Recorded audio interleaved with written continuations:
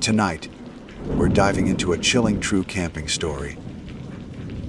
A group of friends set out for a weekend in the woods, but only some of them came back. What happened deep in that forest still leaves questions unanswered. This is not just a campfire tale.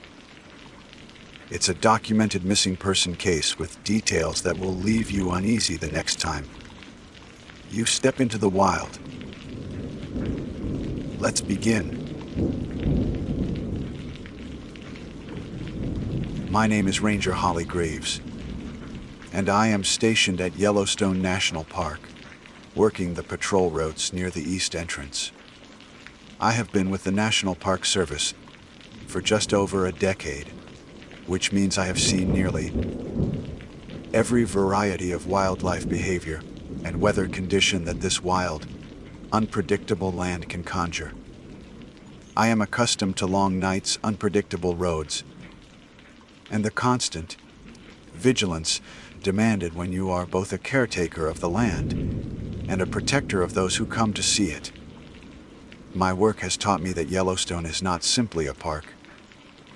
It is a living system, a world that breathes, hunts, and remembers in ways most visitors never imagine. On an ordinary evening in late autumn, I began what should have been a routine drive back along the narrow highway that cuts its way through the forested ridges toward the gate. The air was crisp, a knife edge cold that hinted of the early snowfalls to come. My shift had stretched longer than expected, as I had stayed behind to check reports of campers straying too close to thermal features, and the last hour of my watch found me wary, ready to return to the ranger station and perhaps indulge in the simple luxury of coffee that was not brewed hours before. Driving in Yellowstone after dark is always a game of patience. You learn to expect animals to appear on the road, even when your headlights seem to cut through nothing but empty trees. Elk will wander suddenly from the shadows. Mule deer will bolt across the asphalt as though chased by unseen hands. And sometimes an entire herd of bison will choose to occupy the lanes as if they own them. In truth, they do. The park belongs more to them than to us, and we are merely tolerated guests. That night, the moon was obscured behind a thin veil of cloud. My headlights reached out like pale fingers, illuminating the stretch of road ahead in a tunnel of white. The world outside that beam was thick with darkness, so complete that the outlines of the lodgepole pines seemed like cutouts against an infinite void. My vehicle's engine hummed, steady and reassuring, until I rounded a bend and pressed the brake so hard that my seatbelt bit into my shoulder. Standing directly in the center of the lane was a bison. This in itself was not unusual. Bison frequently wander the roads, often unfazed by headlights or the blaring of horns. What made this particular encounter different, and what even now makes my chest tighten as I recall it, was the way the animal stood. It was massive, larger than any bull I had seen on that stretch, its body filling both lanes, as if it had been carved out of the night itself. The creature did not shuffle or graze or turn its head to assess the intruder barreling down upon it. Instead, it faced me head-on, eyes reflecting the white of my headlights with a strange, unnatural glow. They were not the dull amber reflections typical of animal eyes in darkness. They were an almost pure white, pale and empty, like the eyes of a corpse filmed over by death. I kept my foot pressed against the brake, heart pounding. My hand hovered over the radio. But in that suspended moment, all I could do was stare at the hulking shadow in my headlights. I tried the horn. The sound cut through the cold night, loud and insistent. The bison did not move. A prickle ran along the back of my neck. I had dealt with stubborn animals before, but this stillness was not stubbornness. It was something else, something deliberate. I flicked my brights on, flooding the figure with sharper light. That was when the animal moved, but not in any way my mind was prepared for. The bison tilted its massive head backward, slow at first, almost curious, and then further, impossibly further. Its thick neck bent until I heard the faint crackle of joints straining, followed by a single, sharp pop that echoed off the trees like a gunshot. The horns scraped along its own spine, and I realized with a jolt of horror that its head was facing backward, bent beyond anything natural or alive. I froze. My hand clutched the wheel, knuckles bone white. The creature remained in that grotesque posture, horns raking against hide, its throat stretched, and yet the body never wavered.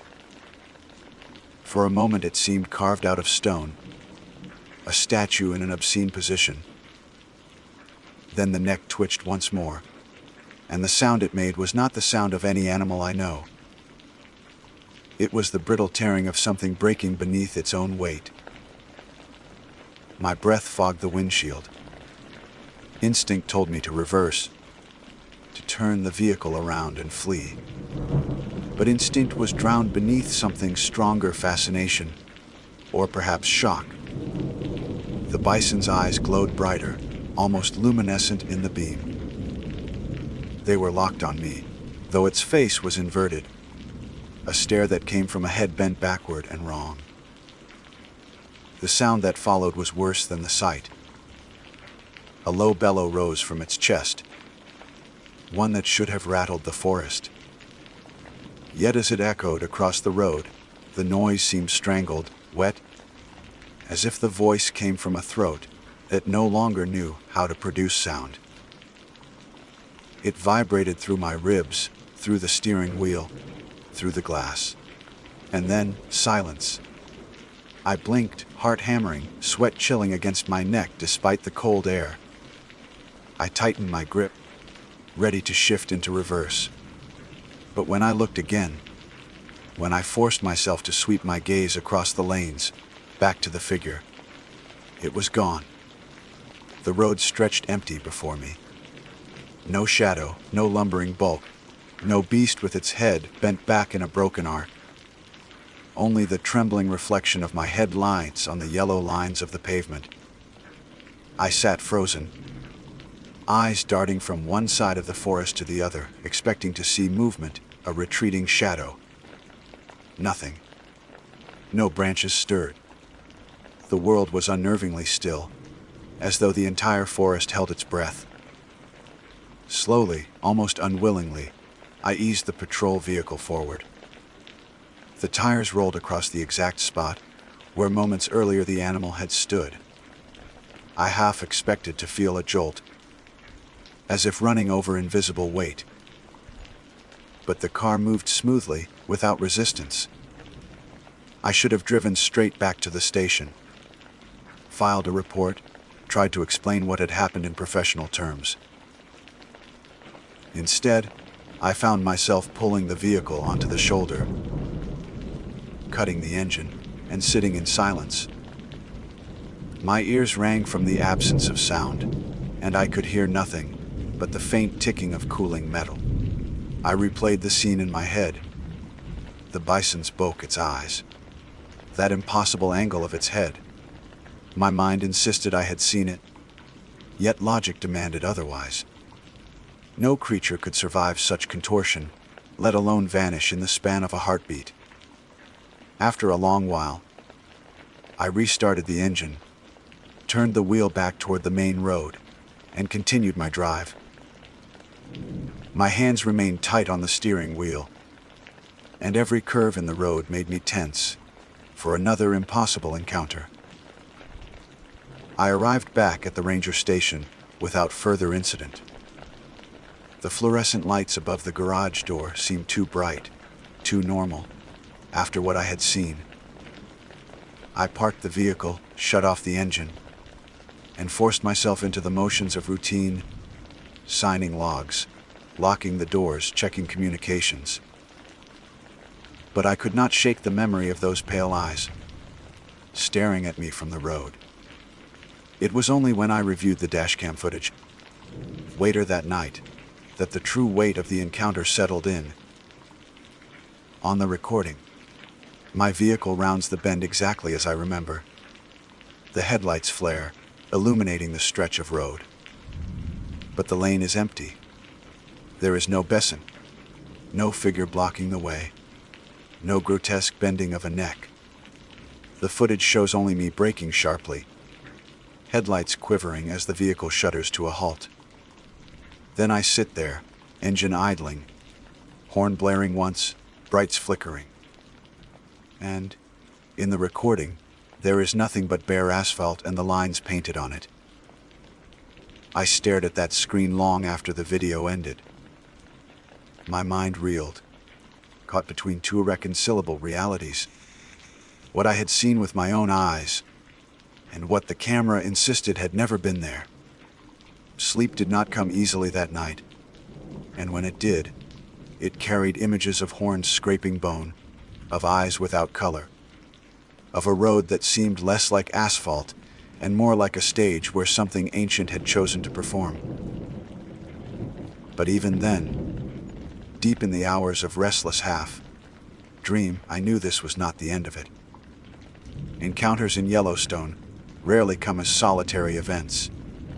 The land remembers, and it repeats, and when something reveals itself once, it almost always returns.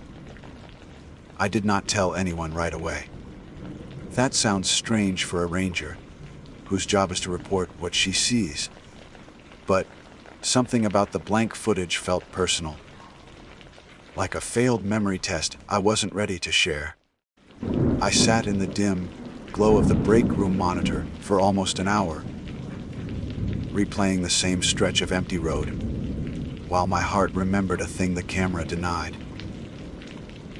When the coffee machine clicked and burbled behind me, I flinched hard enough to spill what I wasn't even holding.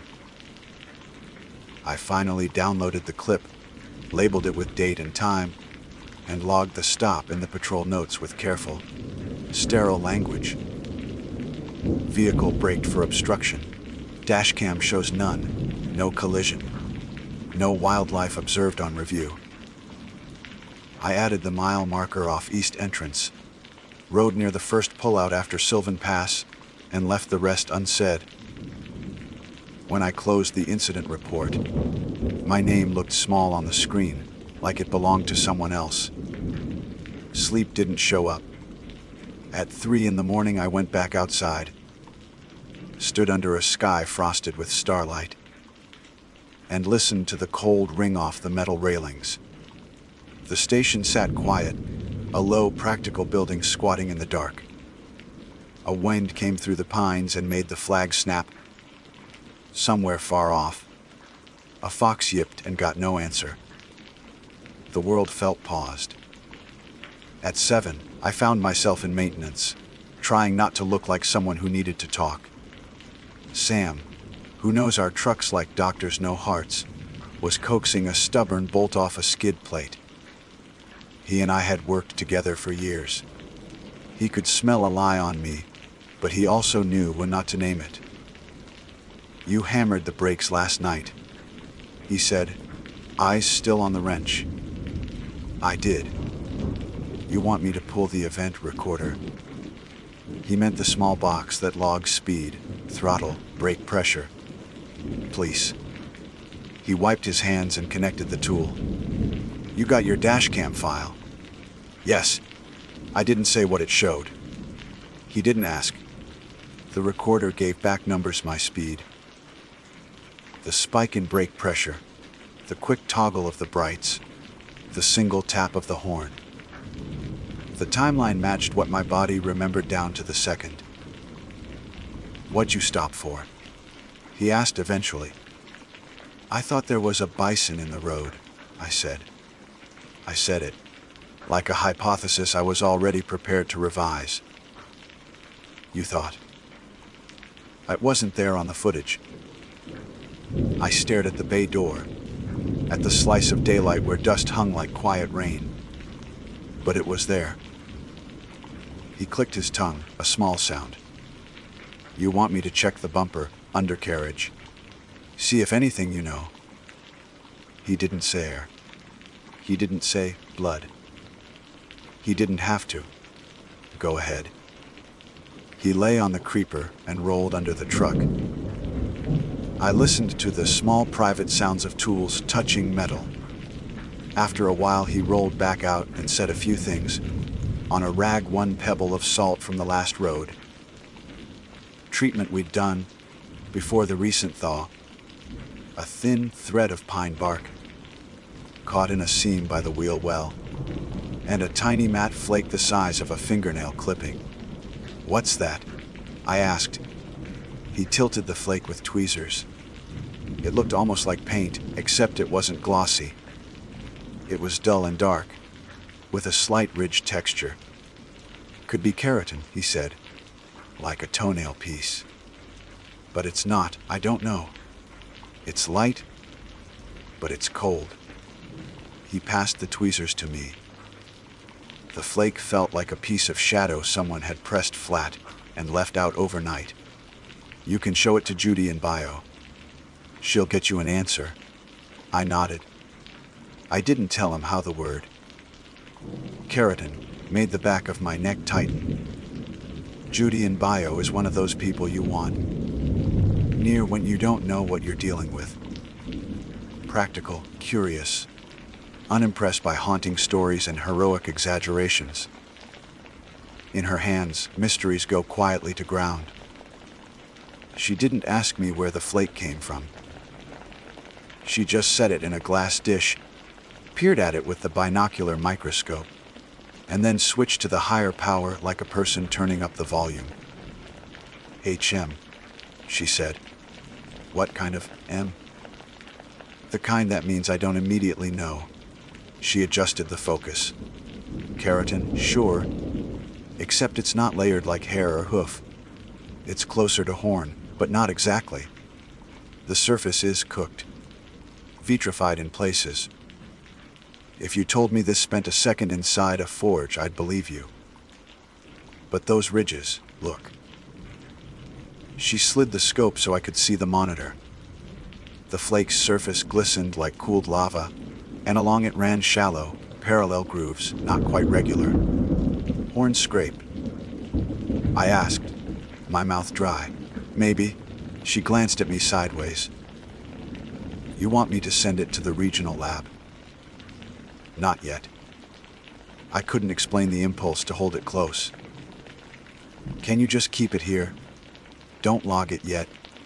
She studied my face, nodded once, and covered the dish. You doing okay, Holly? No. The honesty surprised us both. But I'm on duty. Back out on the road, daylight took some of the edges off my memory. The world in sun is a forgiving place. Hell is harder to picture at noon. I drove the same stretch toward the east, checked the pullouts, watched the slopes for early avalanches, listened to the radio hum with the painless chatter of work. I told myself I would not stop at the mile marker. I stopped anyway. There, in the bright plain light, asphalt lay ordinary and ugly. But at the center of the lane, where my headlights had painted a cone the night before, the pavement wore two crescent scuffs, the width of a spread hand, shallow arcs the color of slate, as if someone had dragged a heavy, curved tool across it twice. They were side by side, symmetrical. I stepped out, boots scuffing grit. Kneeling, I touched a fingertip to the arc. It should have been no different from the road around it, but it felt faintly smoother, faintly warmer, as if the sun liked that spot more. When I brought my finger to my nose, I found the barest ghost of a smell, singed hair. It was not a smell you mistake. Traffic doesn't pound this road like highways elsewhere. Hours can go by between vehicles, especially off-season. My arcs would last a while. I stared at them until the wind pushed a brittle leaf across one and erased nothing. I didn't call it in. Instead, I took out my phone and snapped pictures I would never upload to the shared drive. I stood, wiped my finger on my pant leg, and almost laughed at myself. The laughter would have broken something, so I didn't let it out. On the way back, I passed a rental SUV pulled onto the shoulder. A family stood outside, parents conferring over a paper map like pilgrims. 2 kids dangling on the guardrail and chewing air. I rolled to a stop, window down, and asked if they needed help. The mother smiled with the sheepish relief of people embarrassed to need guidance. "Do we keep going for the herds?" she asked. "We heard you can see them anywhere." "You can," I said, voice steady. I gave them directions, answered questions about geyser schedules, pointed at a pullout with a good view. The kids nodded and pretended to listen. When I pulled away, I looked in the mirror, and for an instant, I thought I saw it again, a dark hump in the road behind me. Head bent back in that obscene angle. Horns touching spine like a lock. By the time I braked, the hump was just a shadow, the ordinary seam of 2 lanes meeting under a cap of cloud. I forced my foot back to the gas. By afternoon, the edges of the story were wearing smooth in my mind. That's a trick the day plays. It sands everything down. I didn't tell anyone. I finished checks, wrote up a warning for a camper who'd thought the rules about thermal crusts were suggestions, and drove back to the station at dusk with my radio turned down low. Night comes to Yellowstone, as if pouring in from the tree line. As I reached the same bend where I'd stopped before, I felt a heat behind my breastbone, like shame or fever. The road ahead lay empty. I told myself I would drive by without slowing. My foot lifted from the accelerator in direct disobedience. The radio twitched, a small hiccup of static that turned into a slow, breathy rasp. Sometimes the mountains do that to comms. Bounce, echo, smear. But this sound had a throat in it. I picked up the handset. "Station, this is Graves on East Entrance. Comms check." The only answer was a soft, long exhale. It wasn't mine. I could hear my own breath in my own body, and this was other, deeper, like wind forced through a broken reed. "Copy," I said, voice too loud. "Station, radio check." The sound deepened, not louder, just lower. A frequency my chest noticed before my ears did, a tone that rubbed the cartilage between my ribs. My headlights brightened slightly. That was nothing but my hands squeezing the wheel, and the beam seemed to thicken, as if the light had found a fog I couldn't see. The bison stepped into the road. Not from the side, not like an animal pushing out a brush.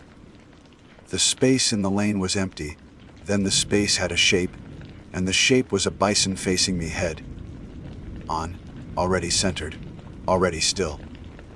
I did not brake this time. The instinct that wrings your legs away from cliffs lifted my foot, but my other instincts, the ones trained by years behind the wheel, overruled. I eased slower, steadied at 20, then 10. The truck idling forward until I stopped with the bull a car length away. The eyes showed again, white as winter's sun on ice, reflecting nothing human back at me. I didn't hit the horn. It wouldn't help. "Okay," I said, as if it could hear me in a language not made of sound. "Okay." The head tipped. Bones murmured under fur. The neck bent back, then farther, until the horns traced their arcs along the hump of the back and found the line of the spine. This time, when the horn tips met bone, a dry static crack jumped in my radio, and the truck's dome light flickered, even though it was off. The smell of hot wool flooded the cab. I gagged and swallowed it down.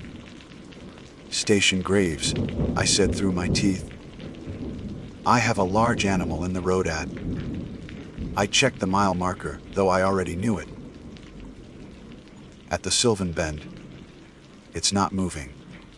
The handset squealed, not with feedback, but the reverse of it, a vacuum squeal, a sound like pressure being pulled out of air. Then a voice, not words but voice, shaped, long, low, wrong. It grazed the register where a bison's bellow starts, except it carried a jitter, a tremor like shutter speed gone sideways, as if the voice were made of frames out of order. My chest closed around one thought, "Don't blink." I didn't. Tears gathered and broke. Hot on cold skin. I watched the crease where horn met spine, expecting blood, expecting anything the world could name. Nothing came out. The bison's breath steamed once, twice, 3 times. Each time the mist drifted, and then hung, as if time forgot about it. My right hand moved without me, flicking the switch that turns on the dashcam's manual tagging feature. The file would be easy to find later, stacked with the others I wished I could unwatch. "Mauve," I whispered, not to it but to the night. The bison's head twitched forward. Not a natural return, not a living vertebrae flex, but a single frame forward, exactly 1 notch, like a film spliced wrong. Then another notch. Then the head was upright again and the eyes were not eyes. Just white discs in a skull that wasn't a skull. The legs shifted not to walk, but to declare a new position. It was 3 feet to the left without traveling those feet. My hand closed so tight on the wheel. I felt the stitching cut my palm. I took my foot off the brake.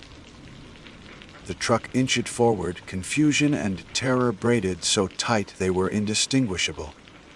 "Go," I said to myself. "Go through it." I don't know if that was bravery or its opposite. I eased forward until the grill met the space where its shoulder should have been. The truck nosed into shadow. The shadow did not part. The engine hesitated. The static on the radio peaked, turning to a thin screaming that probably wasn't in the air at all. The windshield fogged in an oval like breath, but the cab was cold as rock. Then the shape stepped backward into absence and wasn't there. The road, as before, lay innocent and plain. The static cut. The breath smell evaporated as if the night swallowed it whole. I sat until the slick of sweat on my neck cooled to ice. When I finally drove on, my hands shook so hard the turn signal looked drunk. At the station, I went straight to the monitor and pulled the file. The seconds slid by. My truck rounded the bend, slowed, stopped. The lane stood empty. My headlights swung over nothing. In the cab, my face stared forward, eyes wide, pupils too big. Mouth moving with words the microphone didn't choose to pick up. I watched myself talk to a road. I rewound, looking for anything. At 27 seconds in, the headlights flickered 1 frame low and high, a tiny pulse. At 31, the edge of the beam trembled like a curtain touched by a draft. At 33, the windshield showed 2 faint arcs of condensed breath that formed and faded in the space of a blink. If anyone else watched, they would call it artifact. If they were kind, they'd call it glitch. I closed the window, sat back, and realized my neck hurt. Deep, hot, where the base of the skull anchors to the spine. When I reached up, my fingers found 2 narrow welts, parallel, like lines pressed by something curved and smooth. Not broken skin, just the suggestion of pressure, like a warning the body knows how to write without help. The radio on the desk burped and settled. From the maintenance bay, I heard Sam laugh at something on the little speaker. He keeps tuned to the weather station. It sounded so normal it made my stomach lurch. I stood, went to bio, and asked Judy to log the flake, bag it, and send it to the regional lab after all. I told her to keep the chain of custody tight. I did not tell her about the arcs on my neck. I didn't know how to. On my way back out to the truck, I passed the bulletin board, where the safety notices and seasonal warnings hang. Someone had pinned up a printed sheet about road ice forming without visible sheen. The dreaded black ice advisory. At the bottom, in neat pen, someone had added a note. Remember, if you brake for nothing, it's still something. I recognized the handwriting. It was mine from last year, after I'd nearly spun out on a clear morning. I touched the corner of the paper and felt the thumbtack cool under my finger. Then I went back to the truck, started the engine, and watched my breath fog the glass, exactly where the arcs had formed on the footage. When it cleared, the road lay in front of me like a mouth that had just learned how to smile. I thought I could outlast it. That was the lie I whispered to myself as autumn bled into winter, as snow gathered on the shoulders of the east entrance road.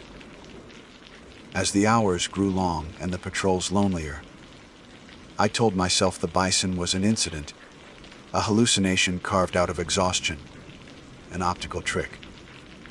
But when the sun went down and the forest thickened with silence, my body remembered better than my brain. My hands twitched on the wheel before the mile marker even appeared. I stopped telling anyone anything. The flake Judy had sent off to the lab came back weeks later with a report written in bureaucratic dead speak. Sample exhibits properties inconsistent with known ungulate keratin. Further analysis inconclusive. The words meant nothing, or worse, they meant everything. I filed the paper in the cabinet under wildlife. Miscellaneous. Sometimes at night I'd pull it out, read it by the glow of the desk lamp, and imagine the lab techs pausing over their microscopes, frowning, then choosing silence. Sam asked once more about the truck. "You ever figure out what you stopped for?" he said, leaning on the doorframe with his arms folded. "I thought I did," I said, which was not a lie. He let it go. Good men know when not to pry. But the road did not let go. It always began with the radio. Static where there should have been weather. Breaths that did not belong to me. Once, a voice that was no voice at all. Humming low like the groan of glaciers shifting under weight. My headlights would brighten or dim a shade. Not enough to register as a malfunction, just enough to make my heart knock against my ribs. Then the shape would be there, as sudden and undeniable as the moment a nightmare takes form in a dream. Sometimes it stood in the lane, sometimes on the shoulder, once on the ridgeline itself, outlined against the pale fire of the stars. Always facing me, always still. Always with those eyes like ice turned opaque. I learned that the camera never saw it. I could sit there in the cab, staring at the impossible, while the dashcam produced clean footage of empty asphalt and leaning trees. The body I trusted most, my own, told me one thing, and the machine insisted another. Between them lay a chasm that no report, no log entry could ever bridge. The worst night came in December. Snow fell thick, muting the forest into a muffled hush, and I crept the truck along at a cautious crawl. The wipers squeaked across glass, smearing white into streaks. My thermos was empty, my mind dull. That was when the road opened up ahead, and the figure was already there. The bison towered in the snowfall, every flake skirting its body, as though the air itself bent around it. I stopped 10 yards short, The world outside my headlights was black, but around the animal there was a strange clarity, as though the snow feared to touch its hide. Its head tipped back, slow as ritual, horns raking spine with a sound I felt in my teeth. This time the spine did not stop at a bend. It cracked. Wet. The bison's body shuddered but did not fall. It kept standing, though the head was inverted completely, horns scraping ribs. Throat stretched until it looked ready to split. White eyes fixed on me from upside down, and breath steamed from nostrils that pointed at the sky. I pressed the horn out of panic. The sound blasted into the dark and came back. Not an echo, not truly. The noise returned heavier, distorted. A lowing groan braided into my own honk, like the road itself had joined in. The wheel trembled. Snow stilled. For one impossible instant, I thought the mountain had leaned closer to listen. Then the animal lurched forward. Not walked, lurched. Each step was both too slow and too sudden, a broken sequence stitched together wrong. It came closer. My own breath stopped. At 5 yards I could smell it, hot wool and copper, the reek of something both living and long dead. I fumbled for reverse, but the gear stick refused to move. The engine revved in neutral like a trapped heart. My headlights dimmed, flared, dimmed again. The radio screamed thin static, a pitch that felt like needles in the blood. The bison reached the hood. I swear its horns grazed the grill. Though when I closed my eyes and opened them again, the paint was unmarked. It leaned over the hood until its upside. Down eyes hung level with my windshield, close enough that if glass had not been between us, I could have touched the wet frost of its nostrils. I did not move. I could not. Every instinct told me to run, but running requires time. And time was not obeying its rules anymore. The world outside the cab had slowed to syrup. My breath fogged and hung without dispersing. My pulse thudded so hard it echoed in my ears. The animal opened its mouth. No sound came. No roar, no bellow. Only a widening of black gums, where teeth should have been, a cavern ringed in pale steam. For a moment I thought it would swallow the truck whole. Instead, it snapped its jaws shut with a force that rattled glass. The headlights went out. Darkness. I must have sat there for seconds, but it felt like a year. In the dark, I could hear nothing but my own pulse and the faint, steady rasp of breath that did not belong to me. Then the lights returned with a flick, and the road was bare. The snow fell again in normal rhythm. My hands, clamped on the wheel, were numb. When I tried to move them, pins of pain shot down my arms. The dash cam replay showed me braking hard for an empty road. Nothing else. That was the night I stopped driving the east entrance after sundown. I traded shifts, begged favors, invented excuses. I told myself the problem was solved. But in Yellowstone, avoidance is a luxury. The roads do not forget you. The land does not forget you. And sometimes, the thing that waits will find its way regardless of detours. Weeks later, I woke in my bunk at the station to a sound. I knew too well the strained crackle of joints, bending where they should not. It came from the hallway outside my door, slow, deliberate. My throat went dry. The air smelled faintly of singed hair. I sat up, every nerve screaming, and listened. The sound came again, louder, bone against bone, horn against spine.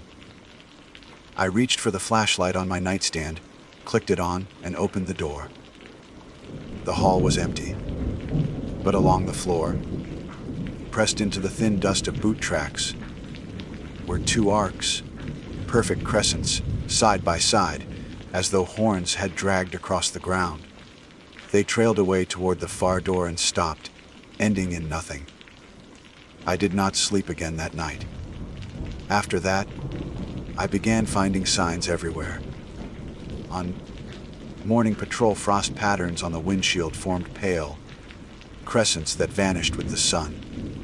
In the garage, a faint smell of hot wool clung to the air, even when no animal had been inside.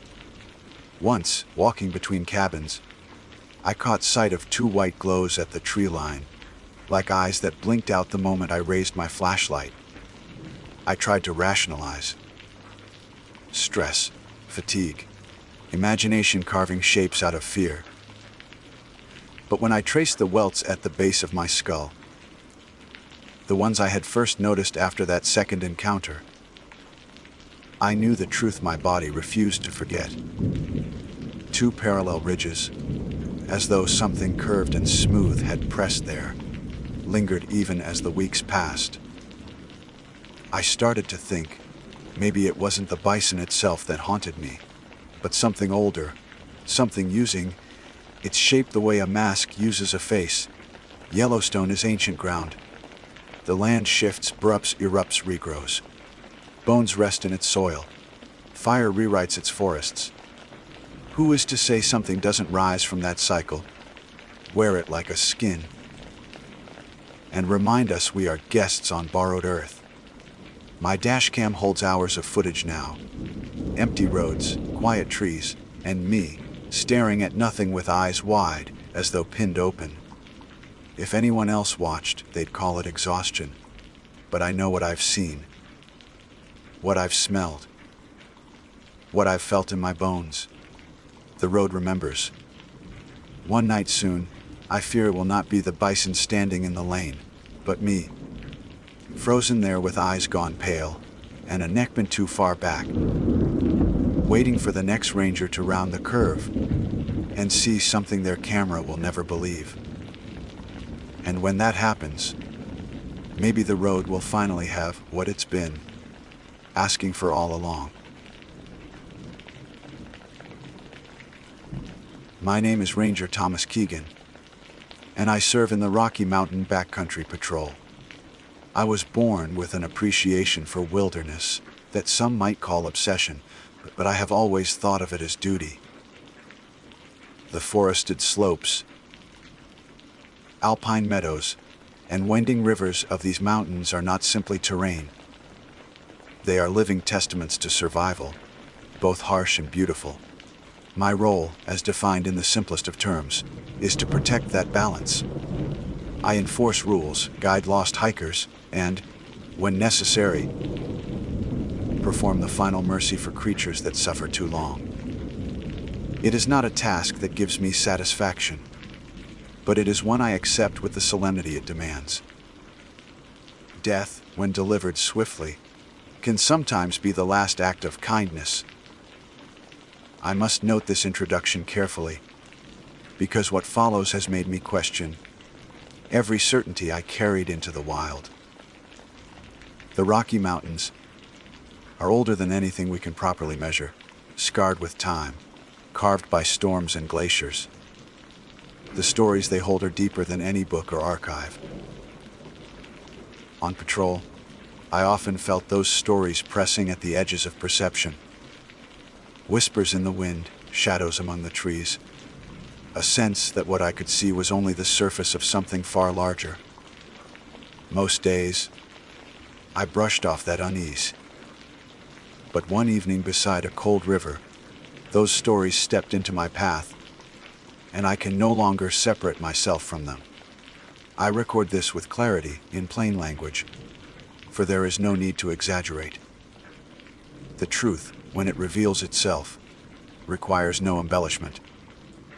It began in late September, when the air carried both the dry crispness of autumn and the first bite of early snow. I was traveling a section of river that cut between steep granite cliffs, a route familiar from years of patrolling. My pack was lighter than usual. I carried only field rations, first aid, and my rifle. The sun had dropped lower than I realized, casting the water in a dull silver sheen. Most wildlife had already sought shelter for the evening. The silence was deep enough that I could hear the faint scrape of my boots on the stones, the occasional splash of water against the riverbank, and my own breathing in the chill. That was when I saw her. A doe, thin and ragged, stood near the river's edge, her legs trembling as though they could hardly support her weight. Her ribs jutted sharply beneath a patchy coat, the kind of image that makes a ranger's chest tighten with dread. Animals starve, yes, but this one looked beyond repair. Her body worn down to something skeletal, her stance a portrait of exhaustion. I had seen animals in distress before: elk caught in wire, foxes limping from broken bones, bears sick with mange.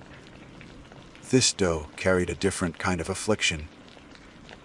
She stood too still, watching the water, as though she was not part of this world at all. Training and instinct guided me. My duty was to ease the suffering. I shouldered the rifle and felt its weight settle into my palms, my eyes narrowing as I steadied my breath. A clean shot between the eyes would be swift, ending her pain in a fraction of a second. I whispered to myself the same words I always do in these moments for mercy, not malice. The sound of the river filled my ears. My finger brushed the trigger.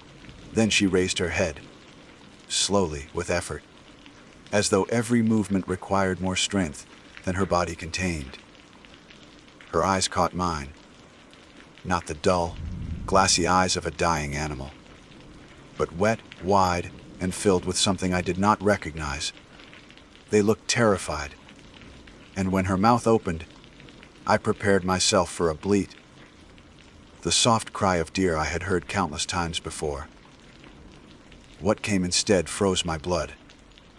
The sound that left her throat was not animal, not instinctive. It was a sob, a child's sob, broken, uneven, the kind that comes when fear overwhelms breath. It trembled through the stillness, rising over the river's song, and the hairs on my neck lifted as if touched by an unseen hand. My chest seized. The rifle hung in my grip, useless. Every nerve told me I was hearing something impossible. I lowered the gun an inch, unable to process the noise that still rang in my ears. She sobbed again, louder, raw with desperation, and for a moment I thought my knees might give way.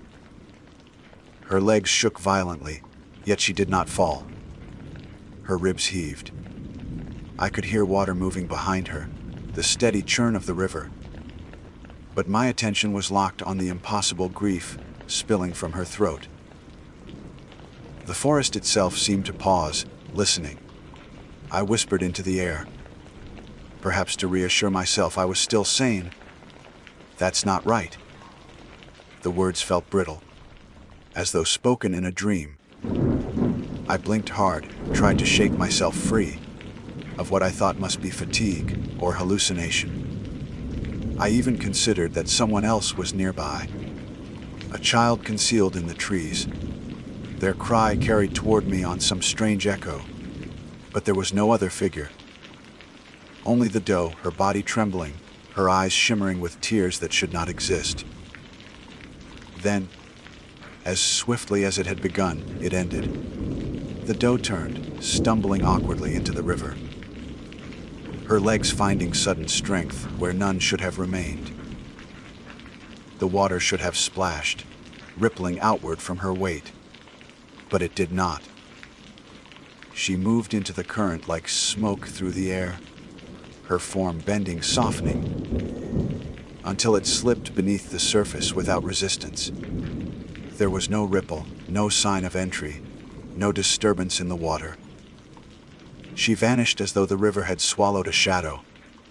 I stood alone, my heart hammering against my ribs, my rifle slack in my hands. The river churned on, steady and indifferent, silver under the fading light.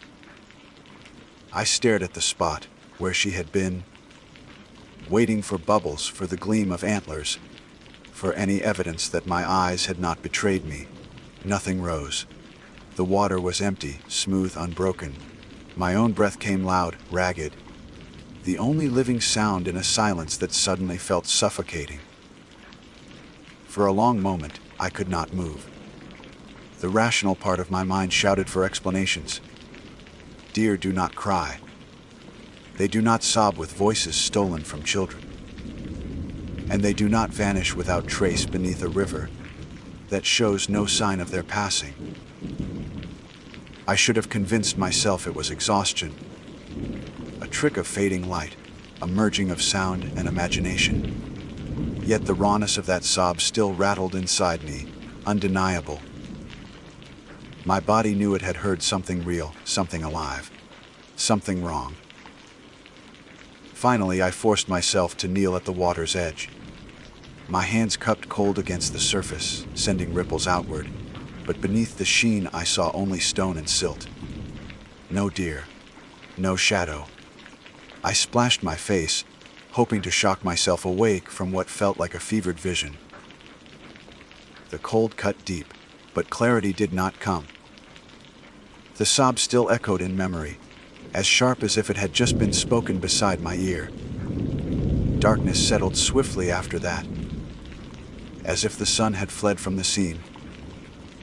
I gathered my pack, slung the rifle over my shoulder, and forced my body to return to the trail. My legs felt unsteady, my breath uneven, but I walked as though pursued. Every few steps I turned, scanning the water, expecting to see the doe standing there once more, ribs jutted, eyes wet. Each time, the river was empty, whispering with the same indifferent current. And each time, my chest tightened with the fear that perhaps I wanted to see her again. Because then, at least I would not have to believe she had never been real at all. The hike back to my outpost was longer than it should have been. The shadows stretched across the path, blackening into shapes that seemed to watch me. I kept my flashlight angled low, unwilling to see what the trees might suggest. By the time I reached the cabin, my hands were trembling so violently I nearly dropped the key. Inside, the familiar scent of wood smoke and oil lanterns should have comforted me. Instead, the silence pressed close, leaving me to sit on my cot, with the rifle still across my lap, staring at the floorboards as though they might give answers. That night, I did not sleep. Each time my eyelids closed, I heard it again, the sob, fragile yet piercing, echoing across the dark. I opened my eyes, scanning corners of the cabin, convinced the sound might emerge from the shadows themselves. But nothing stirred. The silence outside was complete. The river lay hidden beyond the trees, carrying its secrets downstream, indifferent to the man who had witnessed them. And still I sat awake, questioning whether the line between duty and horror had shifted beneath my feet. I watched the thin seam of dawn slide between the lodgepole pines, as if the light were searching for a way to enter. The stove ticked as it cooled, unneeded after a night of insomnia. I put coffee on anyway, more for the ritual than the heat, and wrote the incident in my field log with language so careful it felt dishonest. Observed distressed vocalization from Otocoileus virginianus. Anomalous entry into water, no visible disturbance. I paused with the pencil over the page, then added, possible auditory misperception due to fatigue. That last sentence was insurance against the look I had seen before in colleagues' eyes, when a story strayed too far from what the world agrees is possible. After the coffee, I checked the radio, called in my position, and kept my voice even. Routine is a rope you can hold when the ground tries to tilt. Then I packed for another walk to the river. I told myself I was going because I might find a wounded animal downstream, or tracks to explain how I'd been fooled. If I admit the truth, something in me felt as though I'd left the scene of a crash without checking for survivors. The Saab had made a claim on me, and ignoring it would have been a kind of cowardice. Frost silvered the grasses along the trail. The world had gone bright and clean, as if the night had scrubbed it, and my thoughts moved more sharply with the cold. I reached the river bend and recognized the exact rock where I had stood, the ripple, marked slab worn smooth by centuries. The water shouldered past me, indifferent. I crouched and studied the mud at the edge. Hoofprints pocked the bank, fresh, sharp at the edges, a scatter of deer sign that could have belonged to any doe. They led toward the water and simply ended. They did not blur, did not collapse into the slurry you expect where mud and current meet. They stopped as if the hooves had lifted into the air and never come down again. I followed the bank in both directions for 100 yards, scanning for drag marks, for any sign of struggle. There were none. A red-tailed hawk called from somewhere up the slope. The sun reached a thin hand through the canyon, lighting the river like a blade. I felt like a man on the far side of a one-way mirror. I could see out, I could not tell what was looking in. I forced myself to do what training taught, collect small facts, even when the large ones refused to fit. I measured the stride of the tracks with a bit of paracord. I photographed the bank, the rock, the pattern of the gravel just downstream, and I logged the time. I took a water sample because I needed to do something that obeyed cause and effect. The river slid past my vial, as if bored by my attempt to make it yield. On my way back, I nearly missed the hair caught on a low willow branch. It was fine tan, easily deer, and I would have passed it if not for the glint beside it. A bright plastic bead, blue as a lake at noon, threaded onto a single hair, thin filament. The filament was tangled among the willow leaves, weaving itself through like a spider web.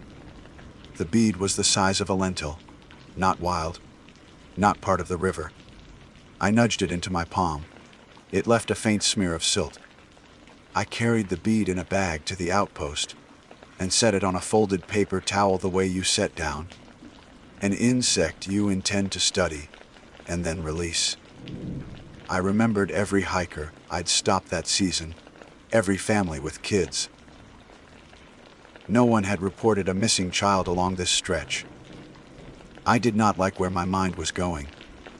The Ranger District Office was a 2-hour drive on good roads and half a day on the kind we actually have. I used the satellite link instead, opened the incident archive, and searched drownings within our section for the last 20 years. You do not expect a long list. We do not encourage swimming in water fed by glacial runoff. There were 7. 2 rafters whose boat flipped against a strainer. A fly fisherman wading deeper than his sense.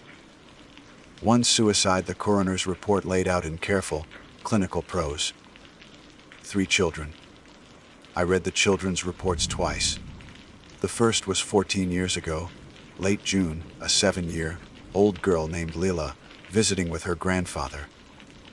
He took a nap. She wandered to the water. They found her 2 miles downstream. No foul play suspected. The second was 9 years ago. A 5-year-old boy named Weston. His parents were with him. He slipped off a rock. The third was 3 summers ago. A 12-year-old, Clara, who drowned trying to cross a narrow channel to reach a dog that had writhed free of its leash. In each report, the same phrase appeared. No significant disturbance noted at point of entry. The writing was bureaucratic and plain. I stared at that line until it felt like an accusation. The district keeps paper records going back further, stored in a basement that smells like damp cardboard and government dust. I drove down after lunch because the satellite link has never been a substitute for turning pages. For the way a note in the margin can tell you something the official line has suppressed. The basement attendant nodded when I gave my badge and my purpose. "You been bitten by the search bug, Keegan?" she asked without irony. "Sometimes it bites and won't let go." I requested any incident reports along that river, all categories. The attendant brought out a cart with cardboard boxes labeled by year.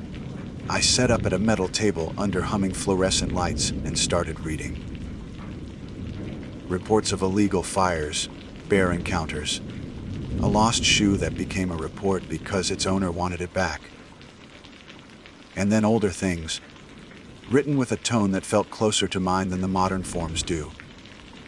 A report from 1978, a ranger named Mullins. Handwriting cramped and meticulous.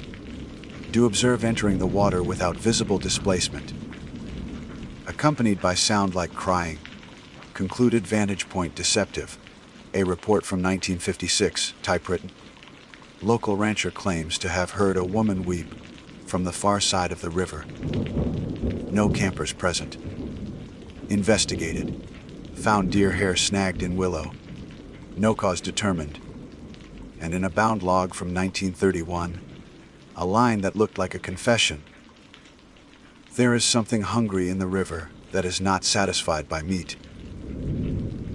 I closed the log and rubbed my eyes until stars spun behind the lids. When I looked up, the attendant was at her desk, reading a mystery novel, underlining passages in pencil. The light hummed on. The world had not changed to acknowledge what I had just learned. I signed out the older reports with copies and drove back as the day thinned to evening. Back at the outpost, I laid the copies on my table and set the blue bid beside them. A plan would have been better than an itch, but I had an itch and rope is rope. Dusk was falling fast, and the river after dark is a rule breaker's classroom. I took a fresh flashlight, a small audio recorder I use when I have to narrate findings in bad weather, a coil of line, and a waist harness. I told the radio I was doing a short check along the river bend for signs of a snared elk a hiker claimed to have heard the previous day. There was no such call. I left the radio on the tay after that because I wanted no voice but my own following me to the water. Night fell between one step and the next. The river was a darker ribbon inside the dark, and the sound of it filled the space inside my head. I anchored the rope to a stout pine 15 yards from the bank. The harness buckled around my waist with clicks that sounded too loud in the quiet. I clipped the audio recorder to my chest pocket and switched it on. My voice, when I tested it, didn't sound like mine. Ranger Thomas Keegan. Field observation 21:53 hours, it said, returning to Bend. Noting ambient sound. River approximately 70 decibels at 2 yards. I took 3 steps closer to the bank and said, "If there is anyone in trouble, call to me." Then I felt absurd, a man talking to physics. I stood and listened as the river spoke in its one language. Minutes passed. The cold worked its way through my pants and found my knees. I began to think I had made the entire night before into something it was not. The mind can reel out a spool of error when given an anchor of fear. Then the crying began. It did not come from the trees or the air. It came from the water. A thin, broken sob, as if the river's mouth were an inch from my boots. My body pulled back before my mind could, and the rope tightened against the pine. I have been shot at by a drunk hunter who thought I was a bear. I have stood between a bull moose and a teenager with more bravado than sense. This sound frightened me more than both. I spoke into the recorder, without looking away from the gleaming stripe of current. Auditory anomaly consistent with human child between 4 and 8 years. Female register. No visible source. No visible disturbance on surface. The crying kept going, catching on breaths that did not belong to lungs. I had brought something else inside my jacket, something I had never imagined carrying into the field. The blue plastic bead. I do not know why. Maybe to prove to myself that it meant nothing. I took it out and held it, where the faint starlight could catch it. "I'm here," I said to the water, so to whatever thread ran between the two. "If you need help, tell me how." The sobbing shifted. Words formed blurred, as underwater speech would be if it could exist. I caught only fragments. Cold. Home. Sorry. A child's litany of small, immense words. The rope at my waist drew tight again, but it was not the rope pulling. It was me. I stepped forward until my toes touched the wet sill of river, mud. The crying paused, then resumed softer, as if I had done something correct and was being rewarded. I went down to a knee to put my hand in. The water took my fingers and they disappeared. Not under the surface. Into it. Not submerged the way wash water hides your hands in a dishpan. Gone, as if there were no boundary between wet and not. The rope creaked on the pine, the bark complaining. I yanked my hand back and stared. It was there, cold, skinned, intact, a human hand attached to a man too old to think a river could swallow him like a trick. The surface where my fingers had been was smooth and unruffled. The recorder ticked faintly, capturing my breathing and the small sounds the night offered. I whispered, uselessly, "This is wrong." Something touched the palm of my hand. Not water, not fish. A small, quick pressure like a child putting their hand in yours. I did not think. I closed my fingers around the pressure and pulled. The rope went taut, and the pine groaned. For a fraction of a second, whatever was in my grip resisted with the weight, another world leaning on it. Then it gave. I fell back on my rear end, in the mud and cold spread up my jeans. In my hand lay a plastic charm bracelet, the elastic stretched and silt choked. Charms shaped like stars and hearts. The blue bead on the table at the outpost had a twin on that bracelet, blue and chip. The bracelet dripped on my skin. My palm smelled like river rock. The sobbing stopped. I do not remember getting back to the outpost. Memory uses a shutter sometimes, opens on the necessary frames and throws the rest away. The next thing that exists is me at the table. The recorder still running on its second battery. The bracelet beside the blue bead. The bead beside a stack of copied reports. It all had a hole where explanation should go. I played back the audio from the river. The crying lived on the tape. It wasn't a hallucination limited to warm blood and nerves. It was sound that wires could carry. The words were no clearer on the recording they had been in the air. I slept, finally, in a chair, because beds felt like a promise of safety I had not earned. I dreamed that the river ran down the corridor, between shelves in the record basement, and the paper floated away from dates like leaves from their branches.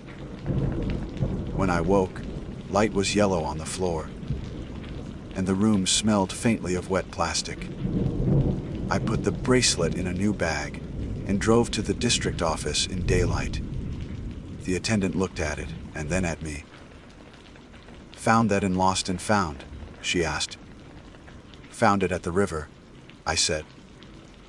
My voice made it sound ordinary. We checked the evidence locker, checked the property drawers, checked what people had turned in near that bend. Nothing matched. I asked for permission to families from the 3 child drownings.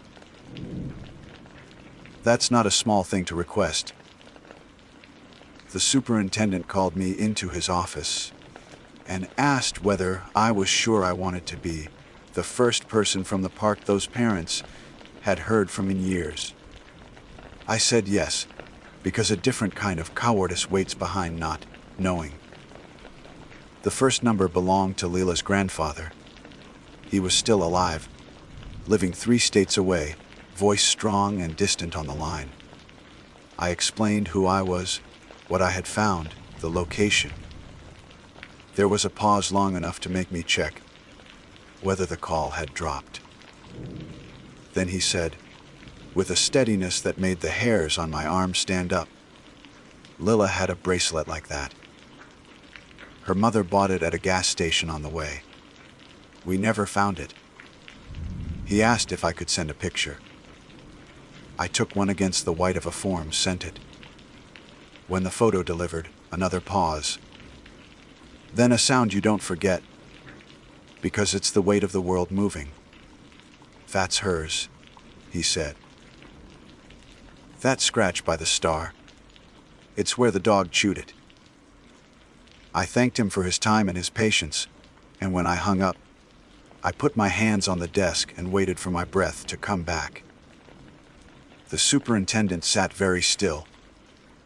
The person at the next desk stopped typing. Offices have their own wind, and it had shifted. That night I returned to the river. I did not bring the rope. I brought a life jacket because rules exist for a reason, and I intended to disobey only one at a time. I brought the recorder and fresh batteries. I brought the bracelet. The sky was clear and the cold was honest. I stood at the same rock and said, "I have something of yours." The water accepted the presence of the words without comment. The crying came back without the preamble of silence, as if no hours had passed between then and now. It vibrated against my ribs like a tuning fork. I put the bracelet on the rock and touched it with 2 fingers. "Tell me what you need," I said, and I meant it as a ranger, and as a man who not been able to let the river keep its secret. The sobbing softened, and I leaned in, because soft is often where truth hides. The bracelet gleamed faintly in the starlight, its plastic charms trembling as if caught in a breeze that did not exist. The sobbing drew closer, surrounding me. Yet the river's surface remained smooth, unbroken, a mirror made of flowing glass. My breath steamed in the cold, curling into the night, and I realized that every instinct screamed to back away, to leave the bracelet on the rock and retreat. But duty is sometimes heavier than instinct.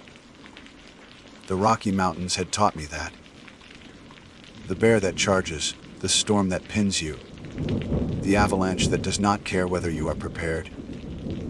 You meet them head on, because turning your back never saves you. So I stayed. The sobbing shifted. It was no longer random gasps and stutters of grief. It gathered itself into words, fractured but undeniable, as if the water were a throat straining through centuries of silence. "Cold home, sorry." The words rose and fell, not in human cadence, but something close enough to force my skin to tighten. I crouched, keeping my voice calm, the way I do when talking to lost hikers on the edge of panic. "I have this," I said, fingers brushing the bracelet. "It belongs to you, or to someone you knew." The sobbing hushed, replaced by a low hum, like current striking a hollow log. Then the water rose, just slightly, no more than an inch, but against all sense of flow. The river bulged, as though something beneath pressed upward. Testing the surface, my muscles locked. The flashlight in my pack might have steadied me, but I dared not move. I held still, the bracelet under my palm, my heart clanging like a bell in my ribs. the bulge smoothed, and then came the hand. Small, pale, fingers too slender, too delicate to belong to any creature of the forest. They reached up through the surface as if through glass, dripping without wetness, trembling in the cold air. The sobbing returned, softer now, pleading. I should have turned, run, called in the district, handed this whole nightmare to someone else. But the truth is, I was already bound to it. That bracelet, the bead, the report stretching back a century. It had claimed me. I placed the bracelet carefully in the tiny hand. The fingers closed around it with heartbreaking slowness, clutching as though it were salvation. The hand sank again, sliding into the current without a ripple. For a moment, the night was utterly silent. Even the usual pulse of river noise seemed to pause, as though the entire canyon were holding its breath. Then the crying stopped. Not faded, stopped, as if a door had slammed shut on it forever. I waited. Minutes passed. The water moved as it always had, unbothered, smooth. The forest stirred with ordinary sounds. The distant hoot of an owl, the click of ice shifting on stone. I exhaled. The first true breath in what felt like hours, and my knees sagged under the release. That was when the voice came. Not sobbing now, not fractured. A girl's voice, soft but steady, rising from the water itself. Thank you. It was one word. 2 syllables. Simple. Yet it struck me harder than any scream. Because it carried the tone of release, of something unbound after being trapped too long.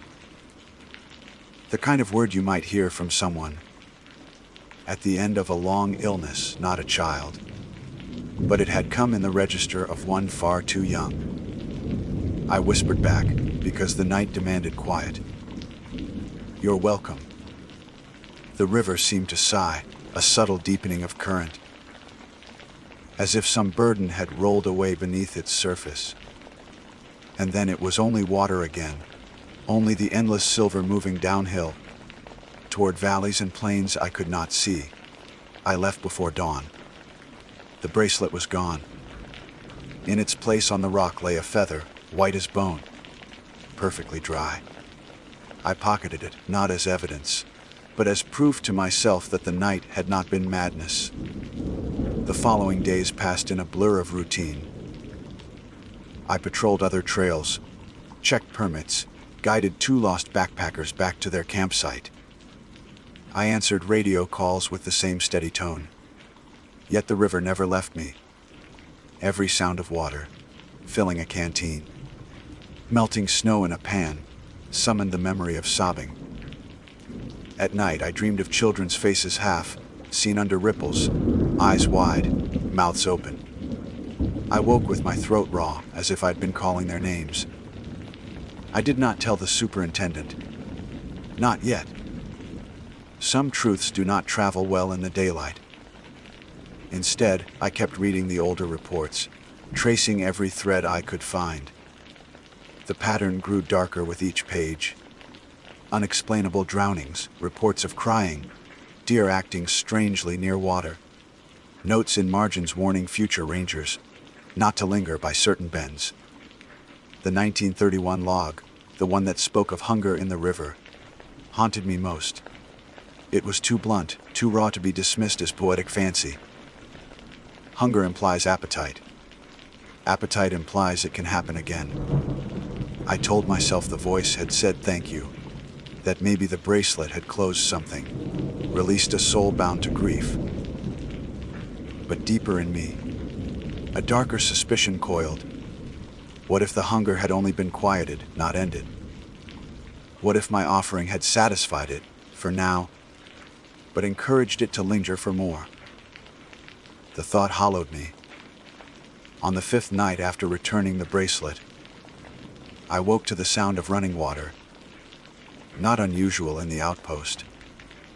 The river was close enough that a shift in wind could carry its voice inside. But this was different. It was closer, inside the cabin itself, as though a stream poured under the door. I sat up, heart thrashing, and saw nothing but shadows. The floor was dry, the stove cold. Yet in my ears, the rush of current swelled, louder, until it seemed I was sitting midstream. And then, faintly, another sob. I stumbled out of bed, boots half laced, and grabbed the feather from the shelf. It felt warmer than it should, as if holding some pulse of life. The sound faded at once, like water sucked back underground.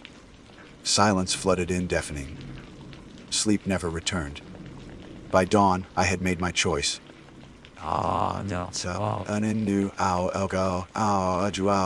I hiked to the river with the feather in hand, frost crunching under my boots. The sun had not yet broken the ridge. My breath came in clouds, my body tense with expectation. I reached the same bend, the same slab of stone, and set the feather gently on the water's edge. "I don't know what you want," I said, voice ragged. "But if this is a call, I'm here. If it's hunger, find another. I won't feed you." The river rolled past, indifferent. Minutes stretched, then the feather lifted. Without breeze, without touch, and drifted onto the current. It should have soaked, should have darkened, should have spun. Instead, it glided downstream, upright, carried by an invisible hand. I watched it vanish around the bend, and with it went the sound. The sobbing, the whispers, the impossible cries. They ended, not with a scream, but with a silence deeper than the mountains themselves. I thought it was over. But 3 days later, a hiker was reported missing. A young man, 20, last seen near the river bend. His friends swore he had been walking 10 yards ahead, then turned, and he was gone. No splash, no sign, just gone. Search and rescue calmed the banks, divers went in despite the danger, but nothing surfaced. His name joined the list. The superintendent looked older when he gave me the report. "Another drowning," he said, though there was no body. "Sometimes this place eats people, Keegan." That's the truth. I nodded because what else was there to do? It has been months now. I still patrol, still guide, still protect. My logbooks are filled with the ordinary duties of a ranger. Yet every time I pass that river, I feel its eyes, or whatever lives within it. I never linger. I never set foot near that slab of stone. The crying has not returned. But the silence feels heavier than sound. Sometimes, when the wind is right, I think I hear a child's laugh, carried faintly over the water, bright and fragile.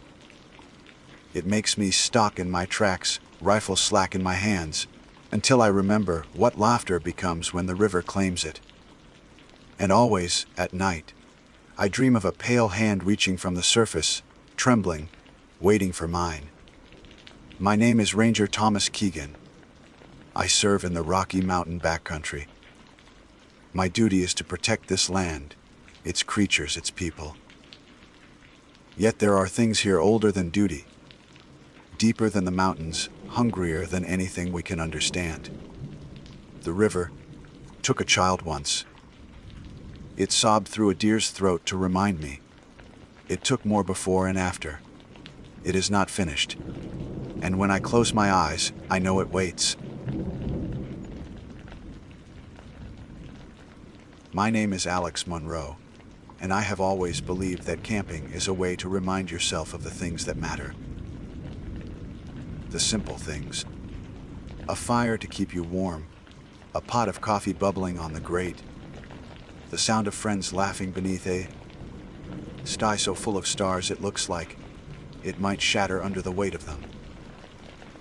When I was younger, my parents took me out into the woods every summer, and it was during those trips that I learned how to set up a tent, how to keep kindling dry, and how silence in the forest never truly exists. There is always something breathing, chirping, rustling, or snapping just out of sight. That background noise was a comfort to me for most of my life. It felt like proof that the world was alive. I didn't expect that same comfort would one day turn into something else. Something that has followed me ever since. It started with what was supposed to be a casual trip. I was 27 when it happened, old enough to know better, young enough to still crave the simplicity of being under the pines with friends who understood me.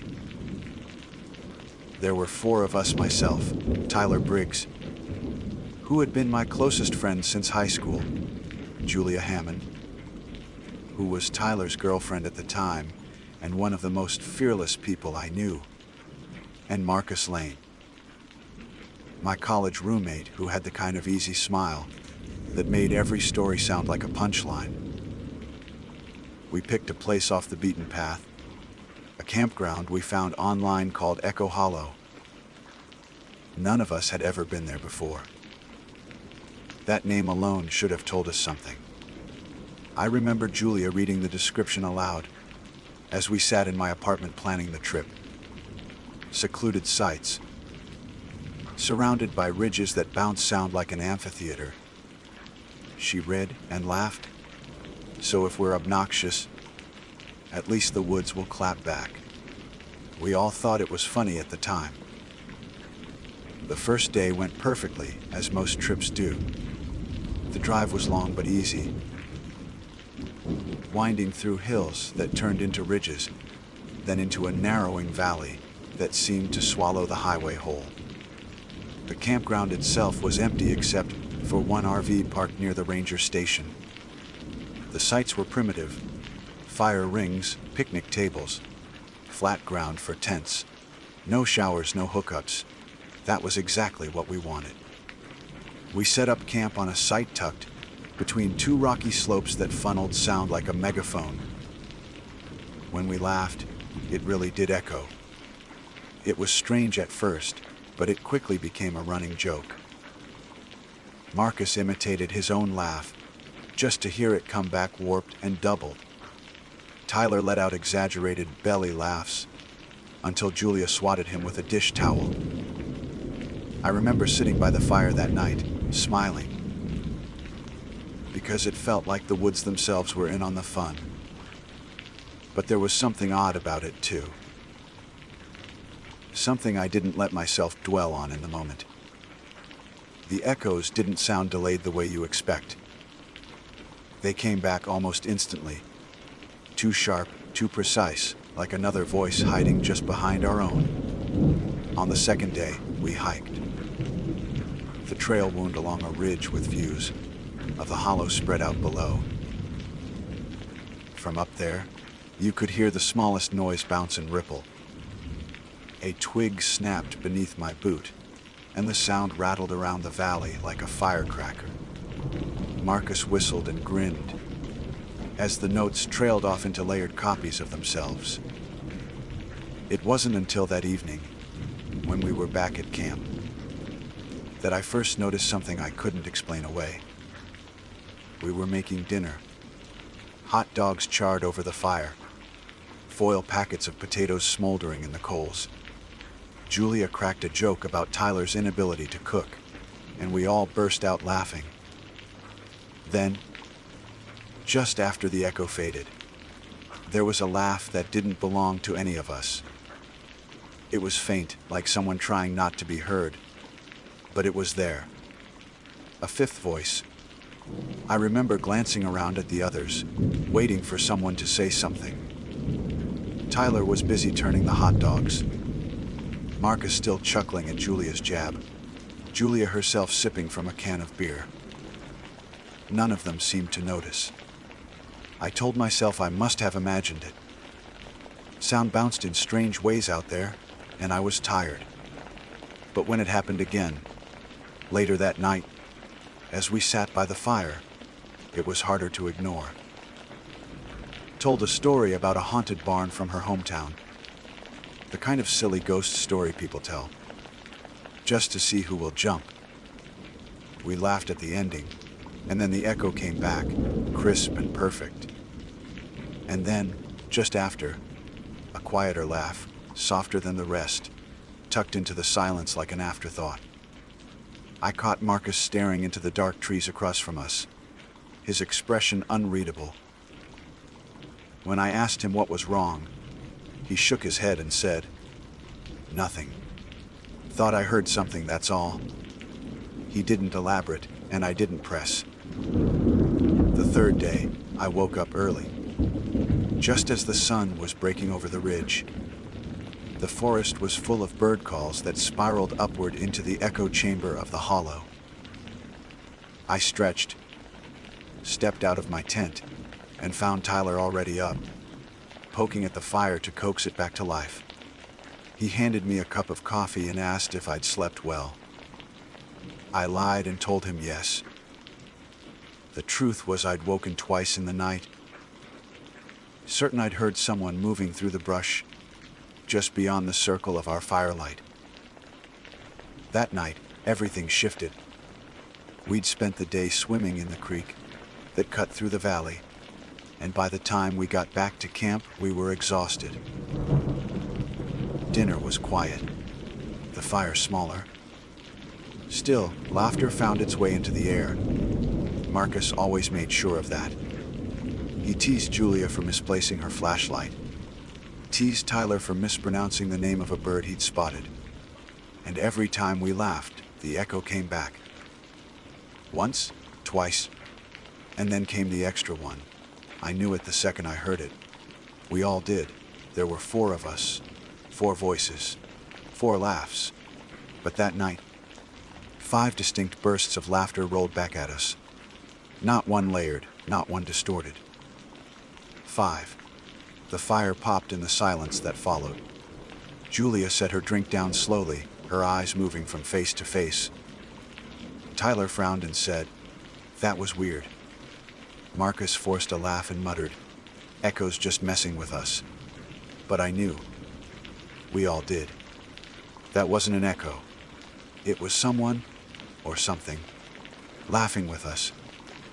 After that, none of us wanted to say much. We went to bed early, though none of us truly slept. I lay in my tent, heart pounding, listening for every snapped twig, every brush of leaves. At one point, I swore I heard footsteps circling just beyond the fire pit, crunching slowly, deliberately. I told myself it was a deer. I told myself a lot of things. But then, just as I was about to drift off despite my fear, it came again. A laugh, not an echo, not ours. A single, sharp laugh from outside the tents, low and close, right at the edge of camp. And this time, there was no mistaking it. I didn't say anything when I heard that laugh outside my tent. Fear has a way of pinning your tongue down, convincing you that silence might keep you safe. I lay there, staring at the nylon ceiling of the tent, listening to the sound fade into the forest. My first instinct was to convince myself it hadn't happened. That maybe it had just been Tyler shifting in his sleep, or Marcus snorting at a dream. But dreams don't sound like someone standing at the tree line, mocking you with a sound that doesn't belong. Morning came heavy and gray. None of us looked rested. Julia's eyes were rimmed red, Marcus kept rubbing his temples, and Tyler barely spoke as he brewed coffee. No one mentioned the laughter. Not directly, but it hung between us unspoken, heavier than the mist that clung to the ground. We decided to hike again, partly because sitting in camp felt unbearable. The trails wound higher into the ridges, and the air was cool enough that we should have felt refreshed. But the forest seemed off, too still. Birds called from far away, but closer to us the silence pressed in. Every snapped twig under our boots made us flinch. Every rustle in the brush set us spinning. It wasn't until Julia stopped, dead, that I realized we weren't the only ones listening. "What is it?" I asked, my voice low. She raised a hand for silence. We all froze.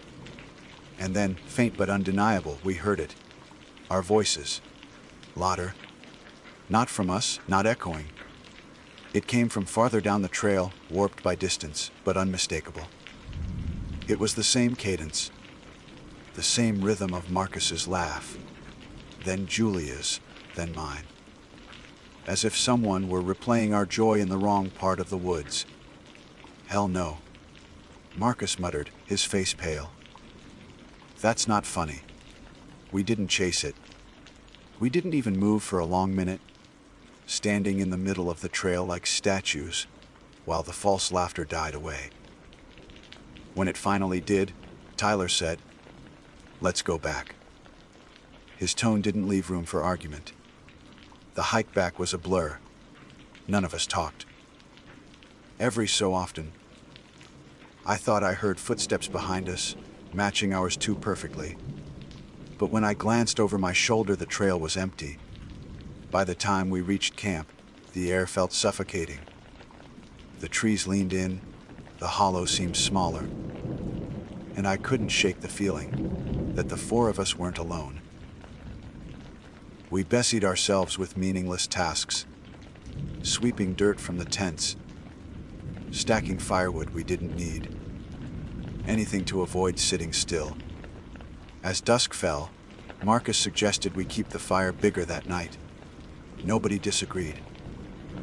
Flames roared higher than before, sending sparks spiraling toward the dark sky. We sat closer together, shoulders nearly touching, as if proximity could keep us safe. Conversation was strained. Every laugh was forced, brittle. And yet, even those brittle laughs were answered. The echoes came, too sharp, too quick. And always, that one extra. Julia was the first to snap. "That's not us," she said suddenly, standing with her fists clenched. "Don't you hear it? That's not us."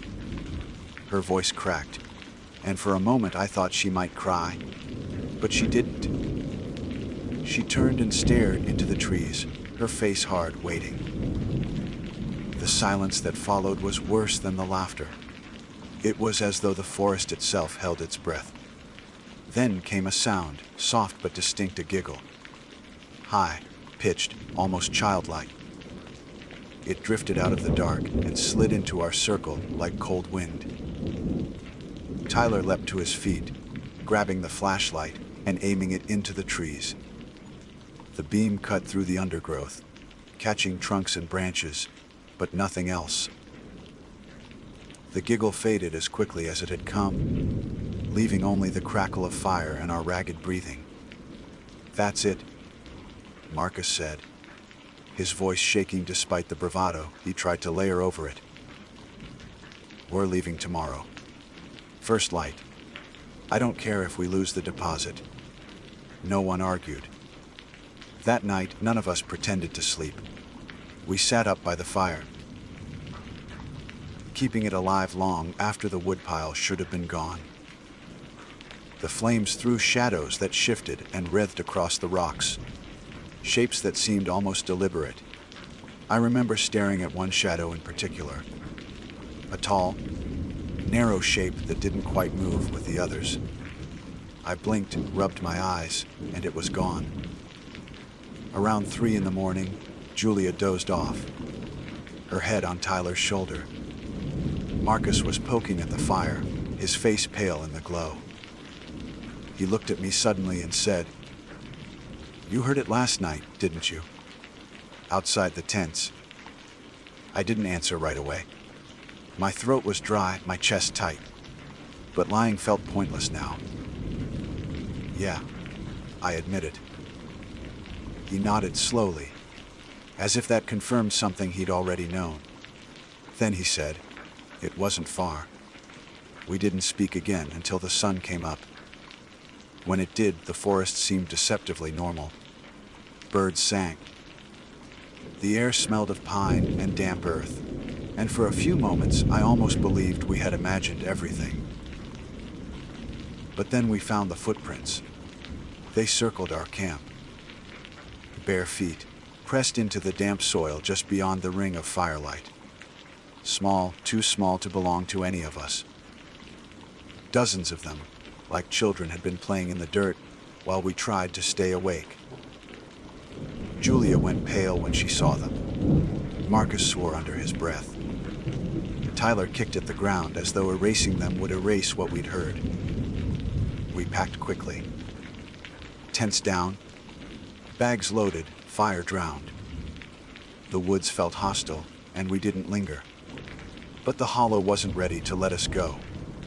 Halfway to the parking lot, as we hauled our gear along the trail, the laughter started again.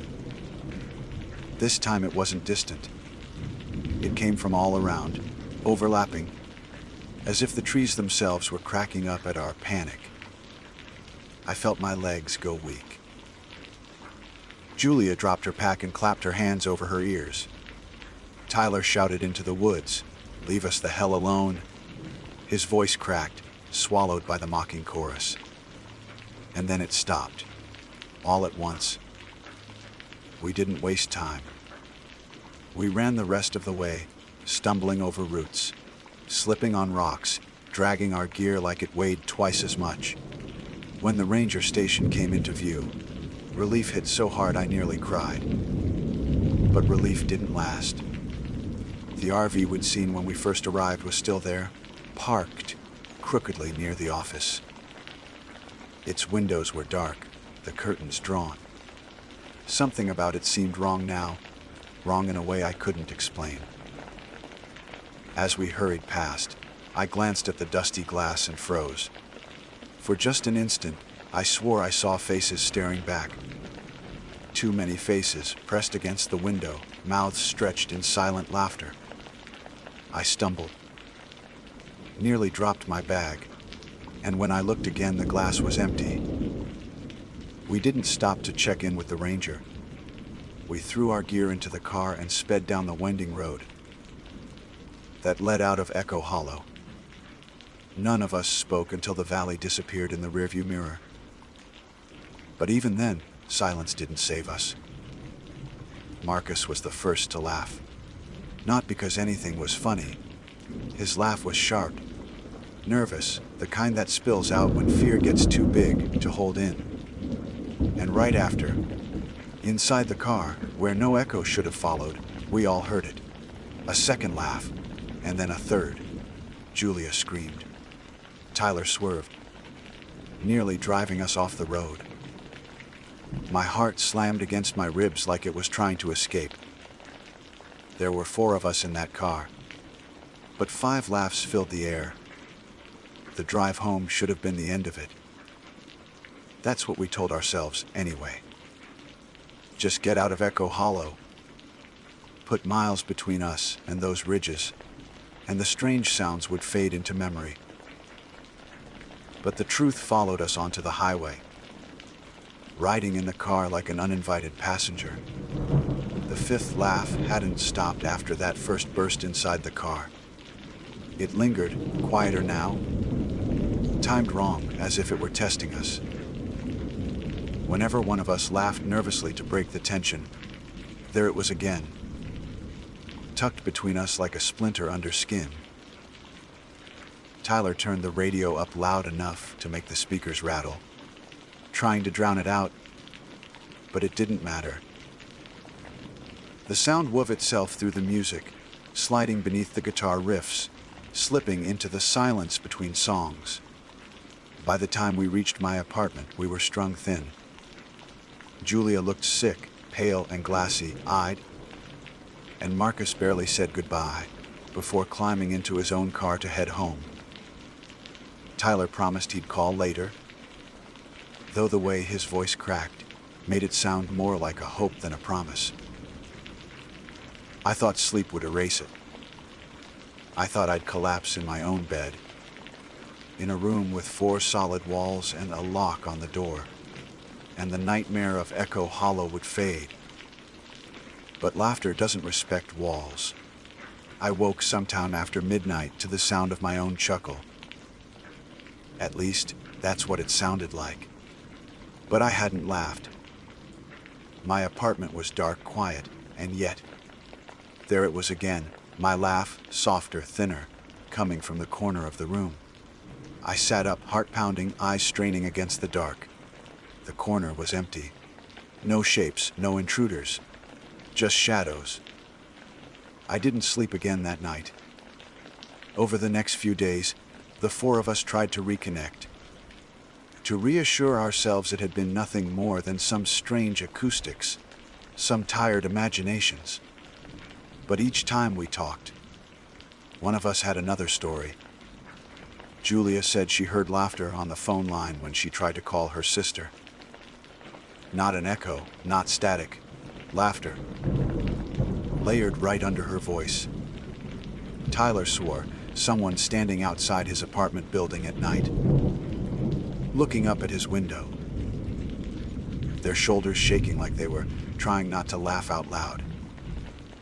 Marcus said his television kept switching channels on its own, cutting to old sitcom reruns where the laugh track never stopped, rising louder until he had to pull the plug. I tried to tell myself these were coincidences, stress, imagination, but deep down I knew better. A week later, we met at a diner, hoping that if we were together again, whatever was happening would make more sense. We sat in a booth by the window, ordered coffee none of us touched, and tried to talk it out. Maybe we should go back, Marcus said finally. His voice was hoarse, his eyes hollow. Maybe whatever it is wants us to. Maybe it followed us because we didn't finish something. Go back. Julia snapped, slamming her hand against the table hard enough to rattle the cups. Are you insane? We barely made it out of there. Tyler rubbed his forehead, sighing. She's right. Going back isn't the answer. We need to move on. Stop feeding it. But the thing about laughter is that it feeds itself. Right there in the middle of the diner, with people all around us, it came again. Not from outside, not from the walls. From under the table. A small, sharp laugh, like someone crouched at our feet. Julia shrieked and scrambled back against the booth. Marcus cursed and shoved away from the table, so fast he knocked his cup to the floor. Coffee spread across the tiles, but all I could hear was that laugh, repeating, climbing, overlapping with itself, until it was a chorus that only we seemed to notice. Other customers turned to look, brows furrowed, seeing only 4 young adults panicking at nothing. To them, the diner was quiet. To us, it was filled with invisible mouths laughing until our bones rattled. We left without paying. After that, the group fell apart. Julia stopped answering calls. Tyler moved back in with his parents for a while. Marcus blocked us all on social media. Whatever had come home with us was driving us in separate directions, like isolation made us easier prey. And me, I stayed awake. I learned the patterns of the laughs. When I turned on the shower, I'd hear it whistle through the pipes. When I microwaved food, it crackled in time with the beeps. In moments where silence should have been absolute, it crept in, a reminder that I was never really alone. One night, maybe 2 weeks after the trip, I decided to test it. I sat in my living room, lights off, recorder running on my phone. I told a joke out loud, some stupid line I barely remembered, and forced myself to laugh at the end. Right on cue, the second laugh came, and then a third. I didn't move. My skin prickled, sweat chilled my back, but I forced myself to wait. The silence stretched long enough that I almost thought it was over. And then another laugh. Not mine. Not an echo. Low, guttural, wet, like someone choking on the sound. I played the recording back afterward. My laugh was there, thin and forced. The second laugh faint. The third, warping on the edge of hearing. And the fourth, the one I hadn't been able to explain, was gone. The tape caught nothing, which meant I hadn't imagined it. The sound was real. It just didn't belong to this world enough to be recorded. The realization broke something in me.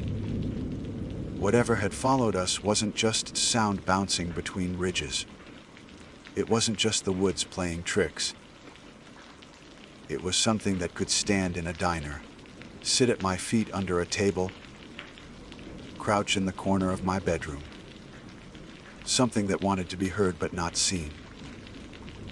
Something that multiplied laughter until it owned it. I stopped telling jokes.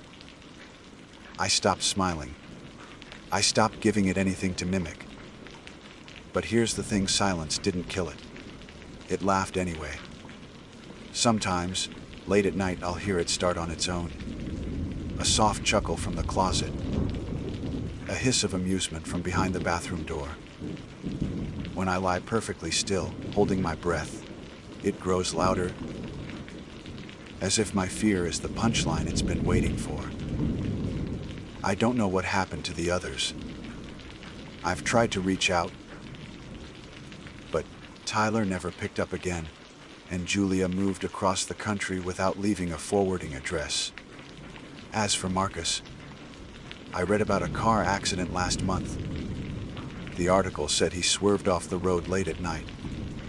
Witnesses claimed they heard him laughing moments before the crash. I don't know if that's true. I don't want to know. As for me, I'm writing this down because I don't know what else to do. Maybe telling the story will make the laughter lose its hold. Maybe someone else has heard the same thing, been to the same campground, and can explain what it is. Maybe I just need to know I'm not insane. But I can tell you this much: if you ever go camping in a place called Echo Hollow, don't laugh. Don't smile. Don't give it anything to copy. Because laughter should be a human thing, a joyful thing. But once you've heard it coming from somewhere it shouldn't, once you've realized there's always one more laugh than there are mouths to make it, you'll never hear it the same way again. And right now, as I finish writing this, alone in my apartment, I can hear it again. A soft, breathless chuckle from right behind me. My name is Naomi Fletcher, and I serve as a park ranger stationed in the northern backcountry of Colorado. My post is not glamorous, nor is it the kind of work most people imagine when they think of the wide-eyed, idealistic ranger standing proudly at a visitor center handing out trail maps. My assignment is less about answering questions for tourists and more about patrolling the outer stretches of forest that rarely see visitors. I monitor trailheads, check permits for dispersed campers, and ensure the wilderness areas remain both safe and preserved. It is lonely work, but it is also quiet, steady, and until recently, dependable. I have always believed that the forest has two faces. The first is the one most people see. The shimmering leaves in morning light, the rivers that run cold and clean, the sound of elk boogling at dusk. But there is another face, a hidden one, revealed only when the stillness breaks in unnatural ways. A snapped branch when the woods should be quiet. A shadow that lingers too long between trees. The face I saw that dawn is something I still cannot explain. But it has haunted me ever since. That morning began like so many others. I was out before the sun, hiking along a narrow trail that wound between pines still slick with dew. The air was cold enough that each breath clouded in front of me, rising like pale smoke. My job was to check several campsites, scattered across the ridgeline and along the valley below. The season was late autumn, and by that time of year the woods were thinning of visitors. Only the hardiest campers still pitched tents, their sleeping bags pulled tight against the near-freezing nights. I had grown accustomed to the silence of those dawn rounds. My boots pressed into the soft soil. My radio clicked against my belt, and aside from the occasional call of a distant raven, the forest was hushed. I followed the ridge trail until I reached the first site, a clearing of hard, packed earth ringed by stones where campfires were permitted. The ashes were cold, nothing more than faint gray powder. A neatly coiled rope sat beside a log, and the faint impression of tent stakes dimpled the ground. Whoever had been here had left sometime the previous day, hiking out without incident. I noted the site as vacant in my logbook and moved on. The second campsite lay farther down the slope, where the pines grew thicker and the undergrowth crowded close to the trail. I could already see the shape of a tent pitched between two firs as I approached, the nylon walls trembling faintly in the breeze. I slowed, my boots crunching over a patch of frosted needles. It was early still. Sunlight had not yet pierced the canopy, and the tent seemed strangely out of place, a pale dome crouched in the shadows. That was when I saw it. The wall of the tent closest to me bulged outward, as if someone had pressed their face against the inside. I froze where I stood, my breath caught in my throat. The outline was unmistakable, the curve of a forehead, two sockets where eyes jutted forward, and below them a mouth stretched wide in what could only be a scream. The face was distorted by the nylon, the fabric pulled tight across its features, yet the detail was horrible. The eyes looked as though they might burst through the thin material, bulging so far that I half expected them to tear holes in the tent wall. The mouth gaped, teeth outlined, lips spread wide in an expression of terror so vivid that it made my stomach clench. I took one step back. My first thought was that someone inside was suffocating, trapped, trying to push through the fabric for air. I hurried forward, grabbed the zipper, and pulled it down in one swift motion. The flap fell open. The tent was empty. No sleeping bag, no gear, no person, only the crumpled floor. Bare and cold, the nylon walls swaying slightly in the morning air. The face had vanished the instant the zipper opened, dissolving into nothing. I remember kneeling there, one hand still clutching the flap, my pulse hammering in my ears.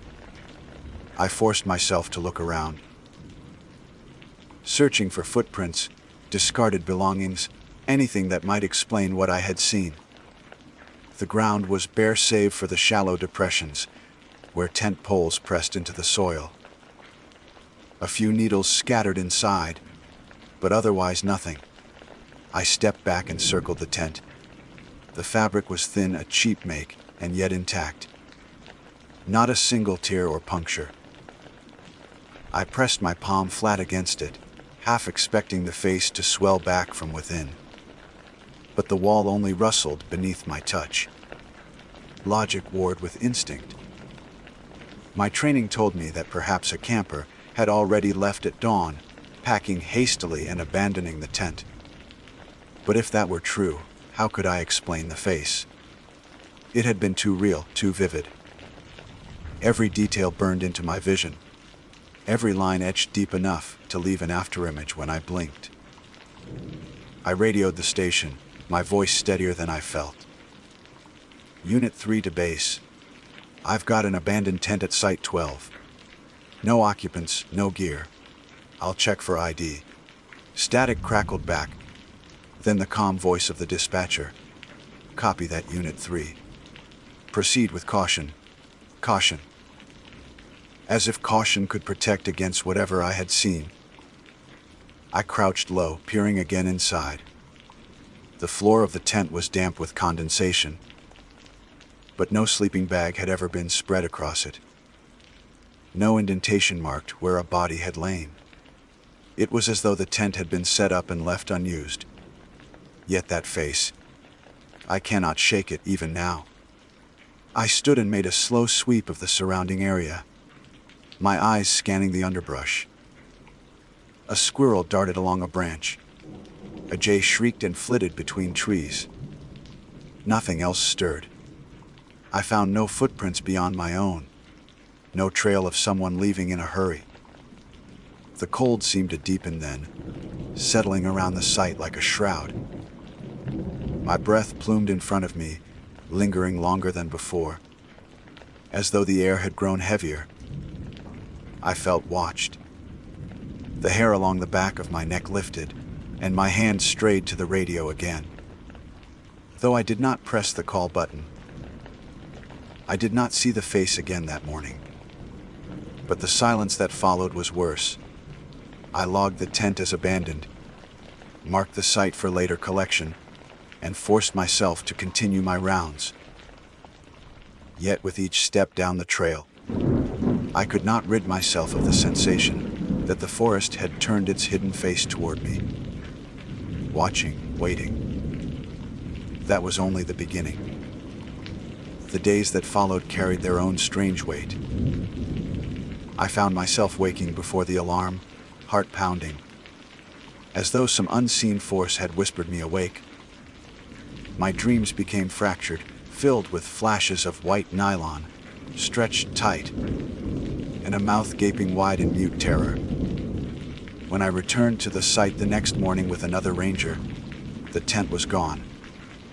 Not collapsed, not packed neatly, gone. Only the flattened earth where it had stood remained, and even that looked oddly smooth, as though brushed over by some great hand. My partner, Ranger Thomas Keegan, frowned at the empty ground and shook his head. "Probably kids," he muttered. "They pitch it, spook themselves in the night, then run off and grab it later." But his voice lacked conviction, and I said nothing. Because I knew what I had seen. Because sometimes the forest wears a mask, and sometimes it lets you see what lies beneath. And because I had begun to realize that the face I saw that dawn might not have belonged to anyone human at all. The disappearance of the tent should have been the end of the story. In the normal rhythm of ranger life, I would have filed the paperwork, checked the box marked resolved, and moved on to the next assignment. But the forest has a way of refusing to let certain things go. What is gone does not always stay gone. And what you think you've left behind has a habit of reappearing in the corner of your vision. I could not stop thinking about that face. It had pressed outward with such force that the nylon had stretched to its limits. Yet when I pulled the zipper, there had been nothing inside. My mind kept replaying the moment like a scratched record. Sometimes, in my memory, I swore I saw the lips move. Sometimes I imagined I had heard the faintest cry muffled behind the fabric. But in truth, all I remembered clearly was silence, the kind of silence that smothers sound. The day after the tent vanished, I tried to shake the weight of it. I walked my rounds, hiked the ridges, and filled my logbook with dutiful notes: trail clear, campsite vacant, wildlife sighted. On the surface, nothing was wrong. Yet the forest felt changed, as though every sound was a step too slow, every shadow a beat too long. By evening, I found myself lingering at the ranger station, long after I should have gone home. The others filtered out one by one, their laughter carrying into the night as they headed to the small cabins where we each lived during season. I sat at my desk with the logbook open, staring at the entry for Site 12, 10 abandoned. No occupants. Site cleared. I closed the book, but the words did not close with it. It was 2 nights later when the true strangeness began. My cabin lies on the edge of the compound, a small one-room structure with a wood stove, cot, and desk. That night, the wind was high, rattling the windows and sending needles skittering across the roof. I tried to sleep, but the shadows thrown by the swaying trees kept pulling me awake. Around midnight, I sat up, heart pounding for no reason I could name. The forest outside was black, the kind of deep black that seems to swallow starlight whole. That was when I heard it. A faint sound, almost like fabric straining. I told myself it was the wind. But as I lay there, holding my breath, I realized the sound had rhythm. The slow pull of nylon stretching under pressure, then releasing, like a tent wall bowing outward. I swung my legs off the cot and stood, listening. The noise came from outside, near the back wall of the cabin. My mouth was dry, my hands trembling as I reached for my flashlight. When I stepped outside, the cold hit me like a wall. Frost glittered across the ground, crunching under my boots. I swept the beam of my flashlight across the clearing, between the dark trees, along the wall of the cabin. Nothing. The sound had stopped. I stood there for what felt like an hour, the beam trembling in my hand, until finally I forced myself back inside. I bolted the door and sat awake until dawn, the light creeping gray across the floorboards. The next morning, exhaustion wrapped itself around me like a shroud, but I still had my rounds. I checked the lower valley trail, logged the empty fire pits, noted the claw marks of a black bear against an aspen. Everything ordinary, everything explainable. Yet with each step I felt eyes on me, the unseen weight of being followed. At Site 9 I froze. In the dirt beside the fire ring was the outline of a footprint. Only it was no boot, no hiking shoe. It was the shape of a bare human foot pressed deep into the earth. And it was large, larger than any print I had ever seen. At least 14 inches long. Stranger still, it was pressed into frost that should have cracked under such weight. Yet the edges were crisp and undisturbed. The print faced the trees, leading nowhere. I crouched to study it, my breath forming clouds above the mark. There were no other prints around it, no trail of steps leading to or from. Just one footprint, standing alone, as though whoever had left it had risen straight out of the ground and then vanished. I radioed base again, my words stiff and clipped. Unit 3, Site 9, possible trespasser. Bare footprint, unusual size. They logged it, told me to document, photograph, and move on. But photographs do not capture dread. That night the sound returned. I was lying on my cot, exhaustion heavy in my bones, when the nylon stretching noise began again. It rose and fell, just outside the cabin wall. I forced myself not to move, not to breathe. My eyes burned with the effort of keeping them closed. But I could not rise, could not face it again. I told myself it was wind. An animal, anything but what I knew in my marrow. Because if I looked, I feared I would see that same face pressing from the wall of my cabin. Its eyes bulging, its mouth frozen in a scream that never ended. When dawn came, I stumbled outside to prove myself wrong. The frost on the back wall was smooth, except for one place. Near the baseboard, the wood bore a faint impression, as though something had pressed hard against it during the night. Not enough to leave damage, but enough to leave a memory in the grain. I began to dread nightfall. 3 days later, the face returned. It was early morning, mist still clinging between the trees. When I hiked toward Site 15, a narrow clearing on the edge of the creek. The air was sharp with the scent of pine and cold water. As I came within sight of the clearing, I stopped dead. A tent stood there, white nylon, cheap, slightly sagging against the poles, and on the wall facing me, the face, pressed outward, eyes bulging, mouth open wide in eternal scream. I did not unzip this time. My hands would not obey me. I stood frozen, watching as the features shifted, the mouth trembling as though it were trying to speak. My pulse thundered in my ears, and for one insane moment I thought I heard it. Words, muffled and broken, leaking through the nylon. "Help me." The voice was thin as smoke, nearly lost to the sound of the creek, but it was there. My knees buckled, and I stumbled back. I forced myself to turn, to run crashing through brush until the trees swallowed me whole. My radio crackled as I gasped into it. "Base, this is Unit 3. Possible emergency at Site 15. Need backup." By the time I led another ranger back, the clearing was empty. No tent. No face. Nothing but the untouched earth and the cold rush of the creek. My partner, Keegan, gave me a look I could not read. He said nothing, only wrote the log and marked the site as vacant. But I caught the way his hands shook as he held the pen. Because he had seen something too. I know he had. That night I dreamed of the tent.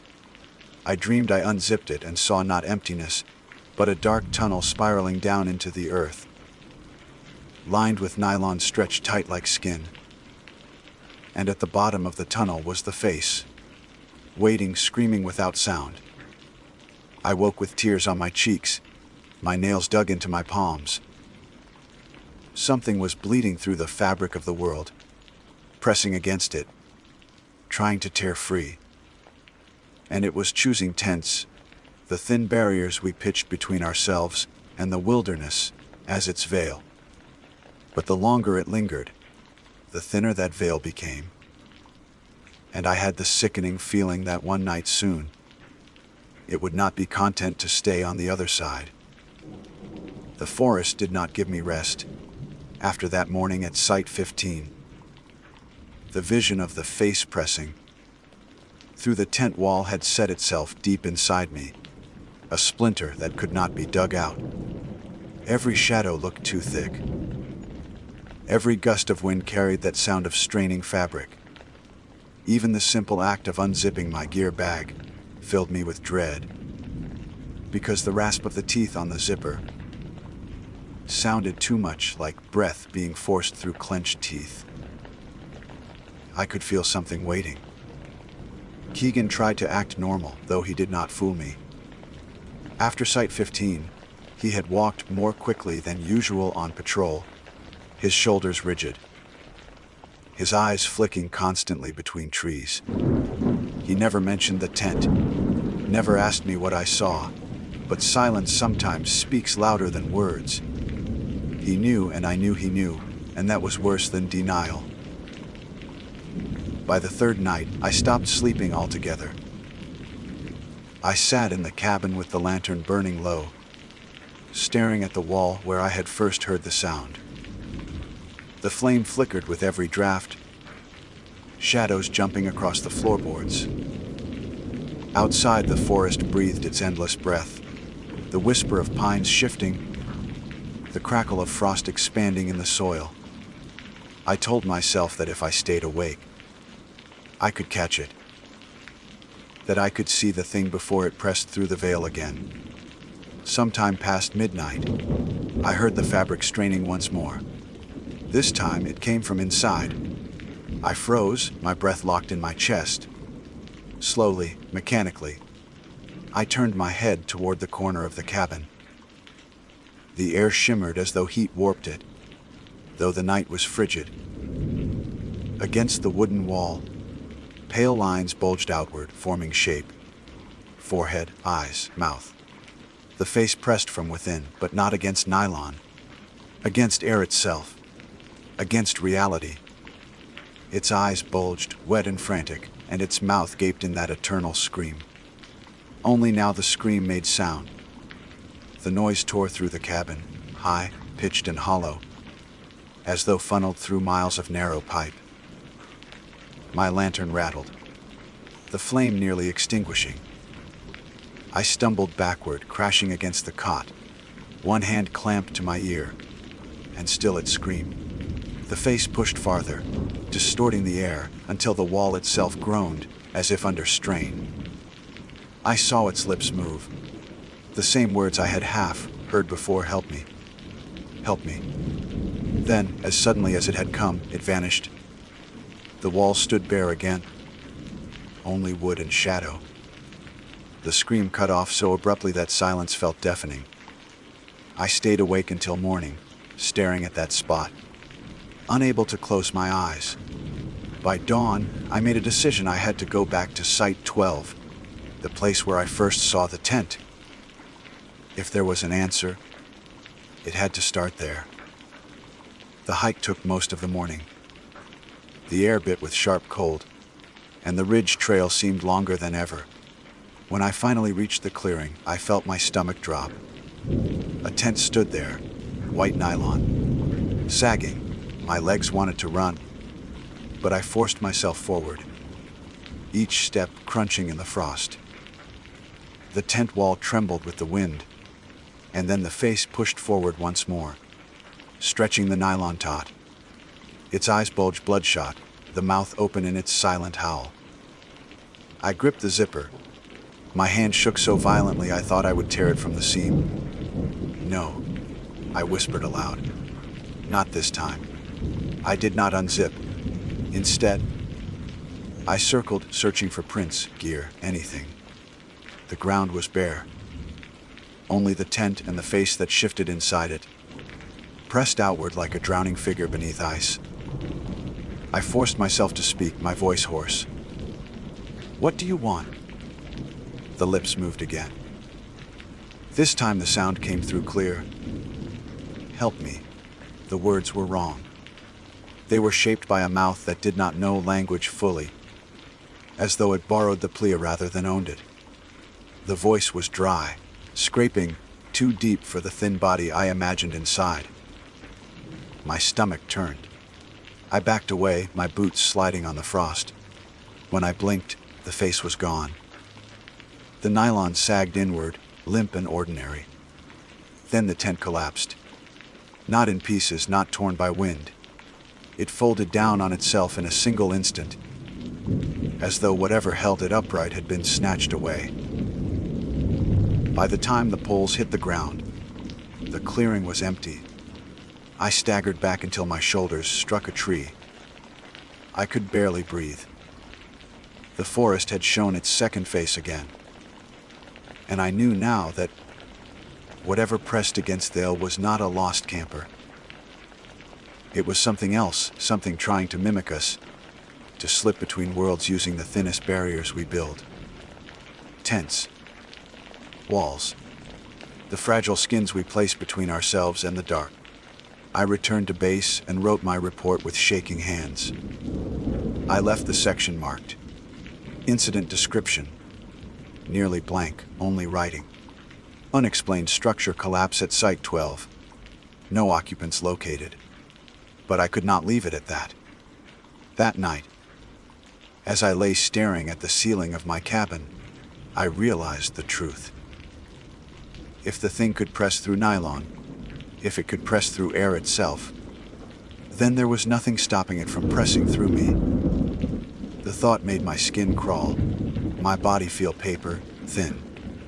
What if, one night, I woke with my own face bulging outward from inside a tent, screaming silently, while someone else unzipped it to find me gone?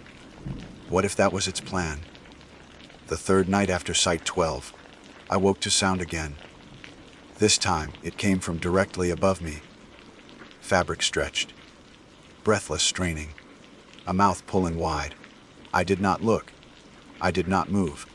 I only lay frozen beneath my thin blanket, staring at the ceiling as if stillness alone could save me. The sound grew louder, closer, until I could hear teeth grinding behind nylon that did not exist. And then, clear as day, right above my ear, help me. I broke. I leapt from the cot, snatched my lantern, and stumbled outside into the freezing night. My breath burst white, my chest heaving. The clearing around my cabin lay silent. But in the trees beyond, pale shapes trembled. Dozens of them. Faces pressed outward, bulging between trunks, as though the very forest had grown thin as nylon. Mouths gaped wide, eyes bulged, and every voice whispered the same broken plea. "Help me, help me, help me." The sound overlapped until it became a chorus, until the forest itself screamed for salvation. My vision blurred, my knees buckled, and I dropped to the frozen earth. When I blinked again, the shapes were gone. The forest was still. The night was silent, and I was alone. In the weeks since, nothing has happened. The tents are gone. The nights are quiet. Keegan has stopped giving me those sidelong looks, and the others laugh in the mess hall, as though nothing has ever been wrong. But I cannot forget. I cannot sleep without hearing that fabric, stretching sound just before my eyes close. I cannot walk past an abandoned tent without feeling my chest seize, because I know it is not over. The forest wears two faces, and I have seen them both. The first belongs to the living world, the one we know, bright and wild and clean. The second belongs to whatever waits behind the veil. And one night, I fear, that face will press through not just nylon or wood, or air, but through me. When that night comes, I don't think anyone will find me. Not in my cabin, not on the ridge, not in the forest. They'll only find an empty space where I should have been. And maybe, if they listen closely, they'll hear a faint voice pressing through the thin fabric of the world, begging with stolen words. Help me. My name is Anthony Ruiz, and I am a park ranger assigned to the northern sector of the Rocky Mountain backcountry. My position requires a balance of vigilance, endurance, and the kind of solitude that many people would consider unbearable. For me, the silence of the forest has always been a companion rather than an enemy. I have spent years walking trails at dusk and monitoring remote campsites at midnight, carrying nothing more than a flashlight, a sidearm, and the weight of responsibility that comes with keeping both visitors and the wilderness itself safe. I did not expect that one night on patrol. The silence, I thought, I knew so well would be broken by something that should not have been possible.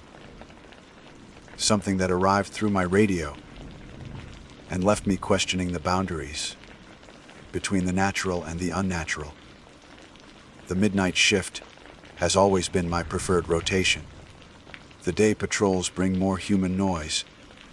Tourists snapping branches, campers who forget that food left unattended will draw in bears, hikers who lose their sense of direction.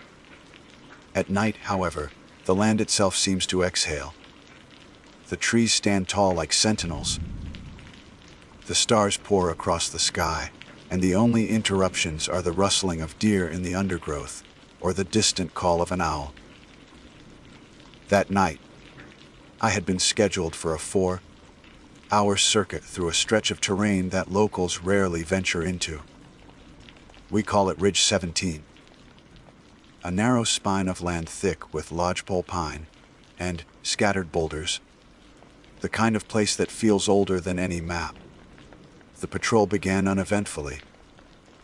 My boots crunched through thin layers of frost that sparkled faintly beneath my headlamp. The temperature had dropped below freezing, and every breath I drew puffed white in the air. I checked a campsite marker, inspected a fire ring for fresh ash, and kept my eyes scanning for signs of trespassers. My only company was the faint chatter of the radio clipped to my shoulder. The signal was steady, the kind of background hiss I hardly noticed anymore. Rangers grow accustomed to that static, a reminder that the dispatch tower, though miles away, is still within reach if something goes wrong. An hour into the circuit, the static changed. It wasn't unusual for the radio to crackle, especially along the ridge, where the terrain interferes with transmission. But this wasn't normal interference. The hiss grew sharper, louder, as though the volume knob had been turned up without my touch. I slowed my pace, thinking perhaps I had brushed the dial against my jacket. Then, through the distortion, came something that chilled me to my bones, a voice. Stop moving. Just 2 words, clear and deliberate, but twisted by static as though dragged across gravel. My legs locked instantly. The instinct was primal. Years of training and field experience had taught me not to freeze, but something deeper, older, urged compliance. I stood perfectly still, my boots pressed into the frozen dirt, my breath clouding before my face. The forest around me, which had seemed so ordinary moments before, now felt like a stage with me at its center. I tilted my head slightly, straining my ears. At first there was nothing. No wind, no owl, no rustle of branches. Then it came. A sound like thunder, but not from the sky. It rolled from behind me, deep and resonant, shaking the earth beneath my feet. I could feel it in my chest, as though my ribs were hollow drums. Whatever made that sound was moving fast, crashing through the undergrowth with a weight and speed no elk or moose could match. I did not turn. I did not breathe. My muscles screamed to run, but I remembered the words from the radio. If I moved, I would draw its attention. That certainty pulsed in my mind, not reason but absolute. The thundering passed to my left, so close I imagined I could reach out and brush whatever it was with my hand. Trees groaned as though shoved aside. Branches snapped like brittle bones. The vibration rippled up through the soil, rattling rocks beneath the frost. Then, just as suddenly as it had begun, it was gone. Silence reclaimed the ridge, heavy and suffocating. I stood frozen for what must have been 5 full minutes. My body felt like stone, my mind trapped between disbelief and terror. When at last I dared to move, I turned my head in tiny increments, scanning the darkness with my headlamp. Nothing. No tracks in the frost. No movement between the trees, no sign that anything had passed.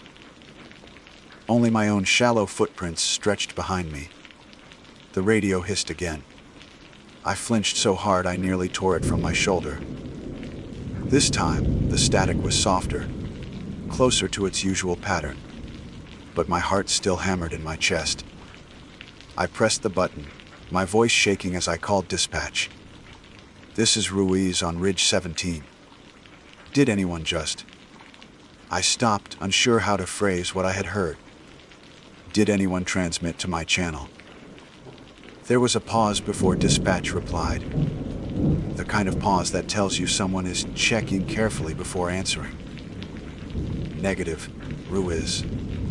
We've had no transmission for the last 20 minutes. Why? I swallowed, the taste of iron thick in my mouth. Copy, I said, forcing my tone steady. Just interference. The lie felt heavy, but I could not explain. Not yet. My hands trembled as I adjusted the strap of my pack and forced my legs to carry me forward. Every step felt like I was moving into a trap. The remainder of my circuit blurred, together in fragments. Trees looming too tall, shadows flickering at the edge of my light. The phantom echo of thunder in my ears. I finished the patrol without incident, reported nothing unusual in the log, and returned to the ranger station just after 4 in the morning. But sleep did not come easily. Each time I closed my eyes, I heard the static again, that impossible voice whispering through it, telling me to stop. In the days that followed, I tried to rationalize what I had experienced. Radios can pick up stray frequencies. Voices can bleed through from truckers, from law enforcement, even from hobbyists with powerful antennas. Interference could warp words, turn them into commands that felt more sinister than they were. As for the thunder in the dark, perhaps an elk herd startled by my presence, their hooves drumming the earth in unison. Maybe my nerves had exaggerated the sound, yet the explanations felt brittle, unable to withstand the weight of memory. Each time I recalled that night, I could feel again the certainty that if I had moved, I would have been destroyed. It wasn't logical, but it was absolute. Logic told me I had imagined it, but instinct whispered otherwise. A week later, I was scheduled once again for a midnight patrol, this time along the river flats that lay below Ridge 17. I considered swapping shifts, feigning illness, even requesting reassignment. But pride and duty held me steady. I had worn the badge too long to yield to fear. So I clipped the radio to my shoulder once more, adjusted my flashlight beam, and walked into the darkness. The first half of the patrol was uneventful, almost reassuringly so. The river whispered along its banks, and the night air carried the scent of pine and cold stone. I allowed my thoughts to wander, almost convincing myself that what had happened on the ridge had been nothing more than a trick of fatigue. Then the static returned.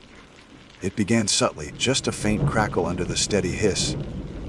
I stopped mid-stride, every nerve in my body tensing. The hiss grew louder, sharper, filling the silence until it drowned out the river's song. My hand hovered near the transmit button, though I did not press it. The voice came again. This time it said, "Behind you." My blood turned to ice. "Behind you." I did not turn.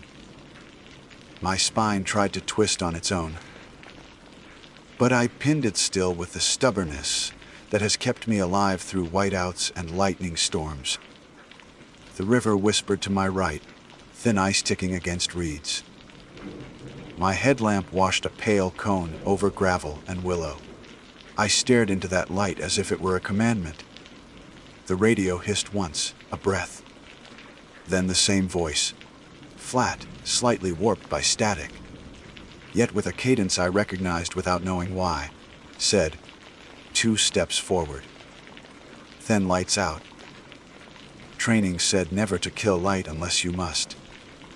Instinct said the voice had already saved me once. I slid my boot ahead, heel finding purchase on frozen pebbles. The second step cracked a skin of ice, water sighing up around my soul. I clicked off my headlamp. The world compacted into sound river on stone, my pulse in my ears, the tiny crackle of frost retreating from my exhale. Air moved behind me as if something the size of a truck had taken a long, careful breath. The smell hit me a heartbeat later. Not rot, not musk, but a hot mineral scent like wet iron and warm rock after lightning. The hairs along my neck rose as though a static charge had brushed them upright. The thing passed. No footsteps, no hoofbeats. If weight had a sound, this was it. Pressure bleeding through earth, the banks groaning. Willow stems whispering against something that didn't break them so much as slide between them. It moved within arm's reach, and I had the impossible sensation that if I reached back I wouldn't touch hide or hair or bark. I would touch absence, like finding the hollow in a tree where heartwood should be.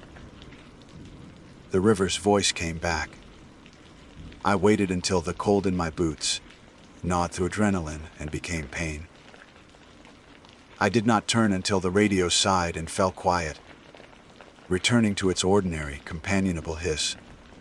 When I finally flicked my light, The beam showed only my prints leading to the water and a damp crescent where I had broken the skin of ice. The bank behind me was undisturbed. No trail, no scuff. The willow wands bowed as though they had never moved. I keyed the mic. Dispatch Ruiz on the flats. Any units operating in my area. A pause. A paper shuffle. The sleepy voice of our night operator, Brenda, came through. Negative, Ruiz. You're alone out there. Everything all right? Affirmative, I said. Because that is what you say when you are not sure which truth you are standing inside. I released the transmit and listened to the hiss as if it were a living thing. The rest of the shift I made a ritual of the basics. Check every signpost. Photograph every fire ring. Note every coyote, yip, and owl call in my log. Pretend the world was the same shape it had always been. When I got back, I set the radio on the bench in the gear room, as gently as you'd put a sleeping child to bed, then went straight to the tower where our comms tech, old Henderson, drank coffee from a chipped mug and read paperback westerns between calibrations. He glanced at me over the tops of his reading glasses. You look like you saw the mountain blink. Something's wrong with my handheld, I said. Or something's right with it in a way I don't like. Henderson hooked it to his analyzer. He's one of those men whose hands know more than his mouth, says. The machine beeped and chirped as he ran diagnostics, and he whistled when the data settled. She's clean. Good power, good receive. Transmit level steady. If there's a gremlin, he's not in the hardware. Any chance of bounce, I asked. Skip from out of area, ducting off the inversion layer. Plenty of chance. Plenty of weird. But voices don't get smarter because the air bends. He handed the radio back. Careful out there, Ruiz. We've had oddities before. He slid a ledger across the counter, a brittle old log bound in blue cloth. Henderson is one of the few who remember the station before everything lived in the cloud. He keeps paper copies like talismans. The entry he pointed to was dated February 1996. Midnight patrol, North Sector, note. Voice on TAC 3 advised me to hold position. Herd of elk broke through 30 seconds later. Ranger on duty, Keegan. The handwriting was compact, steady. The kind of hand that belongs to a man who keeps lists and follows them. I knew the name. Every ranger who stays long enough knows the dead. Keegan is on the little brass plaque, near the visitor center flagpole. Lost in a river during a spring flood. Body found 2 miles downstream, caught on a logjam. Keegan logged more than once. Henderson said.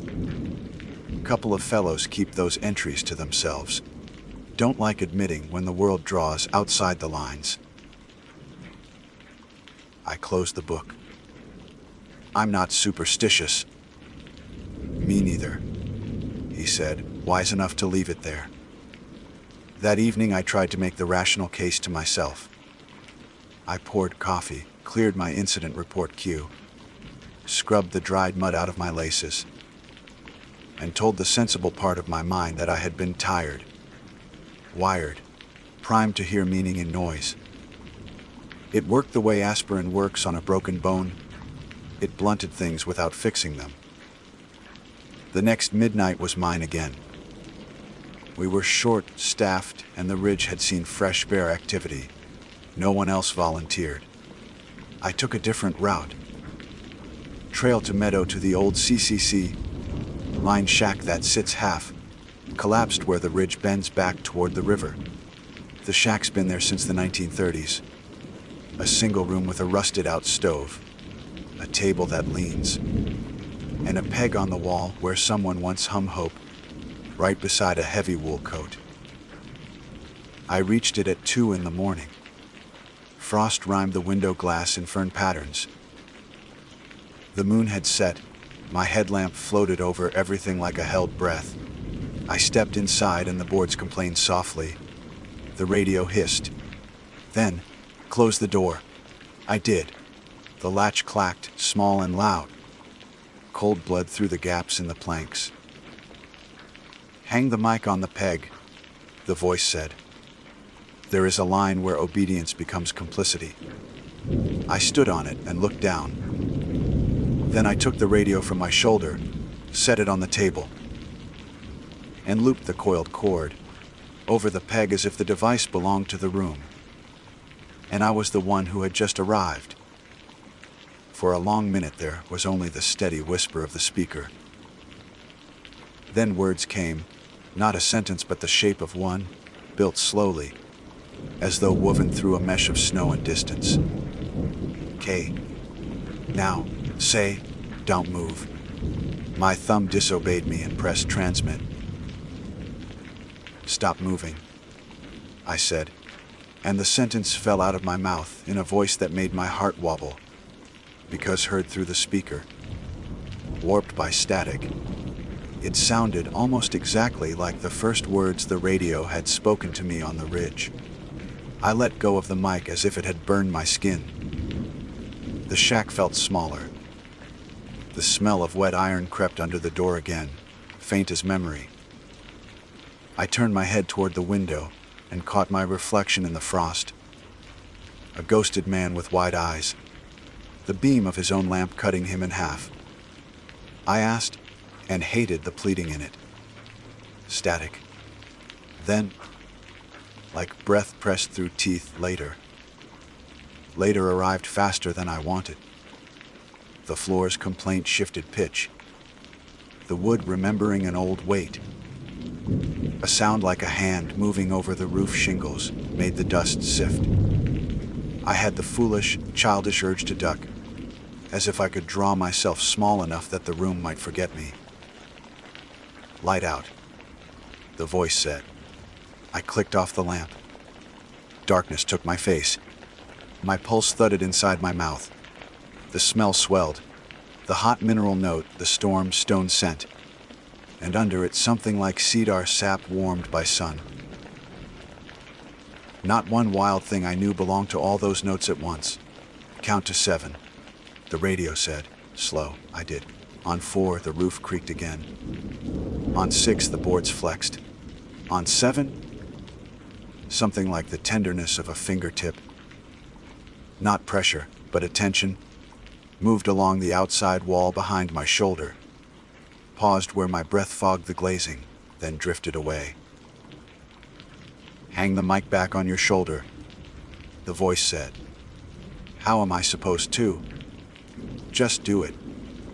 I fumbled, found the clip I feel, nested the radio where it belonged. The speaker was against my ear now, the hiss intimate. Step out, it said. Don't look up. I cracked the door, squeezed through. Frost glittered. The shack's shadow looked deeper than any structure that small should cast. I kept my eyes on the path, which means I still saw the roof with the corner of my vision. And because I saw it that way, I will tell you the most honest version of this. I do not know what was on the shack. I know only that the stars behind it were not where they should have been. Something adjusted the sky the way you'd nudge a picture frame until it hangs straight. The voice said, walk. I walked. It stayed with me all the way to the bend in the ridge where the pines thin and the land opens into a shallow bowl. There, the radio sighed and quieted the ordinary fuss of long night. I went the rest of the way back alone, the trail hard, the frost sharp underfoot. My breath an argument I was having with the temperature. I slept in my truck outside the station because I didn't want walls touching me that weren't under open sky. At 10 a.m., after the day crew rolled in, and the coffee burned into something that tasted like duty, I went to the archive room and pulled the incident notebooks. Henderson's old ledger had primed me for paper. I wanted ink and crooked lines. I paged through entries I had read a dozen times before and never really seen, because that's how the brain protects itself. A polite blindness. 1968, Ranger Sloan received instruction to take shelter under culvert. Avalanche debris crossed road 1 minute later. No unit acknowledged broadcast. 1979, Ranger Ellis, voice on Channel 2 warned. Don't turn your back. Bear had been following at 20 yards.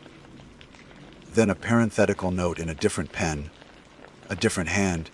Ellis swears it was his father's voice, deceased 1976, 1996, Keegan again, TAC 3 advised countdown. Stopped. Falling branch missed head by inches. Then, 3 weeks later, the log entries stop. A black ribbon is taped to the inside cover. The flood took him on a day without warnings, as if to balance the ledger. I closed the notebooks. I did not feel safer for having read them. I felt held in a larger pattern, as if I had stepped back from a map and realized the trail I thought I had chosen was actually the only one drawn. The next night I went out with 2 radios, my assigned handheld and an old analog brick from the equipment graveyard that Henderson tuned to monitor the same channel without transmitting. The plan, if you can call it a plan when it sits so close to superstition, was simple. If the voice came, I would hear whether it lived solely inside my unit, or if it would bleed into any ear that chose to listen. Midnight turned the world into a held breath again. I took the long loop, ridge to flats to meadow and back. When I was level with the bend where the bowl opens, the old radio crackled. Not my assigned handheld. The old brick with the taped battery door and the scuffed antenna. Anthony, the voice said. And this time my name carried through the distortion with a care that made my skin go tight, because it sounded not like a stranger's command, but like the way you say a name you know too well. I swallowed. Who are you? K, you're Mick. It said, ignoring the question. Say, do not turn around. I keyed. The words spilled out smoother than my fear. Do not turn around. Wind, if wind were a body, moved behind me. The ground made that small complaint again, the one you only hear, if you live on it, long enough to notice when it talks back. Again, the voice said, and I repeated myself, and in my repetition I heard echo, memory trying to catch up to itself. Ridge night. First command. My own mouth. What are you doing with me? I asked. What am I doing with you? The static rose, then settled. Keeping you alive, it said. Keeping me alive. I stood in the bowl and felt the shape of the world tilt 1 degree. Enough to throw the water in my body against one side of its glass.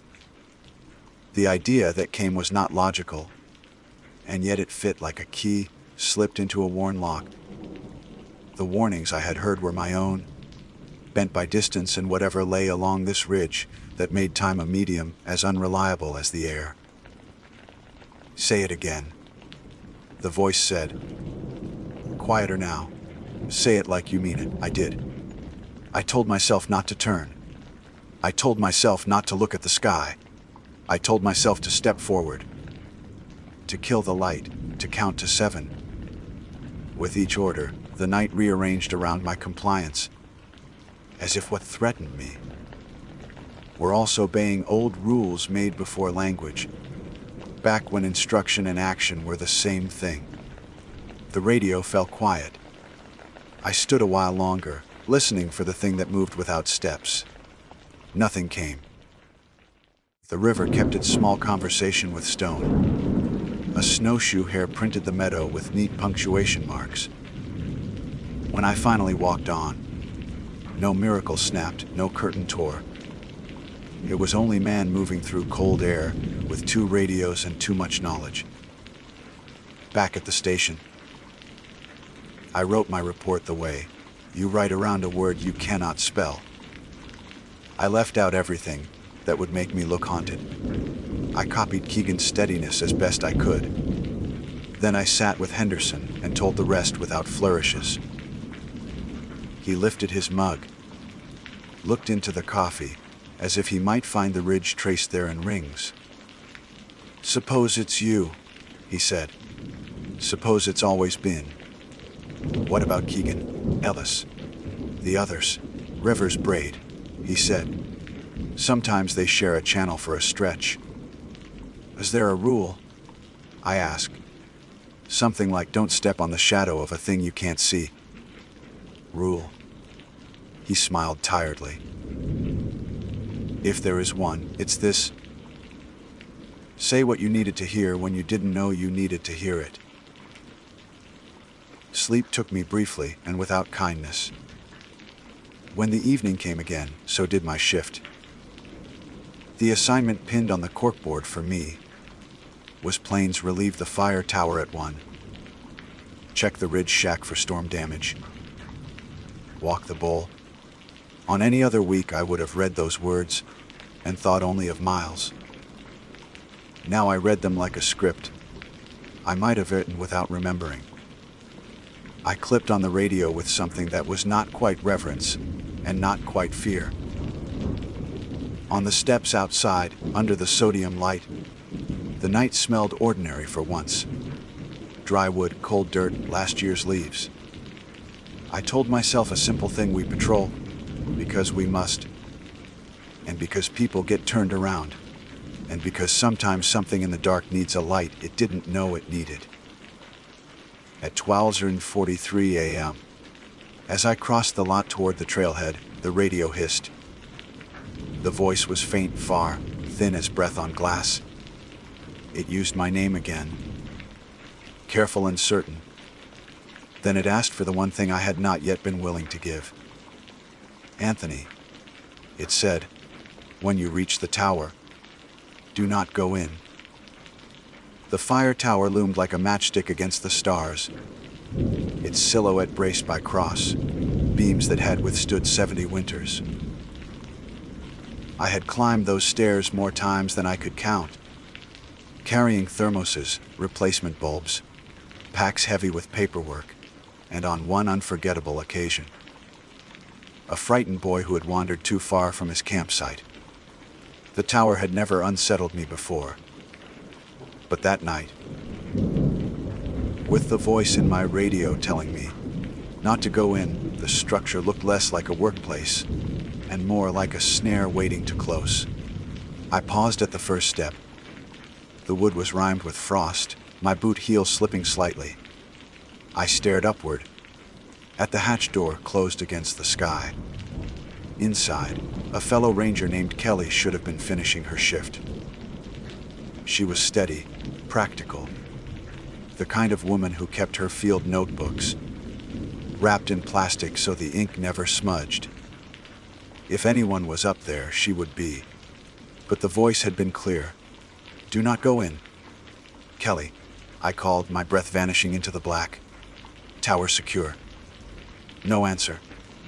Only the faint hum of the wind over the ridge. The radio hissed softly against my shoulder, a heartbeat made of static. "Kelly." I tried again. Louder. Status. Silence. The rational response would have been to climb, to check on her welfare, log my findings, call dispatch if necessary. That was the job. But reason was a weak light against what I had already seen and heard. The voice had kept me alive twice. To defy it now felt like stepping into the path of a falling tree, because I wanted to prove gravity wasn't real. I pulled the mic close. "If you can hear me," I whispered, explained. Static crackled, then words, drawn out, broken, but unmistakable. "If you enter, you will not leave." My throat tightened. "Is Kelly alive?" A long pause. Then, "Not anymore." The air seemed to collapse around me. I looked up at the hatch again, the metal latch glinting faintly in starlight. Every instinct in me wanted to climb, to see, to know. But knowledge had teeth. I backed away, my boots crunching the frost, the tower growing taller with every step. When I reached the tree line, the radio came alive once more. "You must speak for me," the voice said. "You must finish what I began." I wanted to scream that I didn't understand, that I was a ranger, not a prophet or a medium. But the words stuck in my throat. My pulse hammered, drowning out the night. "Who are you?" I managed. Static filled the answer, a long exhale. "Then, you are." I nearly dropped the unit. My own voice, distorted, threaded through the hiss. It had said the same phrase the first time. "Stop moving." Now it echoed back at me, not command but confession. The ground beneath my boots felt less certain. The forest stretched outward into a map I no longer trusted. I closed my eyes, forcing myself to breathe. When I opened them again, the tower stood unchanged, its ribs black against the stars. But something inside me had shifted. I turned away. The path back to station was long, winding through ridges that seemed to rearrange themselves as I walked. I caught glimpses of movement in the trees, always at the edge of vision. A shadow too tall, a sway where no wind blew. My radio remained quiet, its hiss steady, almost soothing now that it withheld speech. When I finally reached the gravel lot, the station windows glowed faintly yellow. Relief loosened my shoulders. But stepping inside did not return me to safety. Henderson was at the counter, his paperback closed for once, his mug steaming. He looked up, and in his eyes I saw recognition. Like he had been waiting for me to arrive from somewhere farther away than the ridge. "You heard a question?" He said yes, I admitted. My voice sounded distant to my own ears. It warned me away from the tower. Said Kelly. I couldn't finish. Henderson's mouth pressed tight. He slid a slip of paper toward me. On it was a name, Kelly Anders, with a date beneath. The date was tonight's, written in his careful block letters. "How did you?" He tapped the notebook stacked beside him. "Pattern. The ridge takes them early. Always the tower. Always a watcher who doesn't make it to dawn." I stared at the paper. The handwriting was steady, not the hand of a man predicting, but of one recording what he already believed inevitable. Then why send anyone out there at all? I asked, my voice breaking sharper than I meant. He folded his hands. Because if no one goes, the ridge reaches farther. It takes campers, hunters, whole groups. But if we feed it, with one the rest are spared. The station seemed to tilt around me. The logbooks, the brass plaques, the weight of all the names. I felt sick. And me, I asked. "You're different?" he said. "It speaks through you. It's never done that before." The radio crackled then, as though affirming his words. I flinched. Henderson didn't. "Why me?" I whispered. "Because you're willing to listen." The days that followed blurred. Official reports claimed Kelly fell from the tower during icy conditions. The body was recovered at the base, broken in ways that suggested a fall from height, though no one could explain why the hatch had been locked from the inside. Her family was notified. A black ribbon joined the others in the visitor center. I wrote the report with hands that shook less than they should have. The words felt rehearsed, like I had already written them once, maybe more than once. Henderson said little, but his eyes lingered on me, as though waiting for me to speak the voice aloud. night patrols returned to rotation. I avoided the ridge when I could, but the assignments kept drawing me back, as if the routes themselves knew where my boots belonged.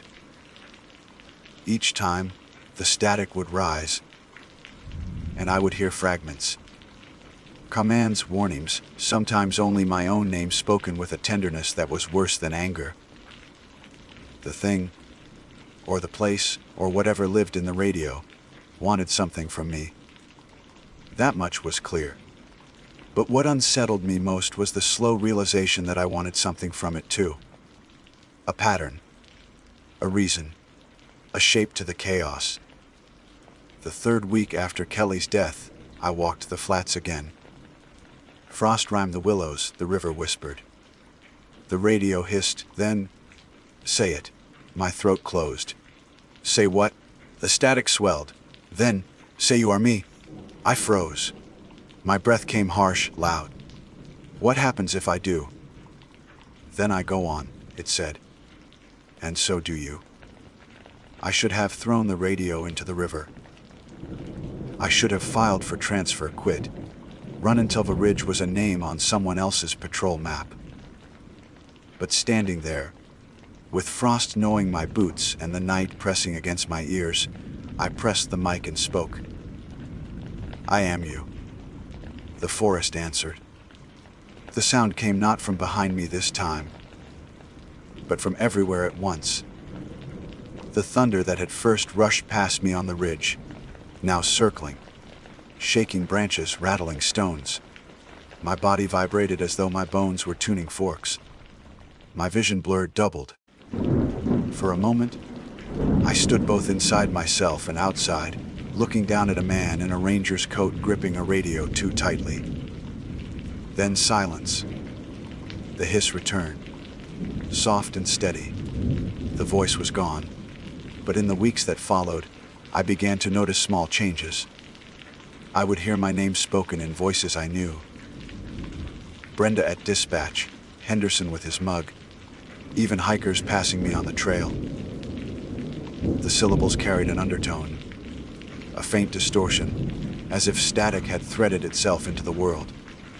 Sometimes I caught myself giving orders aloud, when no one was near, commands like, "Stop," or "Don't turn around," and once, terrifyingly, "Close the door." Each time, the world seemed to obey. The ridge is quieter now. Fewer reports of missing hikers, fewer inexplicable accidents. Henderson says maybe the balance has shifted, that whatever needed to feed is sated. But I know better. It isn't sated. It's speaking. And I am its mouth. Last night, alone in the station, I clicked the mic without reason, just to feel the button under my thumb. The hiss that answered was soft, warm almost. And through it, faint but familiar, my own voice whispered back, "Stop moving." I froze where I stood. Not because I was commanded, but because for the first time I understood what it meant. Not just to halt footsteps, but to still the wheel of time itself, to catch the echo before it vanishes, to let two voices, past and present, overlap until they are the same. I am Anthony Ruiz. I am a park ranger. I am the voice on the radio. And if you ever find yourself on Ridge 17, listening to the hiss of static at midnight, and you hear my words telling you not to move, listen. Because by then it will not matter whether you believe in voices, or in fate, or in the patterns hidden under frost. It will matter only that you obey. Because the thing that moves without footsteps is still out there. And now, when it passes, it does not thunder past me. It waits, listening the way I once listened, waiting for me to speak. And I will. My name is Valerie Chen, and I serve as a park ranger in Yellowstone National Park. My assignment is not glamorous, though many imagine it to be. Sunsets against mountains, elk boogling in the mist, bison lumbering across wide meadows. Those images are real, yes, but the work is long, unrelenting, and heavy with responsibility. I am entrusted with safeguarding one of the most fragile and spectacular ecosystems in North America. My duties stretch from law enforcement to wildlife management, from patrolling the backcountry to guiding lost hikers. It is a life that demands vigilance, patience, and no small amount of grit. I chose it because I could not imagine belonging anywhere else. I have always felt at home in places where silence runs deeper than the human voice. Yellowstone has a way of making you feel small, reminding you that the land belongs to forces much older than us. Even in the 21st century, the park is not tamed. There are geothermal basins that hiss like something alive, forests that stretch into miles of shadow, and valleys where wolves pad unseen. Tourists may arrive with their cameras and sunscreen, but beneath the surface lies something ancient, untouchable. I once believed that to be only the raw power of nature itself.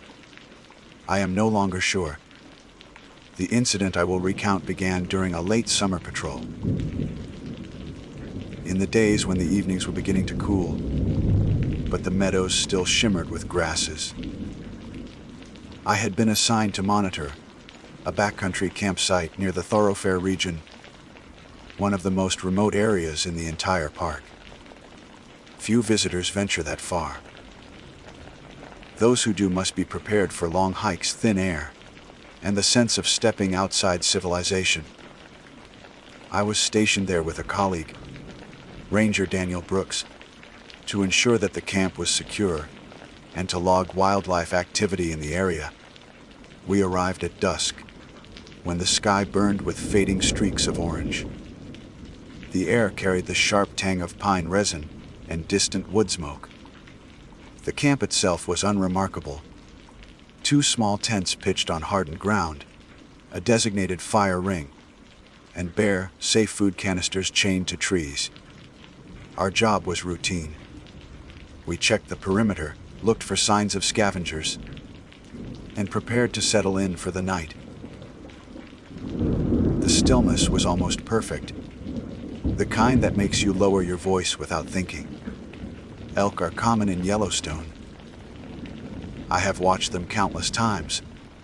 Cows with their calves grazing in meadows, bulls boogling during the rut, their antlers locked in brutal contests of strength. They are magnificent animals, embodiments of the wildness the park preserves. But that night, as the last light drained from the sky, something walked into camp that did not belong to the world as I knew it. I heard it first. The slow, deliberate crunch of hooves pressing down on dry earth. I turned toward the sound, expecting to see a bull elk passing nearby. My flashlight beam caught movement between the trees. The animal emerged into view, its body massive and unmistakable. The chest was broad, the shoulders high, the dark mane bristling, with the regal thickness typical of a mature bull. For a moment, relief flickered through me. Just another elk wandering through. That relief lasted only seconds. The antlers. I have seen antlers in every shape, sweeping, symmetrical, broken, heavy, tined, crowned with years of growth. But these antlers were wrong. They branched and branched again, fractal, endless, rising higher than seemed possible.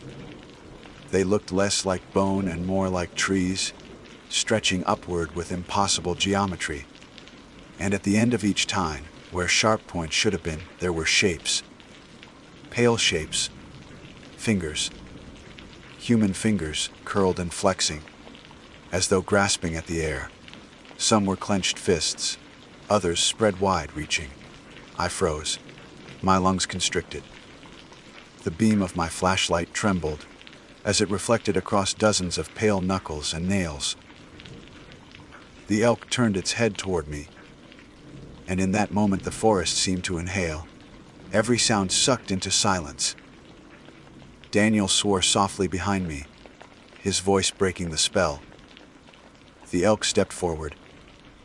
The hands at the tips of its antlers writhed, flexing as though alive. They were not still like antlers carved of bone. They moved in synchrony with the animal's motion, each finger grasping at the dark as though yearning to catch something unseen. My mind rebelled. I wanted to believe it was a trick of the light, that my exhaustion had warped the image.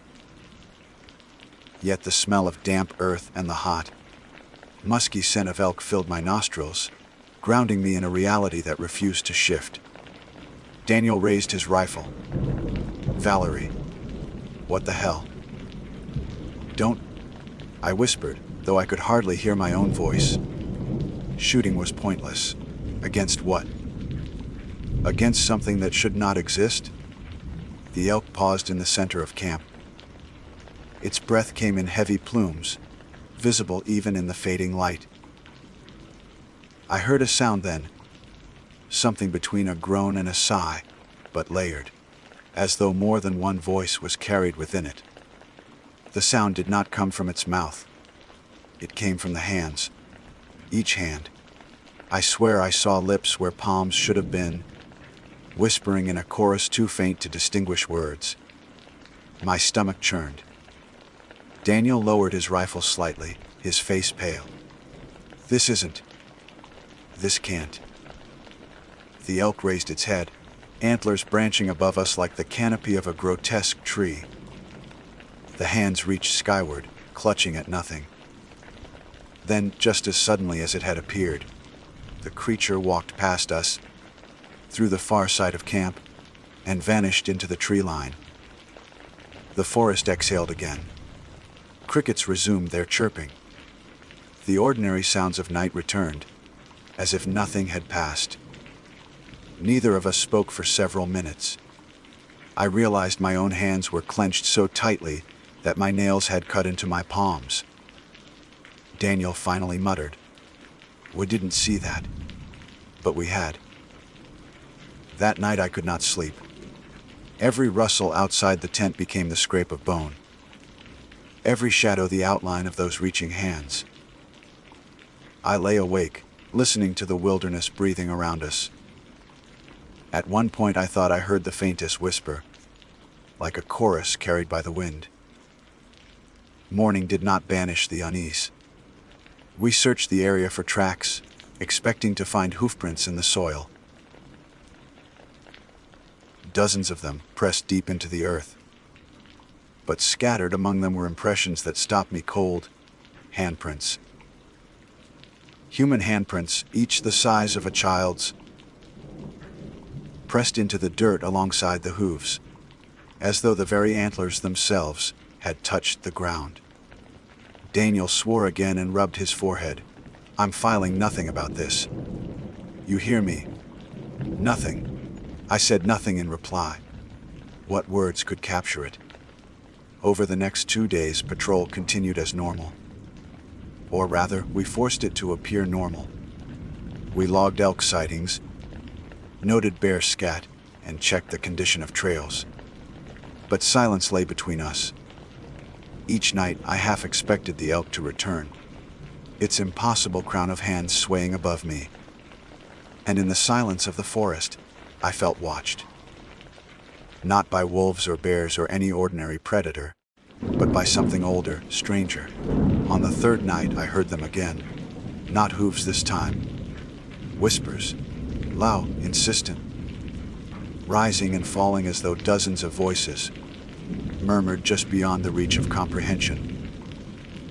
They seemed to encircle the camp, threading between the trees.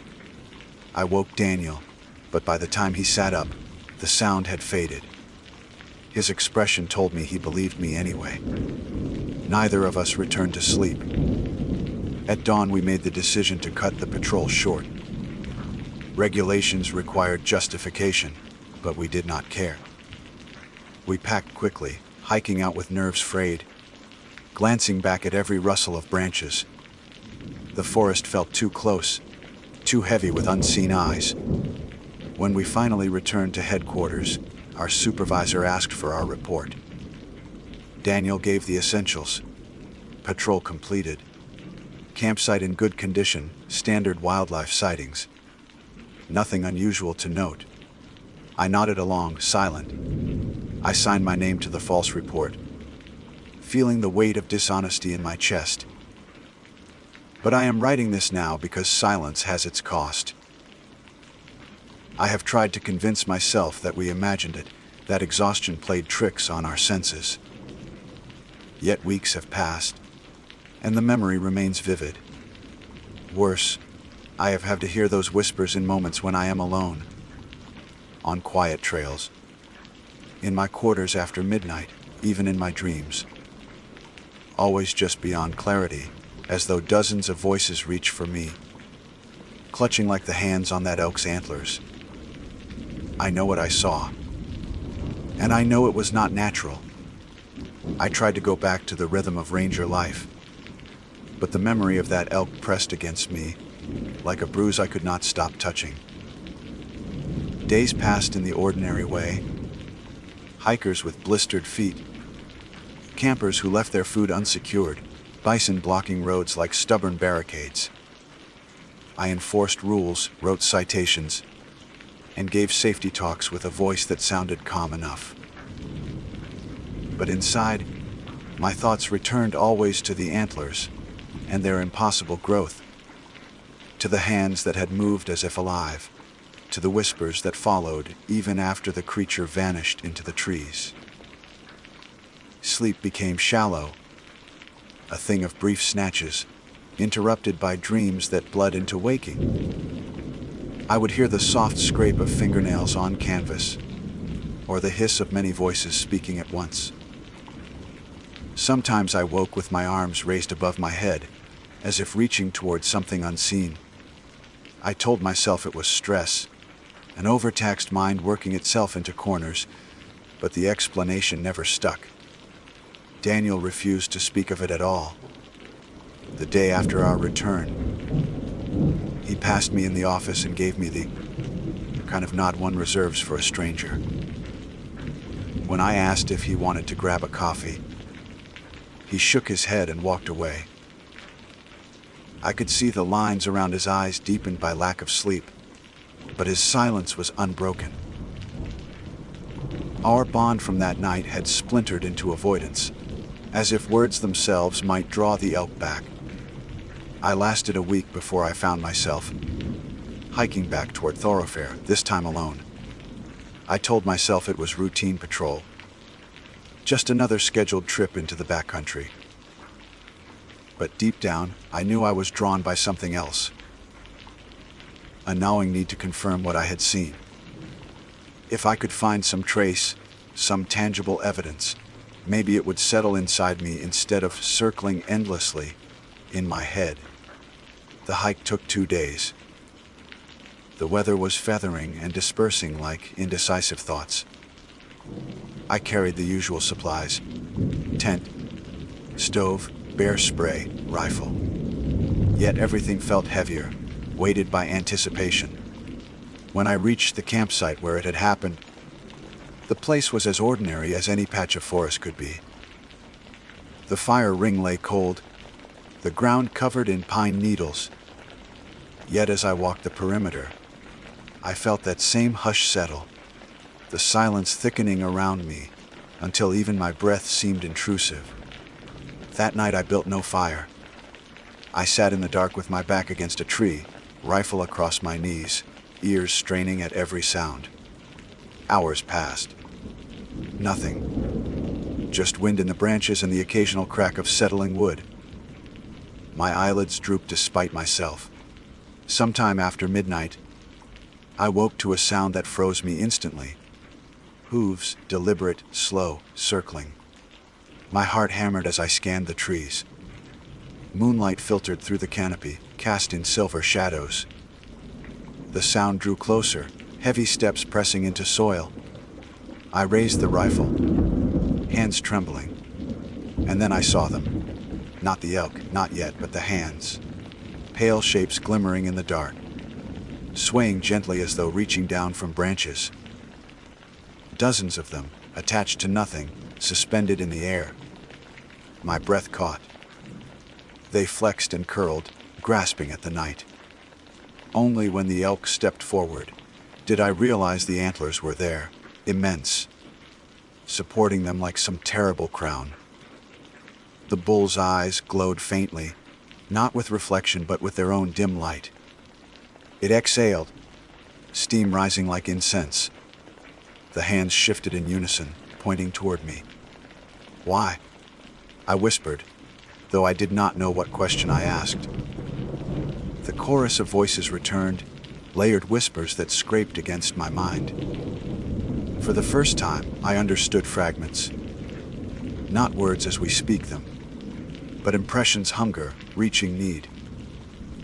I felt as if dozens of lost souls pressed around me, clamoring for recognition. My arms rose without my willing them to, fingers stretching upward toward the antlers. A sudden crack split the air. A rifle shot. The elk staggered but did not fall. I jerked my head to see Daniel emerging from the trees, his weapon still smoking. His face was wild. "Eyes fever, mauve," he shouted. The elk turned toward him. The hands lashed outward as if caught in a storm. Daniel fired again, the bullet thudding into its chest. The animal bellowed, but the sound was not natural. It was layered with human screams, dozens at once. Shrill and broken. My ears rang. "Run," Daniel screamed. I stumbled to my feet. My legs carried me into the dark, branches whipping my face. Behind me the forest roared with noise. Shrieks, the thunder of hooves, the crack of rifle fire. I did not know how far I ran before collapsing. Lungs burning, sweat cold on my skin. When silence finally returned, I dared to look back. The trees loomed, still and indifferent. Daniel was gone. The elk was gone. Only the echo of that unnatural scream remained lodged in my bones. At dawn, I retraced my steps cautiously. The campsite lay in shambles. Branches broken, earth churned with hoofprints, and scattered handprints pressed deep into the soil. My pack had been torn open, contents strewn across the ground. But of Daniel there was no sign. No blood, no rifle, no trail leading away. As though he had been erased. I radioed headquarters reporting that he was missing. Search teams combed the area for days, calling his name, scanning ridgelines, even bringing in dogs. They found nothing. Not a shred of clothing, not a spent casing. The official report listed him as missing, presumed dead, likely mauled by a bear or lost to exposure. I signed my name beneath words I knew were lies. But I cannot unsee what I saw. Since then, the whispers follow me more persistently. They slip into the edges of my hearing, even during daylight. I hear them when hikers laugh too loudly, when the wind comes through grass, when the geysers vent their steam. Always the same impression: hunger, reaching need. Sometimes I wake with bruises on my arms shaped like fingers, though I live alone. I have begun to search old records, digging through archives of ranger reports and local lore. Yellowstone is full of stories, ghost tales, native legends, whispered accounts from trappers. But one account struck me with particular force. It was a journal entry from the early 1900s, written by a surveyor. He described an elk with horns like a forest, sprouting hands that reached to the sky. He claimed 2 of his companions vanished after pursuing it. The entry ended abruptly. No further pages survived. I do not know what this creature is. A spirit of the land, a manifestation of all who have died here, their grasping souls bound into antlers of bone and flesh. A punishment. None of the theories hold firm. But the thing exists. I know that with a certainty stronger than anything else in my life. And I fear it is not done with me. 2 nights ago, I dreamed of Daniel. He stood at the edge of my bed, pale and silent. His eyes were blank, his mouth opening and closing without sound. When he turned his head, I saw antlers sprouting, and at the ends of the tines, his hands, his very hands, reached toward me. I woke screaming, my sheets torn as though by many fingers. I have tried to request transfer, but paperwork is slow. In the meantime, my patrol routes continue. Each step into the forest feels like stepping in a cathedral where I am not welcome. The air holds its breath. The shadows lengthen too quickly. And always, at the edge of sight, I think I glimpse the sway of antlers, the flecks of hands. Last night, while driving back from Lamar Valley, I saw it again. The elk stood in the middle of the road, illuminated by my headlights. Its body filled the lane, immense, motionless. The antlers spread across the road like an archway. The hands waved slowly, in perfect unison, beckoning. I slammed the brakes, heart hammering. The car skidded to a stop. For a heartbeat, I thought of ramming it, of ending this by force. But before I could move, the headlights flickered. Darkness swallowed the road. When they returned, the elk was gone. I drove the rest of the way with my hands shaking on the wheel. Something is following me. Not just in Yellowstone, but beyond it. I feel it in my bones, in my dreams, in the shadows that lean too close. The elk with its impossible antlers is no longer confined to the backcountry. It walks through the corridors of my life, waiting for a moment when I will falter. And when it comes again, I do not think I will escape. I have reached the point where silence is no longer possible. If I do not write this, if I do not lay it bare, then the whispers will devour me entirely. They are louder now. Not just at night, not just in dreams. I hear them in the chatter of radios, in the hiss of wind through lodgepole pines, in the bubbling mud pots that churn like cauldrons. Sometimes I hear my own name woven among the voices. Valerie, Valerie, always reaching. 2 weeks after Daniel vanished, I received a call from headquarters. A hiker had gone missing in the same region. Thoroughfare again. The man's wife reported he left camp to fetch water and never returned. I volunteered for the search, though I told myself it was duty, not obsession. In truth, I knew I was walking back into the elk's territory, back into the place where reality had first frayed. We were a team of 6 rangers. Radios crackled with static, maps spread on waterproof paper. We moved in grid patterns, calling the hiker's name, listening for replies. But the forest gave nothing back. The thoroughfare is vast, a wilderness that swallows mistakes whole. Many have vanished there even without the presence of something unnatural. Yet as we advanced deeper, I felt that terrible hush close in, the weight of eyes pressing from all directions. By the second day, 2 of the rangers dropped out, citing sickness, headaches, nausea, disorientation. I saw the fear behind their excuses. That left 4 of us, myself, Rangers Ellis and Grant, and a volunteer named Martha. We camped near a creek, the water running clear over stones. The evening air was cold, sharp enough to sting the lungs. As darkness fell, I heard it again, the scrape of hooves.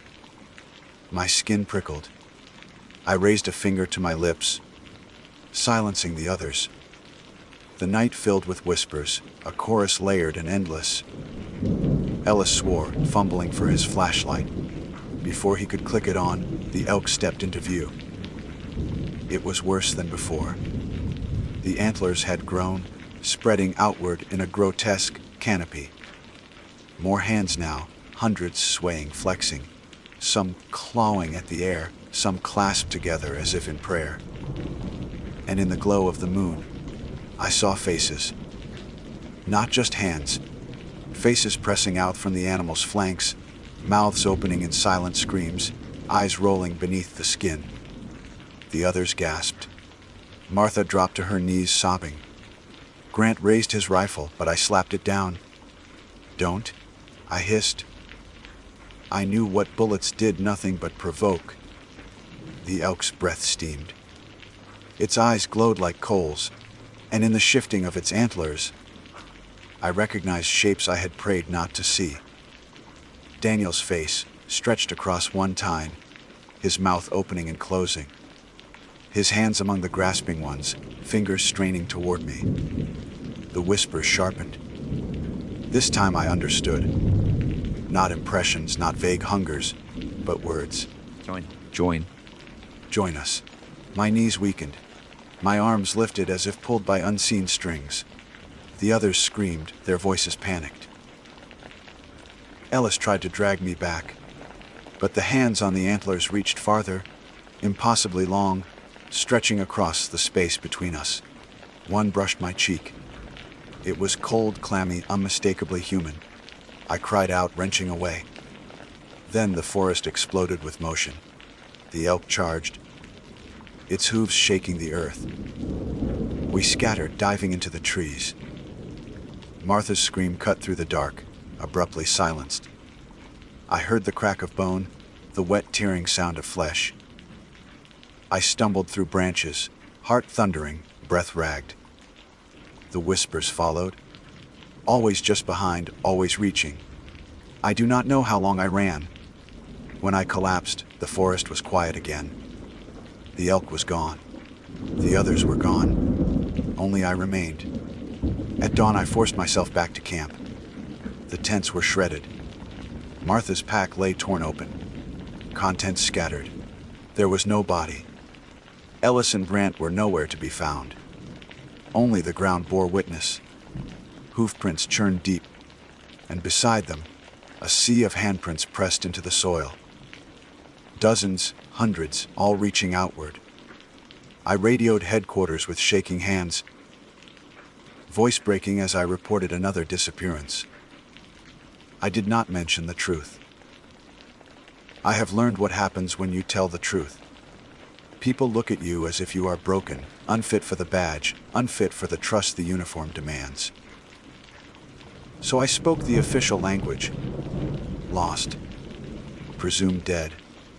But inside me, I knew better. They had not been lost. They had been taken. Since returning, I have been haunted by visions. In mirrors, I sometimes catch faces peering over my shoulder. Daniel, Martha, strangers I do not know. Their lips move, but no sound comes. At night, I feel hands gripping my arms, my legs, my throat. Sometimes I wake with bruises in the shape of fingerprints. The worst came 3 nights ago. I dreamed of Yellowstone burning. The valleys filled with smoke, geysers erupting with blood instead of steam. In the center of it all stood the elk, its antlers scraping the sky, its hands clawing at the clouds. From its mouth spilled thousands of voices, all screaming in unison. I saw myself among them, my own hands reaching from the crown, my own voice shrieking for release. I woke soaked in sweat, my throat raw as though I had been screaming aloud. I fear I am marked. The elk chose me the first night it walked through camp, and it has been circling closer ever since. Each encounter strips something away. Companion's sanity, the barrier between dream and waking. I know what it wants. I know what the whispers mean when they say join. It is not content with haunting. It consumes. It adds. I am not Navi enough to think I can fight it. Rifles do nothing. Walls do nothing. Distance does nothing. Wherever I go, it follows. Perhaps it is bound to Yellowstone, perhaps to me. I cannot decide which is worse. I write this now as record, as confession, as warning. If anyone finds these words after I am gone, know that the elk is real. Do not dismiss the stories as campfire legend or ranger superstition. It walks the forests. It carries the lost within it. Every hand, Every face, every whisper is a life it has taken. And it will take more. Even as I write, I feel the air shift. The night outside my cabin is too still, too heavy. The radio on my desk hisses with static, but beneath it I hear the voices rising, layered and insistent. Valerie, Valerie, join us. I know it is here. My rifle leans by the door, but I will not reach for it. I understand now. This was never a battle to win. It was a summons, a call into something vast and ancient, a hunger older than the park itself. I resisted as long as I could, but resistance frays. The cabin walls creak, the windows darken, though no clouds pass. And there, beyond the glass, I see them. Antlers rising like black trees, swaying against the night. Hands brushing the panes, dozens of them, hundreds, each finger tapping gently, insistently, as though asking permission to enter. My own hands lift from the page. I cannot stop them. They tremble, reaching upward, reaching outward, ready to be taken. If you are reading this, it means I am gone. Do not come looking. Do not follow the whispers. Do not answer when the voices call your name. Because once the elk finds you, it does not let go, and you will become part of the crown. My name is Daniel Mercer, and for the past 12 years, I have worked as a seasonal ranger in northern Minnesota's Superior National Forest.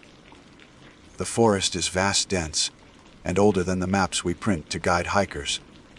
I have spent most of my life in the woods, hunting, fishing, guiding, and now patrolling for search and rescue.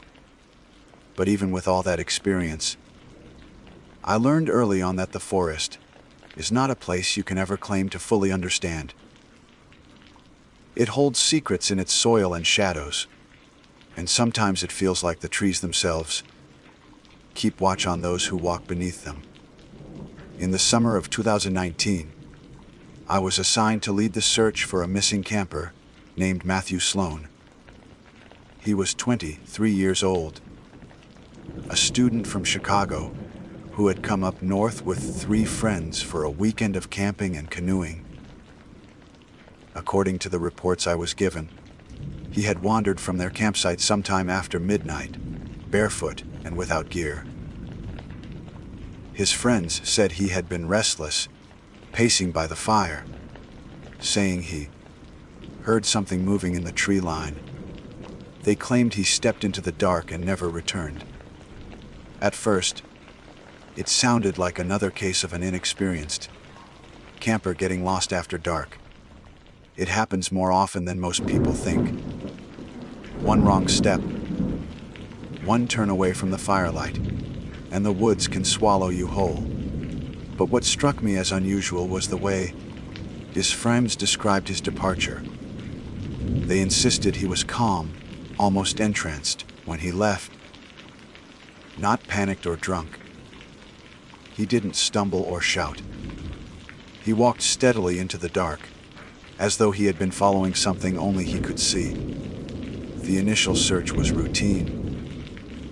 We fanned out with flashlights, called his name, checked the trails and shoreline. The ground was soft from recent rain, and we expected to find tracks easily. But there were none. No impressions in the mud, no bent grass, no broken branches. It was as though he had stepped out of existence the moment the darkness swallowed him. I had been doing this job long enough to know how unreliable witnesses can be in the woods. People panic. They misremember. They fill silence with fear. But these boys all told the same story, and their details matched too perfectly. Each of them described seeing Matthew pause at the edge of the firelight, turn his head slightly, as if listening, and then walk into the trees. One of them swore he heard Matthew say a name, though he couldn't remember what it was. By the second day, with no trace of the missing camper, we expanded the search area. We brought in dogs, drones, and a helicopter. Still nothing. The forest felt unusually still, as though sound itself refused to travel. At night, when we camped near the site, I noticed something that unsettled me more than I care to admit. Our fire crackled, insects buzzed, the wind shifted the branches overhead. But every so often, in the pauses between, I heard what I can only describe as footsteps circling just beyond the light. Slow, deliberate, keeping distance. On the third night, I sat awake while the others slept. Around 2 a.m, the footsteps returned, this time closer. I gripped my flashlight, waiting. The sound moved left, then right, as though whoever it was circled behind me. Finally, I swept the beam across the trees. For a split second, I thought I saw someone standing there. Tall, thin, pale face turned toward me. But the light caught only bark and leaves. Still, my chest tightened, and I could not shake the certainty that I had not been alone. Morning brought little comfort. We were exhausted, frustrated, and no closer to answers. I led one of the search teams deeper into a stretch of woods, known among locals as Devil's Hollow. Old folklore claims the place is cursed, that travelers vanish there, or lose days wandering in circles. I never put much stock in legends, but the hollow has a strange gravity to it. The trees grow thicker, their branches tangling overhead until daylight feels dim. Sound carries strangely too, echoing in ways that don't make sense. It was there we found the first sign of Matthew. A shoe, left in the middle of a mossy clearing. Not discarded, not tossed, placed neatly as though set down with care. The laces were untied, and the shoe was clean despite the mud and pine needles all around. There were no tracks leading to or from it. Just the shoe, sitting alone in the silence. We marked the location, bagged the evidence, and pressed on. Not an hour later, one of my team members shouted. We rushed over and found him, holding a crumpled sheet of paper. At first, I thought it was litter, but when I smoothed it out, I saw it was a page torn from a journal. The handwriting was shaky, almost frantic. The words read, "It keeps calling my name. I can't see it, but I hear it. Sometimes it sounds like my mother, sometimes like my brother. I know I shouldn't follow, but it wants me to. If I go, maybe it will stop." The page was damp but not ruined, suggesting it hadn't been there long. I asked the friends if Matthew had carried a journal, and they confirmed he had been writing during the trip. That night, back at base camp, I couldn't stop staring at the words. Something about them gnawed at me. If Matthew had written them before he vanished, it meant he had been hearing voices for longer than they realized. And if he had written them after, then the implication was far worse. He had been alive somewhere in the forest long after we thought him gone. On the 4th day, search operations should have been winding down. Statistically, survival chances plummet after 72 hours without food or shelter. But I felt a gnawing conviction that he was still out there. I convinced my supervisor to let me take a small team back into Devil's Hollow for one final sweep. We moved cautiously, every step deliberate. By afternoon, we reached an old logging road half swallowed by brush. It was there that I noticed something strange. The woods had fallen completely silent. No birds, no insects, no rustle of wind. Just silence so deep it pressed against my eardrums. Then, faintly, I heard it, my name. Not Matthew's. Mine. Daniel. The voice was soft, almost familiar, like a friend calling from a distance. My team didn't react. They kept walking, unaware. I froze, scanning the trees, but saw nothing. Then it came again, closer this time. Daniel. I forced myself to keep moving, unwilling to admit I had heard it. But deep down, I knew this was the same voice that had lured Matthew from camp.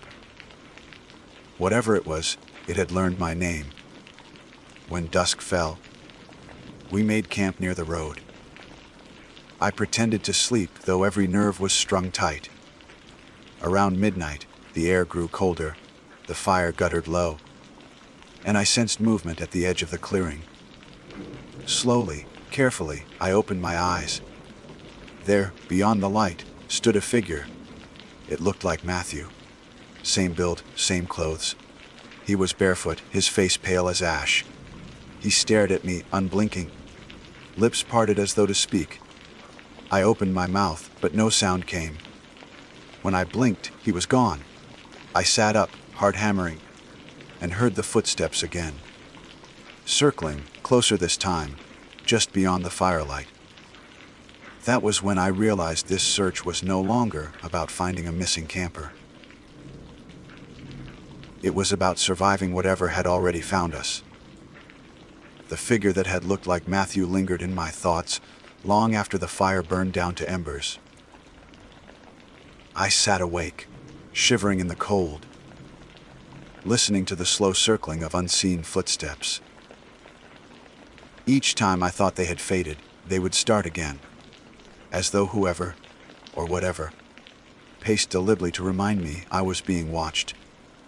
By dawn, the sounds stopped, and when the first light pierced through the canopy, I almost convinced myself it had been exhaustion and imagination. But the image of Matthew's pale face, eyes wide and unblinking, stayed with me like a stain. My team stirred with the rising sun. None of them reported hearing anything strange during the night, which troubled me more than if they had. Whatever haunted us in that place seemed to select its audience carefully. After a quick breakfast, we pushed deeper into Devil's Hollow, following the overgrown logging road. It twisted north, narrowing until it was no more than a scar between the trees. The silence was suffocating, broken only by our boots crunching over dead leaves. Around mid-morning, we stumbled across another trace. It was not clothing or equipment this time, but something more unsettling, a line of stones, arranged carefully in a circle at the base of a birch tree. In the center lay Matthew's second shoe. Like the first, it was perfectly clean, as if placed moments before. The stones were smooth, river-worn, though there was no stream nearby. Their deliberate placement made my skin crawl. We examined the area for tracks, for any sign of how the shoe arrived. But again there was nothing. No broken branches, no depressions in the soil. Just the eerie neatness of that circle, as something, or something, wanted us to find it. I could feel my crew looking at me, waiting for instruction, but my mouth was dry.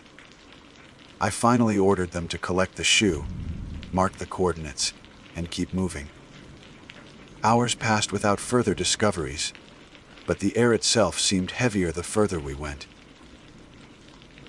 Shadows pooled beneath the trees even at midday, and a damp chill clung to our clothes. I couldn't shake the sensation that we were walking into a place that resisted us, as though the forest itself had grown hostile. Then, just as fatigue set in, one of the rangers ahead of me froze and lifted his hand.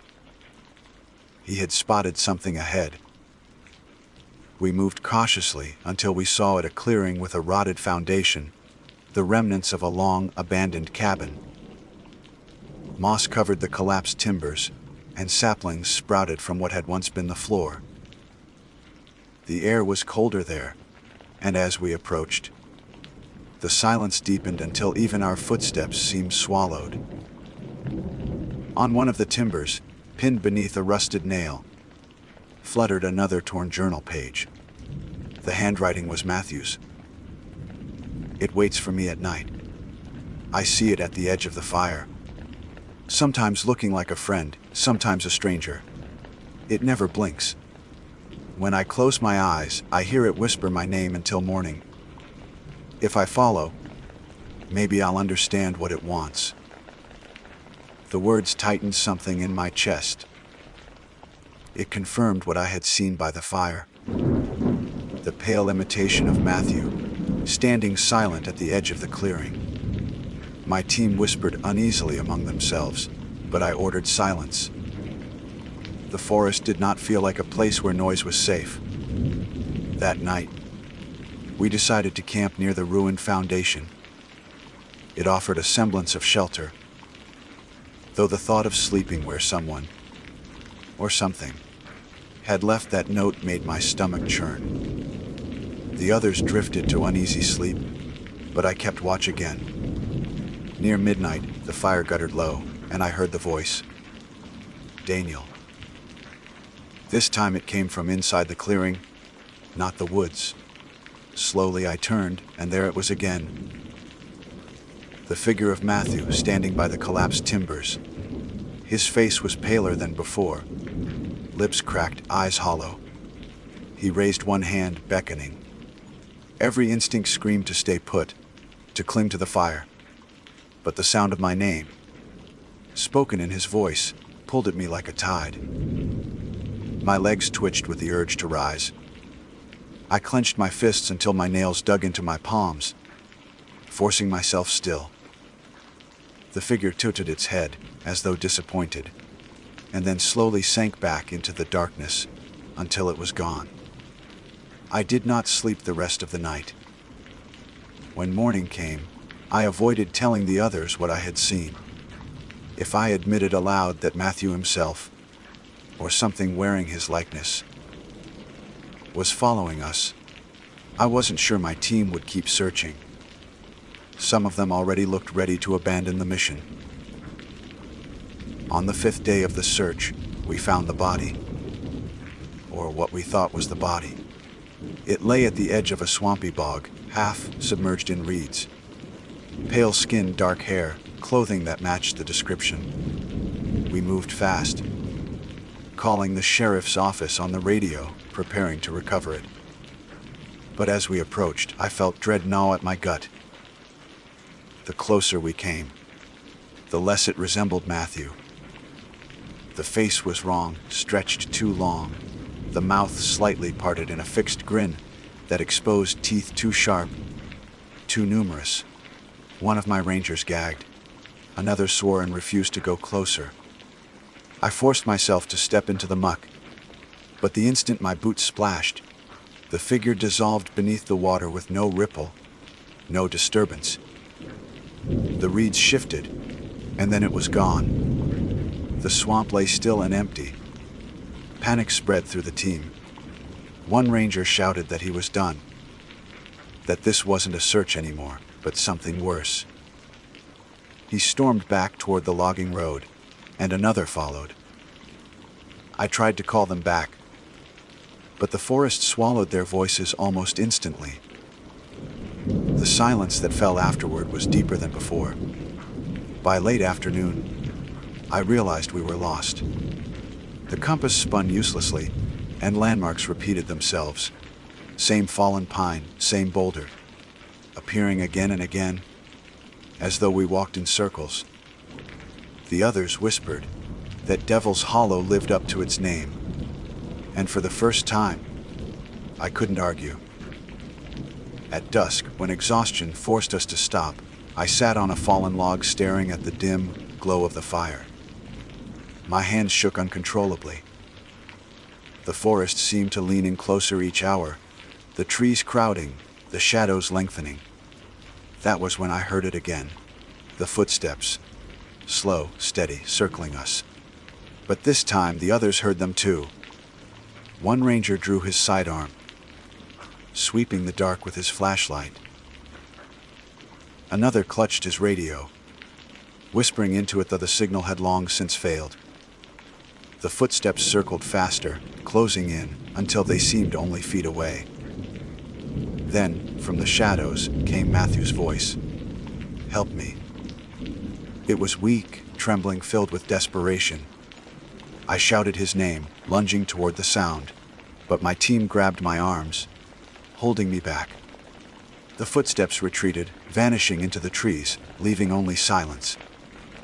My chest heaved, my vision swam. I wanted to believe it had been him, still alive, calling for rescue. But deep down I knew it was a lure, the same lure that had pulled him from camp in the first place. That night, none of us slept.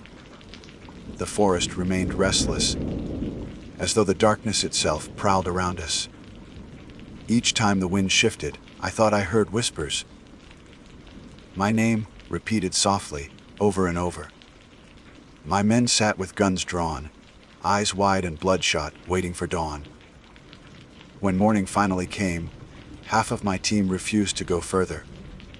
They demanded to turn back, insisting the search had gone beyond reason. I argued, pleaded, reminded them of their duty, but in the end, only 2 agreed to remain with me. The others vanished down the trail, leaving me with the weight of command and a gnawing certainty that the hollow would not let us leave so easily. We pressed deeper, each step heavier than the last. Hours blurred into one another. I could no longer tell if the voices I heard were real or inside my head. At times, I thought I saw Matthew walking just ahead of us, his form slipping between trees, always out of reach. Once, I even called out to him, and he turned to look back, his face hollow, his mouth too wide, his eyes dark pits. By the 7th day, the official search was called off. Orders came by radio: return to base, file the report, accept the loss. But I could not. Something about the hollow refused to release me. That night, I stayed awake again, the fire low, the forest pressing close. From the dark, Matthew's voice came once more, whispering my name. And for the first time, I felt my resolve break. I stood, and for a moment, the only sound was the faint crackle of the fire behind me. The voice had called from the darkness, the same tone Matthew's friends described the night he vanished. Calm, steady, almost reassuring. My 2 remaining rangers stirred, startled by my movement. One of them whispered my name, asking where I was going, but I couldn't answer. It felt as though the decision had already been made, not by me, but by whatever force had wrapped itself around this forest. The voice came again, soft and insistent. Daniel. I took a step toward the tree line, then another. Behind me, my men rose quickly, one of them grabbing my sleeve. His eyes were wide with panic, his voice cracking as he begged me not to leave the fire. For a second, reason broke through. I felt the weight of his grip, the warmth of the flames at my back, the knowledge of how many missing persons had already been swallowed by these woods. But the sound came again, closer now, and it no longer carried Matthew's tone. It was my mother's. She had been dead for 7 years, but I heard her voice as clearly as if she stood in front of me. Daniel, come home. My chest tightened, and my vision blurred. I ripped my sleeve free from the ranger's grasp and stepped into the darkness. My men shouted, their voices shaking with anger and fear, but their words fell away the moment I crossed the threshold where the firelight ended. The forest swallowed them whole. The first thing I noticed was how quickly the air changed. Cold, damp, heavy, carrying a smell of earth and rot. The trees pressed close, their branches clawing at my shoulders as though urging me deeper. I knew I should stop, turn back, force myself to return to camp. But each step forward felt inevitable, guided by something outside of myself. My boots found the path without thought, and my body obeyed a pull I could not resist. The voice led me through the hollow. Sometimes it was Matthew's, sometimes my mother's, once even the voice of an old friend I had not spoken to in years. Each time it shifted, it grew harder to remember why I shouldn't follow. My breath came shallow, my heart pounding, and yet I felt no fear, only a strange calm. As if I was being led to something I had been meant to see all along. After what could have been minutes or hours, the trees thinned into another clearing. At its center stood an old stone well, crumbling and moss-covered, with a wooden frame sagging over it. The air here was so still I could hear the blood rushing in my ears. I approached slowly, every instinct on edge. The voice called again, now from inside the well. "Daniel." I peered over the lip, shining my flashlight down. The beam fell into endless blackness. No glimmer of water, no bottom, just a void that seemed to drink the light. Then, faintly, movement. A face emerged from the dark below. Matthew's face, pale and wide-eyed, staring straight up at me. His lips moved, and though the sound was muffled by the depth, I recognized my name. He raised one trembling hand toward me, pleading. I dropped to my knees, reaching instinctively, but the rational part of me screamed that it was impossible. No one could survive down there. No one could stand in that pit without light or footing. My hand hovered over the stones, frozen. Then Matthew's expression changed. His eyes rolled back, and his mouth split into a grin too wide for his face. Rows of teeth gleamed where they should not have fit. The hand he held out twisted, the fingers lengthening unnaturally, curling against the stone rim with a strength that made the ancient rock groan. I stumbled back, my flashlight tumbling into the well. The beam spun as it fell, catching glimpses of the thing climbing upward. Pale limbs, too many joints, skin that looked both human and not. And then the light winked out, swallowed whole. The forest around me erupted with sound. Footsteps pounding, voices whispering my name from every direction. Figures moved between the trees. Some looked like Matthew, some like strangers. One even looked like myself. They circled the clearing, closing in. My breath came ragged, and I realized there was no escape. Something surged from the well. A hand, no, a claw, snapped over the stone rim, slick with something black. Another followed, pulling the thing higher. Its head rose into view, stretching Matthew's features like a mask pulled too tight. Its eyes locked onto mine, and in that moment I understood. This was not Matthew.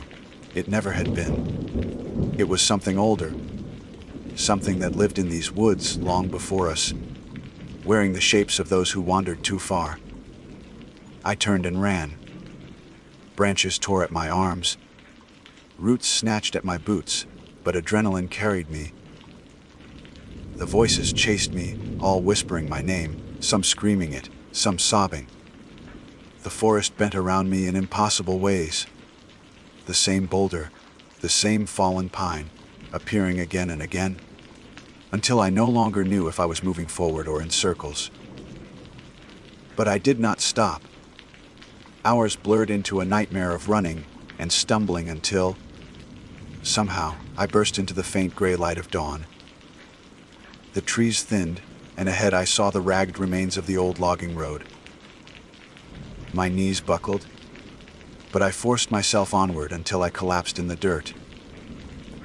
When I came to, my 2 rangers were dragging me toward camp. They said they had found me lying on the road, my face white as chalk, my eyes wide open and unblinking. They claimed I had been whispering Matthew's name over and over. I tried to explain what I had seen, but the words died in my throat.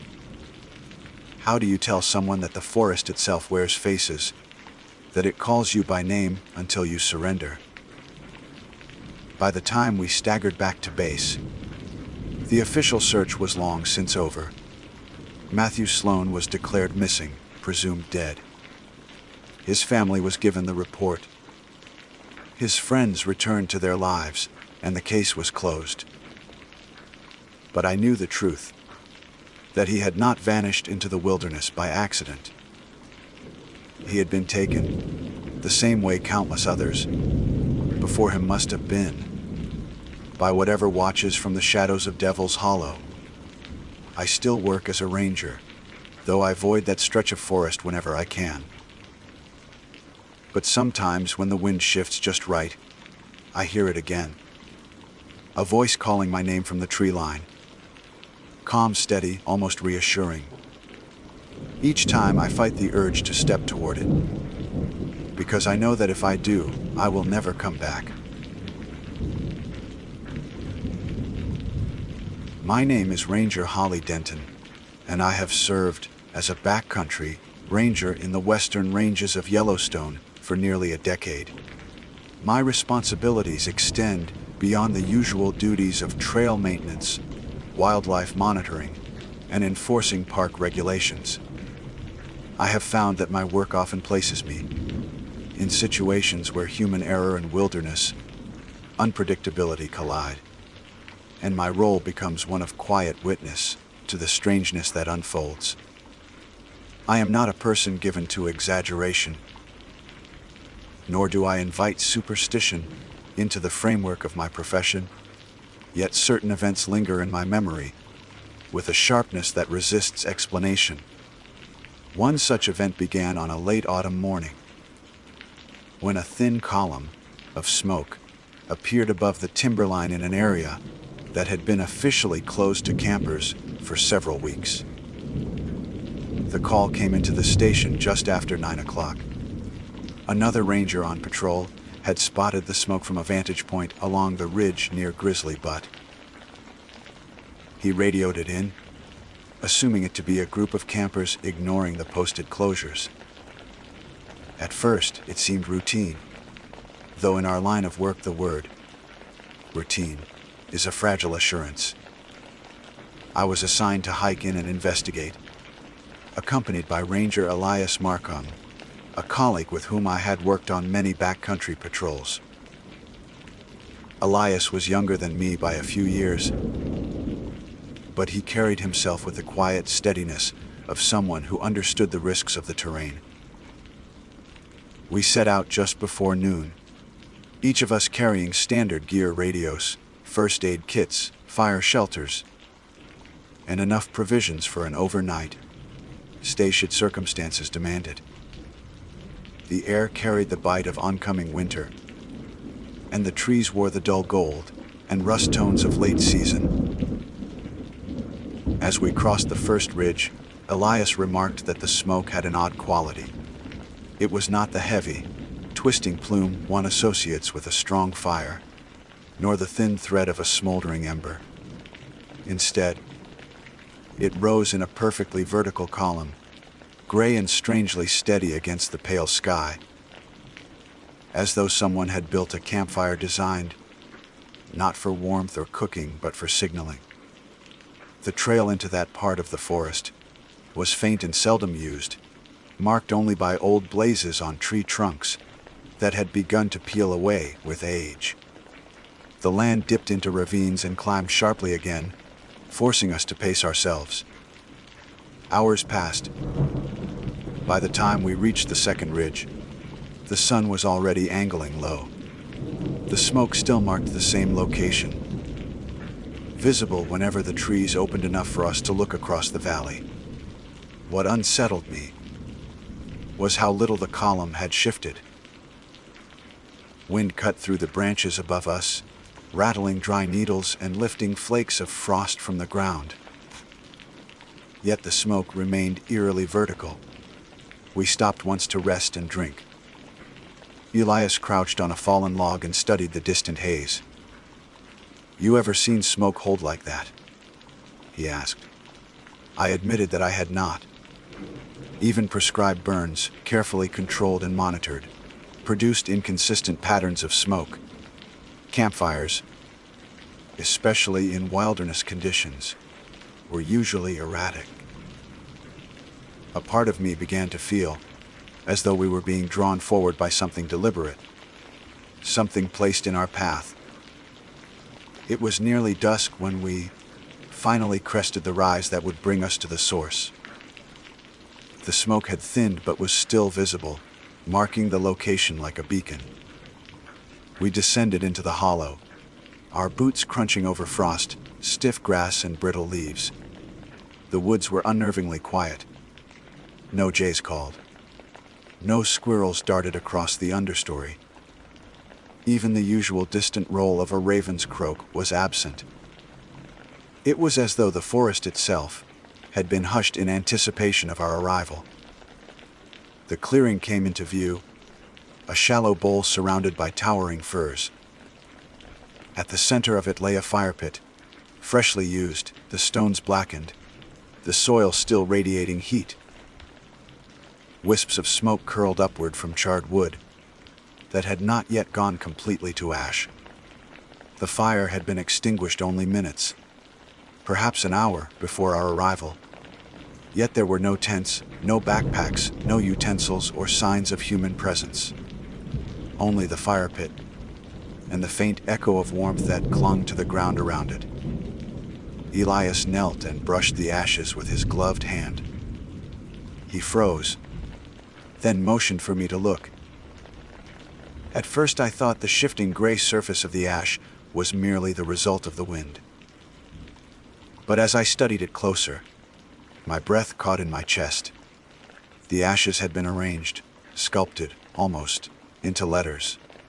They were crude, uneven, but unmistakable. 4 distinct marks spelled out a single word, away. For several moments neither of us spoke. The air seemed to press against my ears with a weight that felt physical. The word lay before us like a command, silent yet forceful, as though the fire itself had whispered it before going cold. Elias was the first to break the silence. "It's a prank," he said quickly, though his voice carried none of his usual steadiness. Some campers thought it would be funny. I wanted to agree, to dismiss it as some backcountry mischief, but my stomach told me otherwise. There had been no evidence of people, no discarded food wrappers, no trampled grass, no footprints in the soft soil around the pit. The fire had burned hot enough to consume most of its wood, yet the ashes retained their shape, resistant to the breeze that should have disturbed them. We circled the clearing, scanning for any sign of where the supposed pranksters had gone. My flashlight beam cut across the trees, illuminating bark and undergrowth, but nothing human. Elias checked for tracks, crouching low with his headlamp angled close to the ground. The soil was soft enough that even the smallest animals left prints. Yet there were none. It was as if the fire had existed in isolation, a remnant of something left for us alone.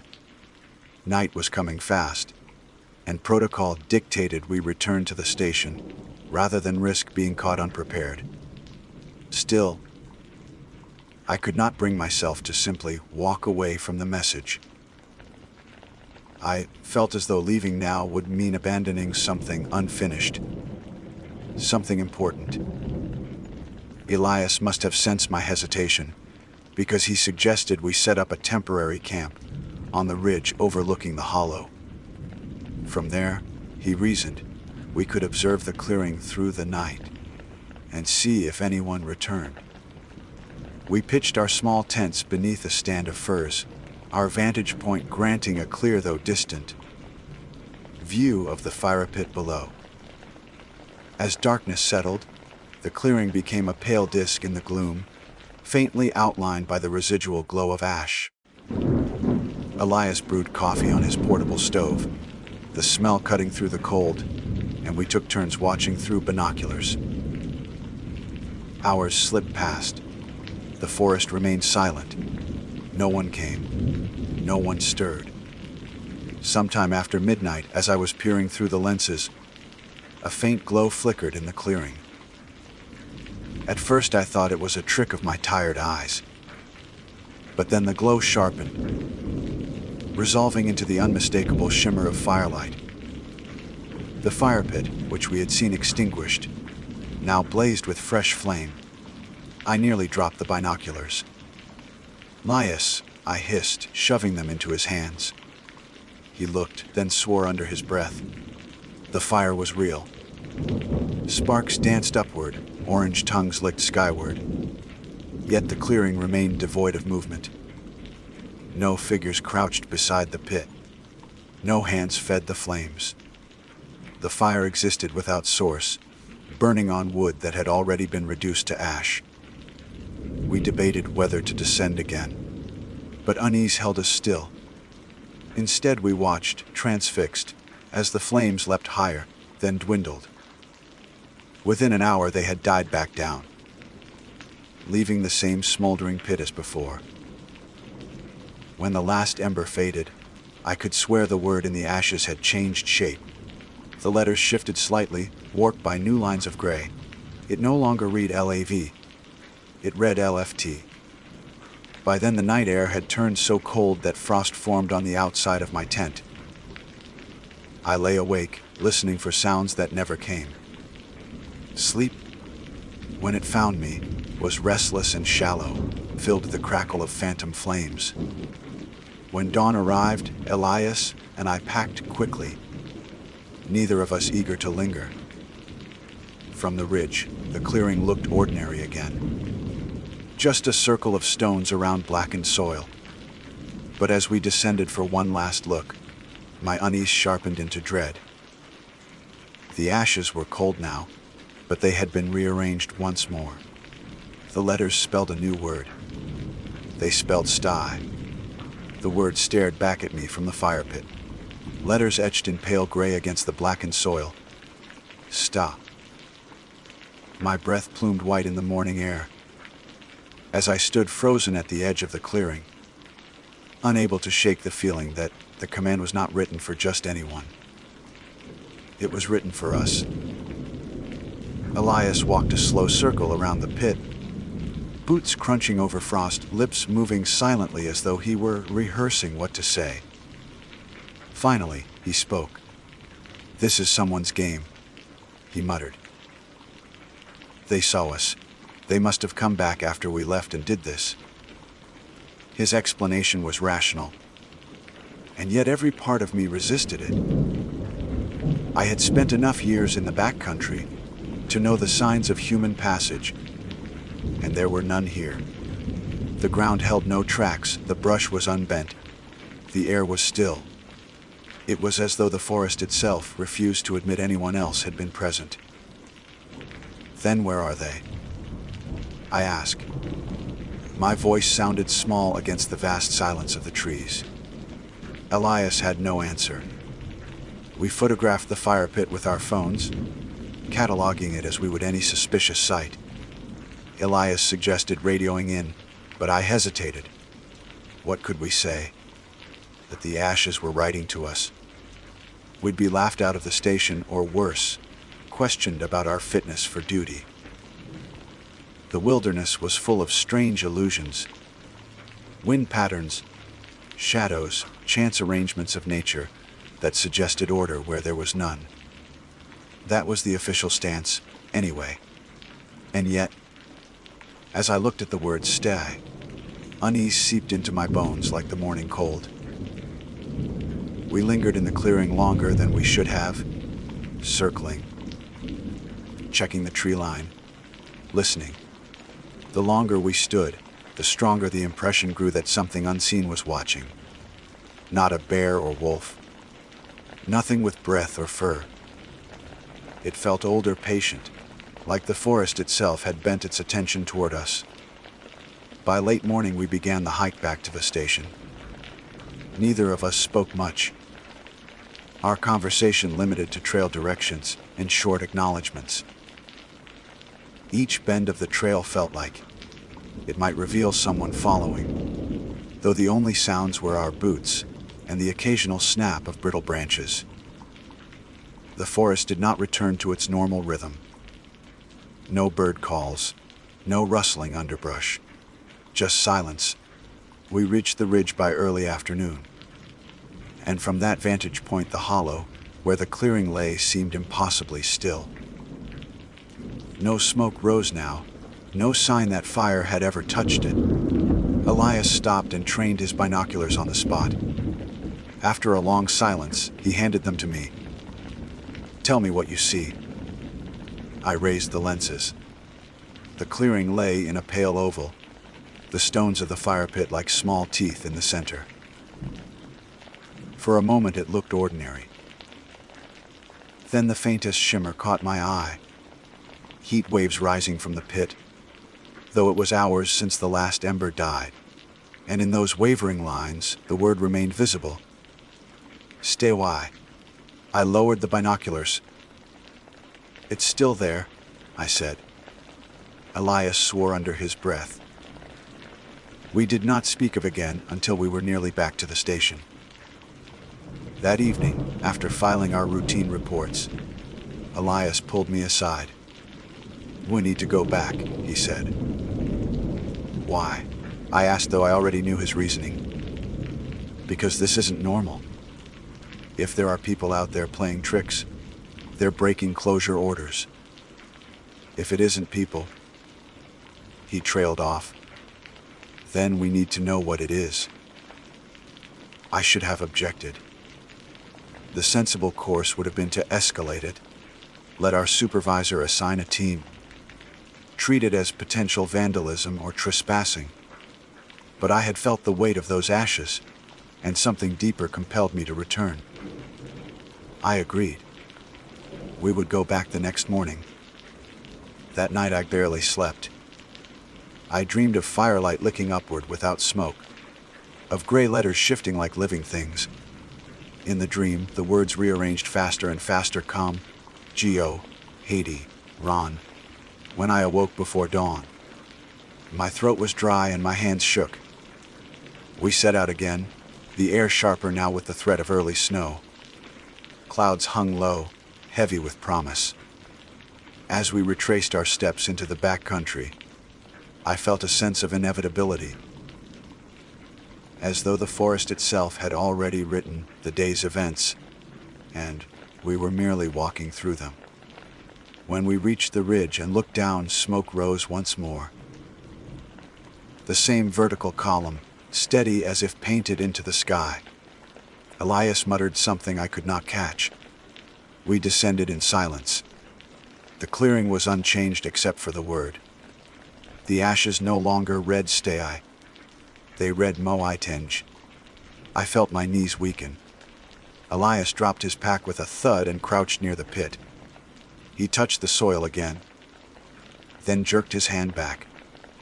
"It's warm," he said. "Still warm." We searched the surrounding area with increasing urgency. We combed the tree line, followed game trails, scanned for footprints, broken branches, any sign of a human presence. Nothing. The woods were undisturbed, untouched, pristine. The only disturbance was the message in the ash, as deliberate as handwriting. By late afternoon, the wind began to rise, carrying the bite of snow. We knew we could not linger long. Elias proposed setting up another observation point, this time closer, just inside the tree line, where we could watch without being exposed. I hesitated, but agreed. As night fell, the forest darkened with unnatural speed. The clearing remained visible, faintly illuminated by the smolder of its pit. We sat in silence, hidden among the firs, waiting. Hours passed. The fire pit remained cold and gray. Then, near midnight, the sound began. It was faint at first, a low crackle like kindling catching flame. But no fire burned. The sound grew louder, spreading outward until the clearing itself seemed to hum. I strained my eyes, searching. That was when I saw the figures. They appeared not with the rustle of approach, but as though the darkness itself had shaped them. One moment the clearing was empty. The next, 3 silhouettes stood around the fire pit. They did not move naturally. Their limbs bent oddly, their heads tilting too far to one side. They looked like shadows given weight, darker than the night around them. Elias gripped my arm so tightly it hurt. Neither of us spoke. The figures stood in silence for several minutes. Then, as though obeying an unseen cue, they lifted their arms and bent toward the pit. A glow erupted, not flame, but something colder, whiter, like bone-catching moonlight. The fire pit blazed without fuel. The figures straightened. Slowly, their heads turned toward the tree line. Toward us. We froze. My heart slammed so loudly, I feared it would betray our position.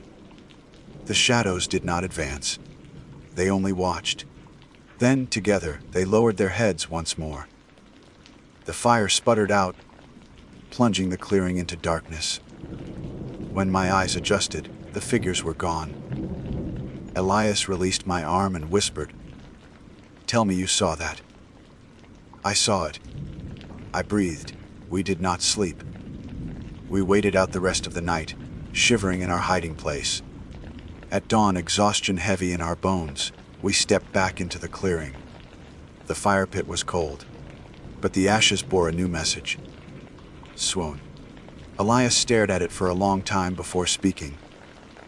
"We can't keep this to ourselves," he said. "Not anymore." I agreed.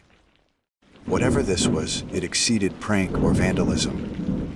It was something else entirely, something I did not want to name. We began the hike back, determined to bring others here, to share the weight of what we had seen. Yet even as I walked away, a part of me knew it would not be so simple. The word Somme clung to me, echoing in my thoughts with the rhythm of my footsteps. The forest seemed to follow us as we went, branches creaking though no wind stirred. Once, as we crossed a ravine, Elias stopped dead and pointed. On the far slope, in the thin layer of snow that had fallen overnight, letters had been etched into the white. From that distance they were faint, but clear enough to read. Tiarn Biscay. Neither of us spoke. We hurried, driven by a fear that felt older than the forest itself. When we finally stumbled into the station, that afternoon, faces pale, uniforms stiff with frost, our supervisor frowned at our state. We gave our report, measured and professional, omitting details that would have sounded insane.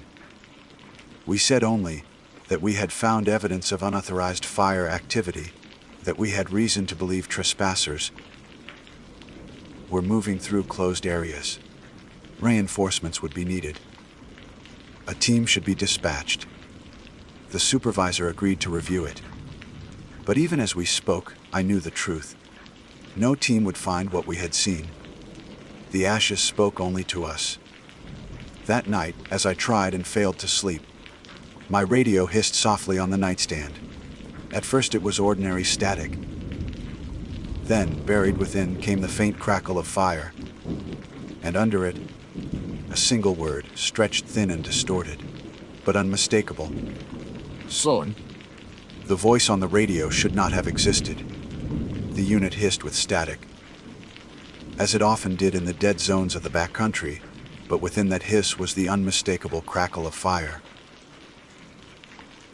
I sat bolt upright in my bunk, the thin mattress pressing into my back, breath held as the sound burned through the silence. Then the word came, long, stretched, almost submerged beneath the static. Swan. I snatched the radio, thumb trembling on the switch. "Station 2, come in," I said, forcing my voice to sound calm. "Identify." Nothing answered but static. The hiss faded. Silence reclaimed the room. Sleep was impossible after that. I lay awake, staring at the dark rafters, my thoughts churning. The fire pit had followed us back. Not physically, but through something deeper. It was no longer bound to the clearing. It had found me. Morning brought no relief. Elias looked as ragged as I felt, His eye bloodshot, his expression haunted. Over breakfast he admitted he'd dreamed of the clearing. They were standing around my bed. He whispered as though the walls might hear. The shadows. Just watching. Neither of us told the supervisor about the radio or the dreams. The line between professional duty and madness felt too thin. But we both knew what would happen. The park would send us back. With more rangers this time. And I suspected that was exactly what whatever lurked in those ashes wanted.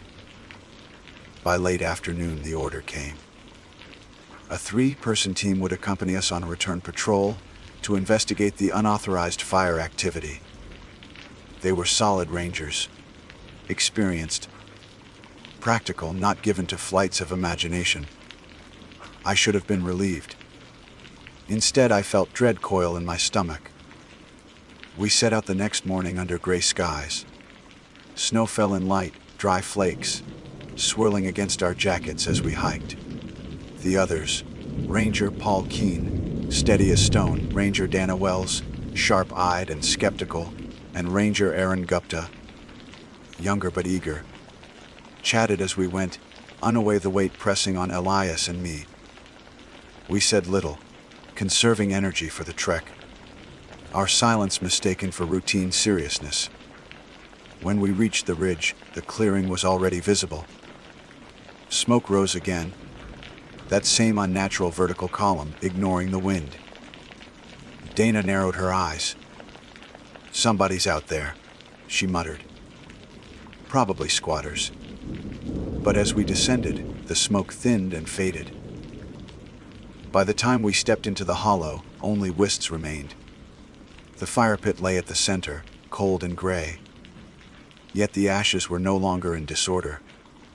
They spelled another message, the letters stark against the blackened soil. Paul let out a low whistle. "That's some sick joke," he said. Aaron crouched, studying the letters. "How'd they do that? You can't keep ash in place like this. Wind would scatter it. Could be carved?" Dana suggested. "Someone dragged a stick through it." "Then where are the footprints?" Elias asked. His voice cracked with strain. "Where's anything? We've been here before." "There's never sign." The others exchanged looks. They were uneasy now, though unwilling to admit it. I couldn't blame them. If I hadn't already seen the figures with my own eyes, I'd have dismissed this too.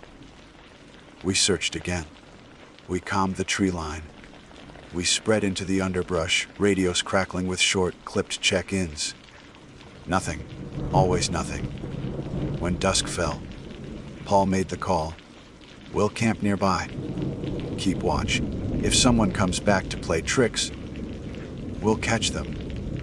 We set up just beyond the ridge, a semicircle of tents beneath the firs. The fire pit lay in sight, pale and still. As night closed around us, the forest grew silent once more. The others noticed it this time. No owls, no wind. Not even the shifting creak of trees. The silence was heavy, oppressive, as though something vast held its breath. We took shifts watching. My turn came just before midnight. I sat bundled in my jacket, eyes locked on the clearing. The moon had risen, a thin blade cutting the clouds, and in its light the fire pit seemed to glow faintly. For nearly an hour, nothing stirred. Then I heard it. The crackle, faint but rising. I held my breath. The pit ignited. Flame blossom where none should have been, white and unnatural, dancing without fuel. My heart pounded. I wanted to wake the others, but something kept me rooted. As I stared, the figures appeared again. Shadows in human shape, 3 of them. Their limbs bending wrong, their heads tilting too far. They circled the fire in silence. The ashes shifted beneath the flame, forming new letters. From where I sat, I could read them clear. You turn. I stumbled back, kicking at the tent behind me. Elias stirred first, then the others. They scrambled out, voices low, sharp, angry at being woken. But when they saw the clearing, silence fell. The figures still stood there, lit by the impossible fire, and the words blazed in the ash, "Woe you are TRN." Dana swore. Aaron whispered, "This isn't possible." Paul drew in a slow breath. "We move," he said. "Now." But the forest had other plans. The moment we turned, the radio on my belt erupted with static. Fire crackles surged through the hiss, louder than before. And beneath it, the same distorted voices stay away. The flames in the clearing roared higher, casting long shadows that reached into the trees. The figures began to move. Jerky, halting steps, as though dragged forward by strings. They did not run. They did not lunge. They simply walked toward us. "Go," Paul shouted. We ran. Branches whipped at my face. Snow crunched beneath my boots. My breath tore in ragged gasps as we scrambled up the ridge. Behind us, the clearing pulsed with light, the fire blazing like a beacon. The shadows followed, slow but relentless. I dared one glance back and wished I hadn't. The figures did not move like bodies. They blurred at the edges, darkness spilling outward, as though they were not moving through the forest, but stretching it with them. Each step seemed to bend the trees, warping the distance. We didn't stop until we reached the ridge. When we turned, the clearing was dark again. No fire, no figures. Only snow and silence. The others looked at us, faces pale, eyes wide. The authority Paul usually carried faltered. "We'll leave at first light," he said hoarsely. No one argued. That night we stayed awake in shifts, but sleep crept in anyway, heavy and restless. My dreams were worse than before. I dreamed of the fire pit, its ashes forming words faster and faster until they became sentences. I dreamed of my own name written in gray. I dreamed of waking to find the figures not outside, but standing within the tent, their heads bent to watch me. When dawn came, the snow had deepened. We packed quickly, desperate to be gone. But as we began the hike out, Dana stopped dead. "Tracks," she said.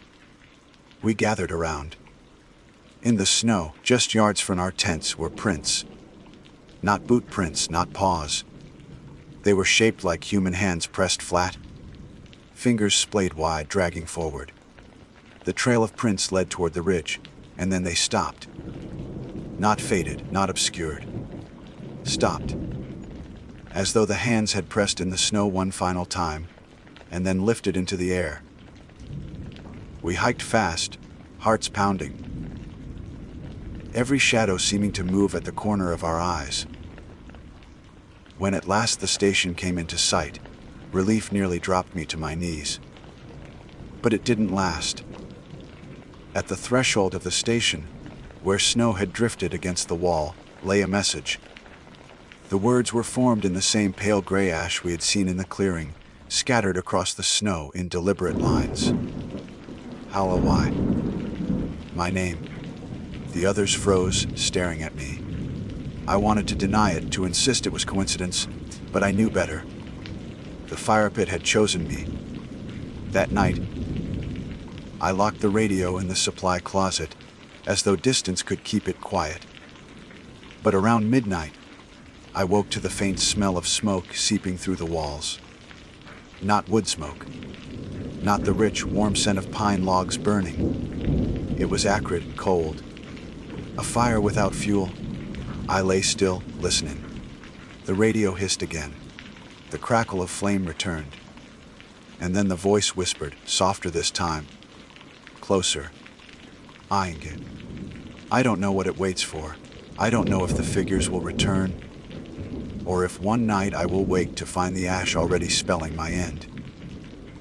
What I do know is that the fire pit is no longer bound to that hollow. It has followed me, and maybe it always will. I am Ranger Holly Denton, and I swear to you on my badge and on my life, there are fires in these woods that do not burn with heat, and there are messages written in ash that no human hand creates. If you see smoke rising steady, where no fire should be, do not go looking. Because once you find the missing campfire, it will never stop finding you.